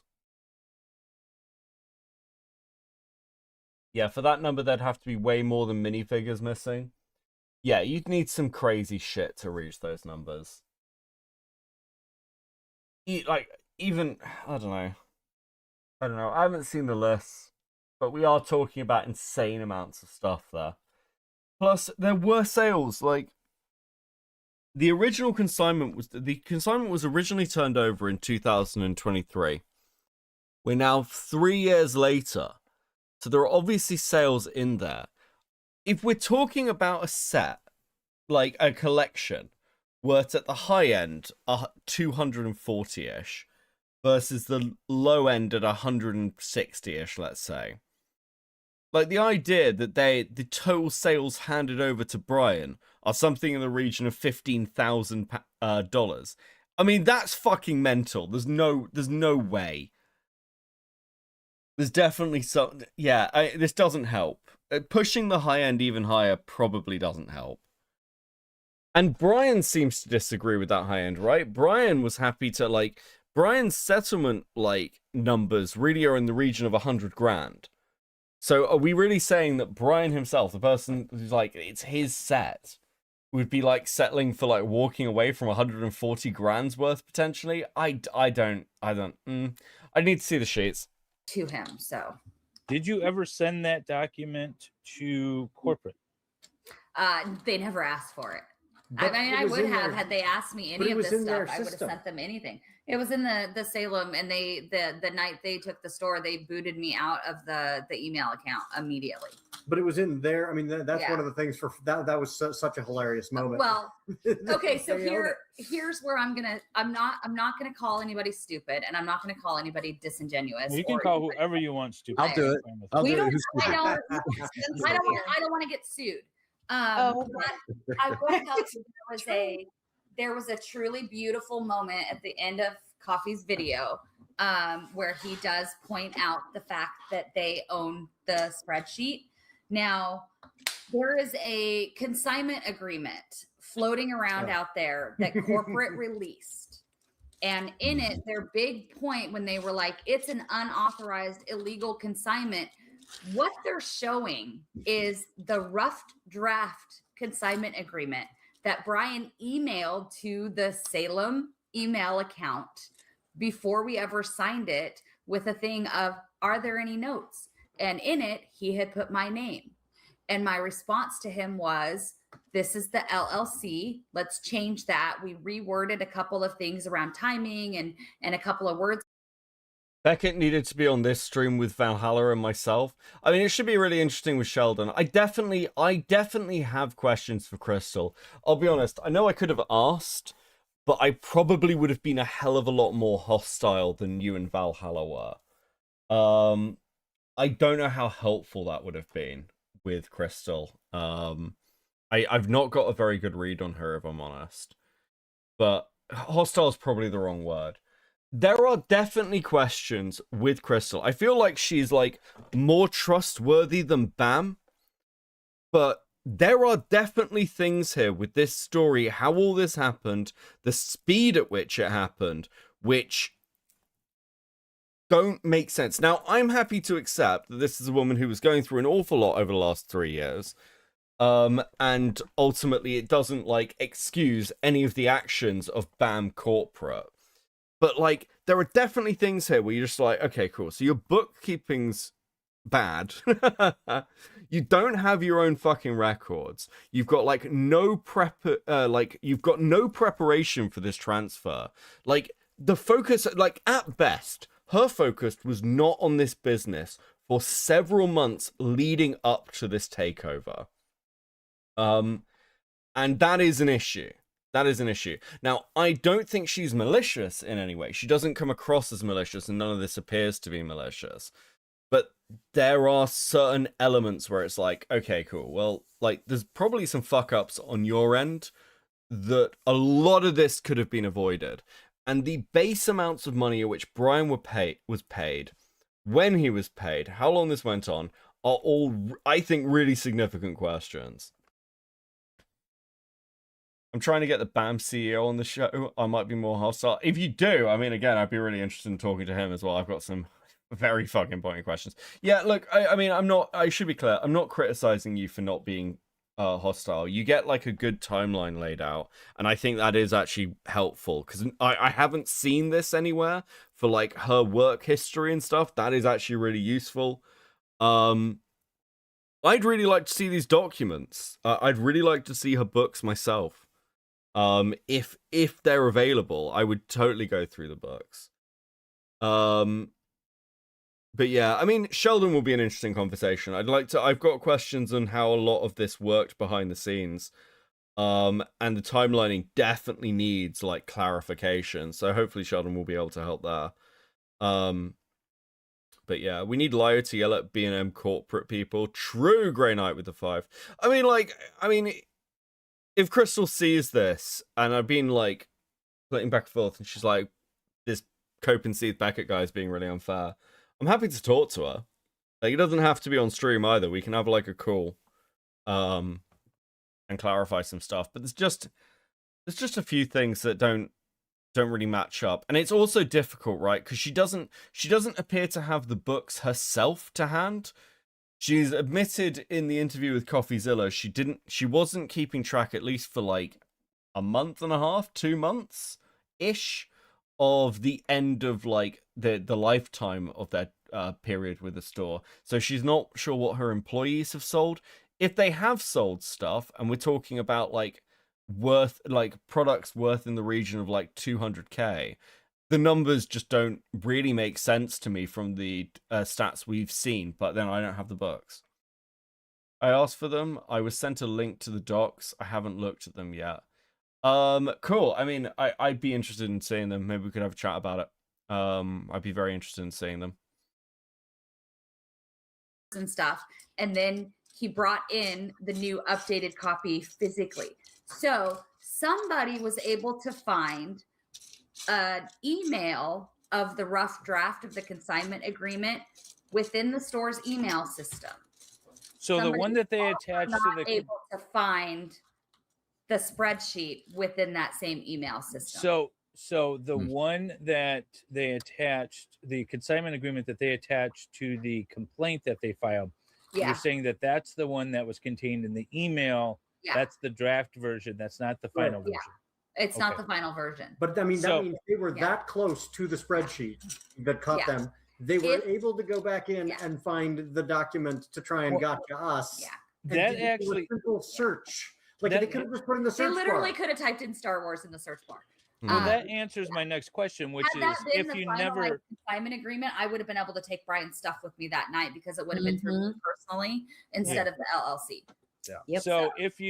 So the one question that I had was Coffeezilla points out that that corporate had that spreadsheet, or at least an entity associated with BAM had it as of September of 2024. Yeah. And I didn't know, that didn't make sense to me if they would have gotten it like Oh, hey, Lost Relic. Beckett, this guy's the former franchisee owner in Florida. Oh, okay. Interesting. Sorry. How you doing, buddy? Sorry, let me have a look in chat. Nice to see you in chat. Yeah, I'm very interested in how like the franchisee sides of stuff worked as well. I mean, it could be helpful, Lost Relic, if you're just chilling. Could you confirm, like, whether, like, how the point of sale system works for BAM? Because the impression I've got is basically that the bookkeeping is kind of a fucking mess, and corporate doesn't have all the information. Can you comment on that? Because I'd be really interested to hear how that works. Partly because I'm very suspicious of it. I'm chilling, nice. Axis with the 10. If I recall, she did mention during the Ringcam business transfer leaked video that if they just kicked her out, she couldn't go through the books and pay the consignment. Yeah, I mean, sure, she did. But the problem is that that is a full 20 days after she has discussed turning things over. And if you're gonna ring up corporate and go, I'm planning to sell and move on, you should probably have your ducks in a row before you do that, right? You start having those conversations when you're sure, because you know, if you've worked with this company for a while, that there may be issues. It's messy. It's messy, to say the least. In November, why would they have had it in September? But if it was part of the email, your corporate email, that makes sense. And the email account was created and set up by corporate, and then the password was handed over to me, and then I changed the password at one point because the store's computer got stolen and it had to be replaced. But because how many break-ins did you have? Oh my god! Good Lord. Okay. Is Kaiser that dangerous? Like, what's going on up there? Okay. I'm not a conspiracy theorist. The computer, oh my goodness. So the location was terrible. I had conversations with corporate about change. If I was going in as a brand new franchisee, I would not have gone into that location, period. But so the store's buy and sell computer was taken off of the counter because somebody had left it. One of the staff had left it on the counter instead of tucking it below. Its own incident. Yeah, I actually used the same accountants in the beginning as the owners did, and the point of sale system, from my knowledge, doesn't have leeway or consignment options. You'd have to create a brand new barcode. But are you forced to use their point of sale system? Like, what's the ramifications if you don't? Because it seems like Crystal kept all her books. Crystal kept all her books separately, and that seems wrong. Like, it seems really weird. Kick in with the 20. Can I have a hand for breakfast? You can indeed. Please enjoy this hand. Thank you very much for hitting the goal. Is the first part of the stream lost? It shouldn't be. So it is gone. What the fuck? Fuck is this? That's very weird. That's very weird. What the fuck? Why have I only got like an hour and 30 minutes? It's probably YouTube just being weird. It does this sometimes. Let me just check my lives. Did it split my streams up or something? Nope. Nope, just being weird. Okay, well, hopefully it will come back.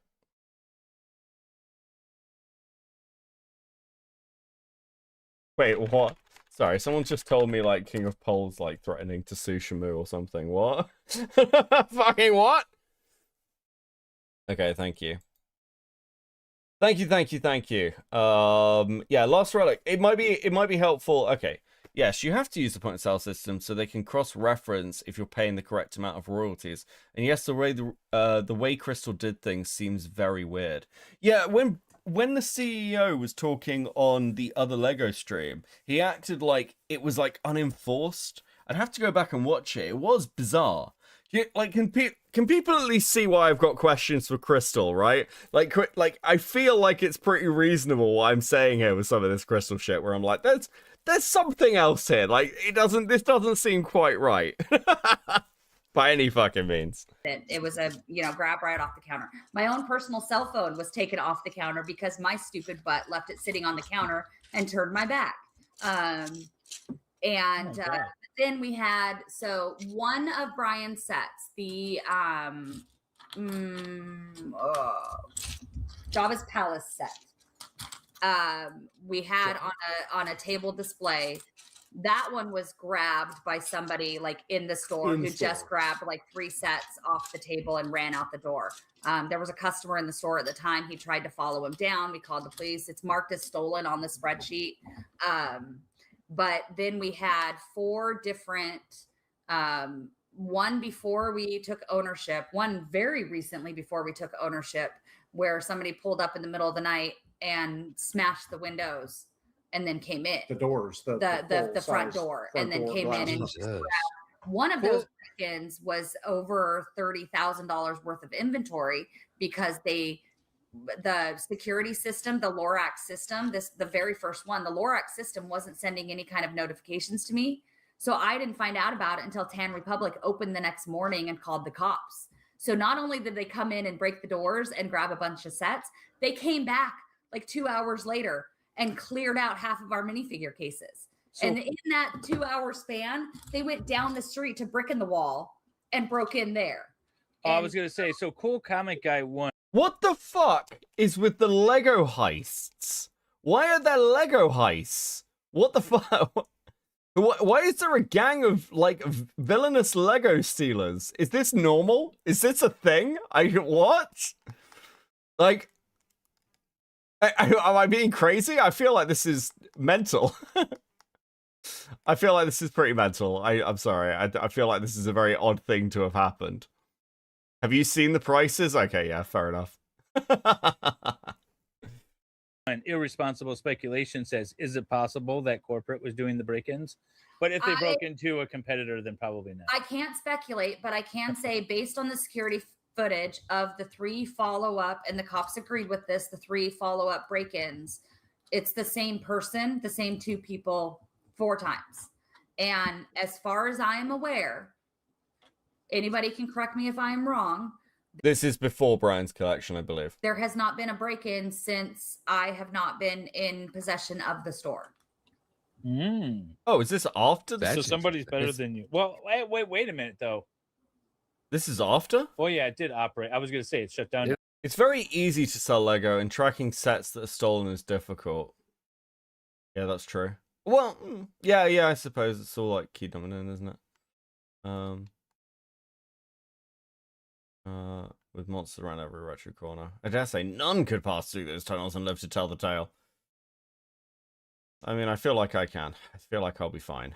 Okay, thanks for the warning, though. It operated for like 7 months or something after that, Yeah. right? 10 months, something like that. Should we get to some super chats, Wendy? I was just thinking. We're leaving our chat behind. Yeah, Wendy, somebody's you're muted, babe. screaming. I want my question answered. Wendy, Thank you're you. muted, babe. Thanks, There you babe. go. Appreciate that. Lefty for the $5 super chat. 2 things, and this is a little bit old, so it may not be relevant, but it's funny. I sent Tom Gillis those videos today. And 2, if I had to re-rent you, Kicking the you Swede have, with the 20. If it's worth money, then it's worth stealing. you, True. would, you would have to True. do the same. Oh, that's to me. He's talking That's directly to you. me. He is. Yay, a You free still here, chat. Lefty? I don't know. I haven't seen him for a few minutes. You better wrench him. Well, if he's not here, I can't do that. I know, Lefty. Come on, babe. Where He's are gone to work Oh. already. He might have gone to work. Marissa loves dogs. Hi, Marissa. Marissa has been a member of David's for 26 months. Ooh, thank you. So much. And let's see. Thank you for the $5 Valhalla Awaits memberships, Marissa. We appreciate you. We love you. Mwah. Marissa, you're awesome.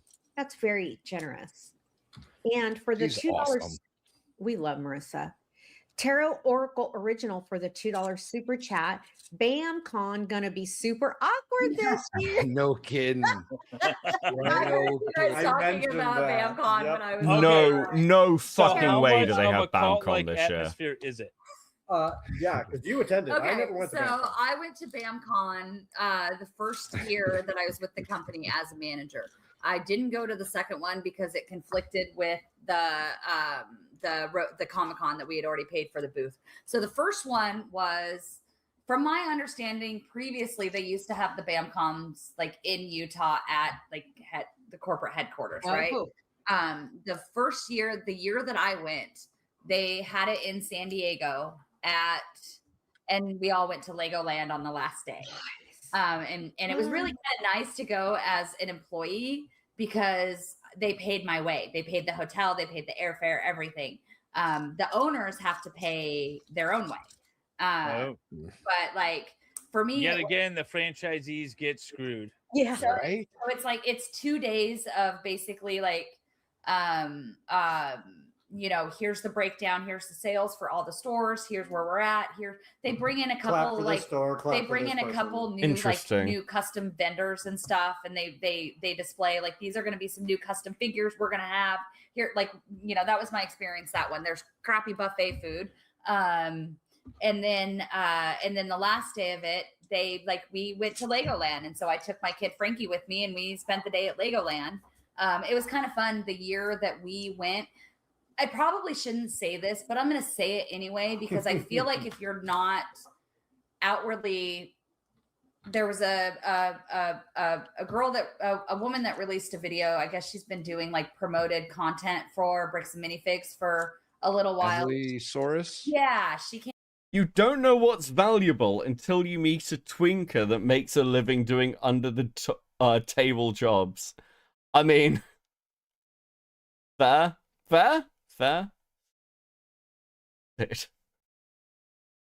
Came out with the video and I watched that and I kind of feel like this is one of those, if you're not saying something, you're saying something. So I'm about to out somebody right now and they might not be real happy about me outing them, but I don't really care. Yeah, my kid's name is Frankie. Yes. They were a big MCR fan. I can't. So at the convention that I went to, I got to meet the two guys behind Beyond the Brick. And it was a big announcement that Beyond the Brick had entered into a partnership with Bricks and Minifigs for a discounted price of, I think, about $4,000. The Beyond the Brick guys would show up on any grand openings for new stores and film an appearance. Now, keep in mind, this was back in 2023. I think 2022, no, 2023. I'd have to look at my Facebook post from that. They've been conspicuously quiet since then. But it was fun to be able to see them. They did film a TikTok video with me that I got to post on the store's social media. So that was fun. That might be kind of a mean move to say something about that now. You're starting beef with the guys from. Listen, if you're not Beyond the Brick, you're saying something. I'm just saying. If you're not saying something, you're saying something. I agree with that. Yeah. So, we're doing the iDubbbz thing. Our silence means something, bro. Crystal, we showed. They actually have their agreement. I do know as of a couple years ago they did. So. We showed Benjamin a RICO case that Legally Mine was involved in. I've been getting tagged and stuff like that. I haven't been able to like fully dive into it and see what's going on. These guys covered it. Well, that we didn't cover. I didn't cover. BJC, BCJ, God damn it! My new friend that I met today. She went really in depth. It's BCJ or BCJ. I'm sorry. I have an excuse. She didn't message me back. Your friend. Well, she doesn't like you. BJC live show. That's what it is. BJC. She went super in depth in this thing today. And so the Legally Mined LLC was known as something else, Vail Corporate LLC. Okay. But what they were doing sounds an awful lot like what's happening here. What they were doing is they were essentially setting up, like, allegedly, this is what the lawsuit is alleging. Yeah. They're essentially setting up like a timeshare event, right? Where they would bring everybody in and they say you keep getting free stuff as long as you went to the next thing, kind of thing. And what they would do is, like, the first step, they would make you fill out an LLC. And then as you progress through this whole thing, they would just send you to their buddies, and their buddies would provide you this service. It was all set up and all very racketeering, if you feel what I'm saying. But one of the aspects, but it kind of that's what I said too. I was like, I don't use the word cult, but it sounds like if it walks like cult a duck. adjacent. What they were doing is they had a guy, Yancey, David Yancey, something Yancey. He was on the A&E Flipping Houses show or whatever the hell it was. And they were using him as like the face to kind of have everybody buy into the event, if you will, and give it some justification or whatever, credibility. It's like the Trailblazers coach's role in the gambling scandal. I don't know if you've heard about that. So our NBA team, they were doing these poker games, and they would get big money people to come in by saying, look, we've got NBA players sitting at the table. And they were all in on it. The NBA players were in on it, or, coaches. Allegedly. Now I'm going to get sued by, the former coach of the Listen, we don't want to get Trailblazers. sued. One battle He's at a got time. bigger problems. Entertainment show. We are here for entertainment purposes only. That's right. Yes, exactly. So, did you feel like there was a cultish atmosphere at this minifig-a-thon or whatever it's called? BAMCon? BAMCon. Dang, Dave. Or was it more like bad office, trust fall and, bad office retreat vibes? So, I mean, keep in mind, I was fairly new with the company because it took place in like the summer-ish. Yeah. I was pretty new with the company. I mean, it's a yes or no, ma'am. Good luck with that. I've never managed that. Let me, and you never, right? You never will. Never will. Never. Love it. Terms and conditions in our marriage. That's you right. knew this. The small print in the vows. There will be no yes or no answers. It did not feel, I wouldn't say it felt cultish. I will say it felt like I was walking into an old boys club. I was very cognizant of my gender there. I also showed up with, tattoos, a nose ring, and purple hair. And so I miss my purple hair. My new job won't let me, but Oh, sad. Yeah, You just get a wig for the I hate weekend. being grown up. Yeah. My wife Valkyrie used to do pink in her hair, and the job she's currently at, they don't let her do it anymore. Yeah. Listen. Silly. Yeah. I mean, I used to have hair, and my job requires this. Maybe like a mohawk or something. One day I might just shave it all off. He's gonna have no idea. Then we'd match in a way that would That'd be cute. It would be too cutesy. Yeah, you know what that I try is. not to make impulsive decisions. So it felt very much like walking into an old boys club. I was very aware that I was coming in as a manager, not as an owner. I was still pretty new to the company. I will tell you, my favorite interactions from that weekend were, at the time, there were like 4 other locations that were owned by corporate. And old boy liberal. Look, her husband, like the guy in this, wrote an Antifa book and fled America from Trump. Yeah, it's fair to say that they're more than liberal, okay? Purple hair, for anyone who's like, oh, purple hair, really? A bit libtarded. I'm like, yeah. You have no idea. Dude. Do I help him? Yes. I'd really like some light.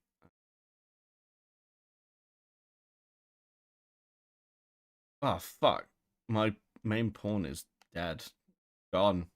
She's gone. She had the camping kit. That's less than ideal. That's less than ideal. Okay, cool. Like, we've been going for like 5 hours. I think I've got what I wanted mostly out of that interview. Anyway.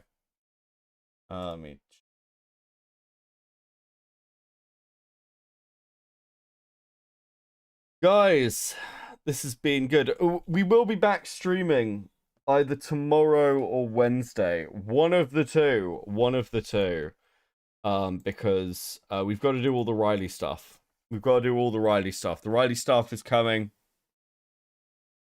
I'm excited. I'm gonna have a cigarette. We're gonna sit here and chat for 5 minutes. For those of you who've stuck around to watch me play Dragon's Dogma, I appreciate you. You guys have been very generous tonight as well. I appreciate that as well. It's nice of you. You don't want to hear more gay libtard business practices? I say this, and I'm left wing. I'm a lib. It's fine. Oh, dude. I spend too much time on Twitter. I'm like, oh, damn liberals. And I'm like, wait, I am a liberal. It's not going well. Listen. You see what you look at your left-wing government starting to remove all your freedom of speech rights, and eventually you sort of sit there and go, Not good. But it's literally the "who radicalized you" meme. I'm like, I mean,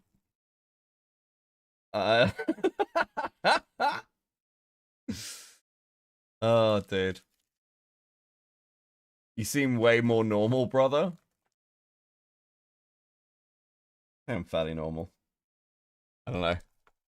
I'm a YouTube drama monger. I'm a child called Cope and Seed. I don't know how normal I can be. Do I want to raid you guys too? Let's check that before I do anything else. Let's see what else is on.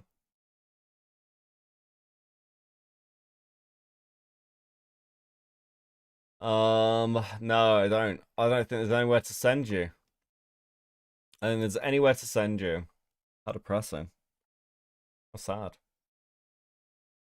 If there's anything in the life. Oh, there's Ace. Okay. I'll send you to Ace Space. That works. We're all a little bit retarded. It's chill, by the way. Awesome stream, man. No worries. Listen, you can find me on Twitter, Last Relic. My DMs are open. Excuse me. My DMs are on Twitter open. It's Copenseed YT, same symbol as the channel. If you find me there and you want to reach out, please do. I'd be really interested in some of the behind the scenes of how BAM works. Excuse me. Oh, dude. Definitely hit my limit. I definitely have questions about how the books are run generally, and just about how the business practices are done. It would be really helpful for me to understand that. And unfortunately, it's only really possible to understand it from an insider perspective. So yeah, I don't know what's happening with the stream. I don't know why I've got like an hour, barely any time back on it. It's just, I mean, it shouldn't be. Shouldn't be. No, everything should be fine. What the fuck? Okay, whatever. Yeah, follow me on Twitter, join the Discord, come hang out. This has been really fun. I'll be back later in the week anyway. I don't know if anyone has any remaining questions for the evening or anything.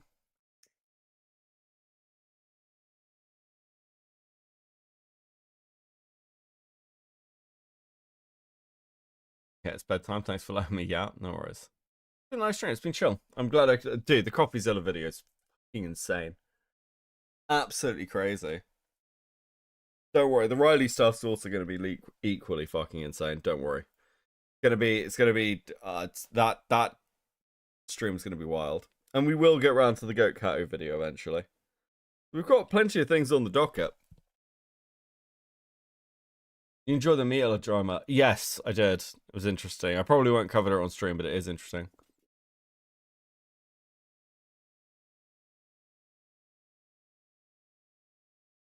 Just sent you a message on Twitter. Base. Let me just that while I'm here. Oh, perfect. There we go.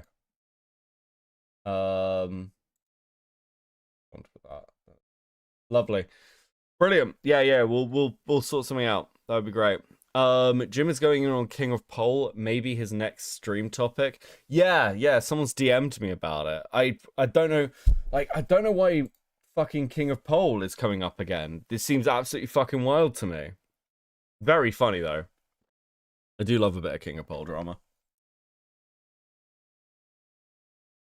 Oh yeah, that's true. I also have a theology typey stream to do for Jack, because Jack's been begging me for ages, and it is quiet, so we definitely do have some space on the docket, finally. King of Pole, of the people of vaulting material. King of Pole is in reference to the Pole channel, like the political thread on 4chan. Back in the day. He is a very old internet figure. My dog says goodbye, chat. Don't tell Teddy. He'll drag you into a lawsuit. Right, guys, I'm sending you over to Ace. Have a lovely evening. I'm fucking going to bed. This has been awesome as always. Peace.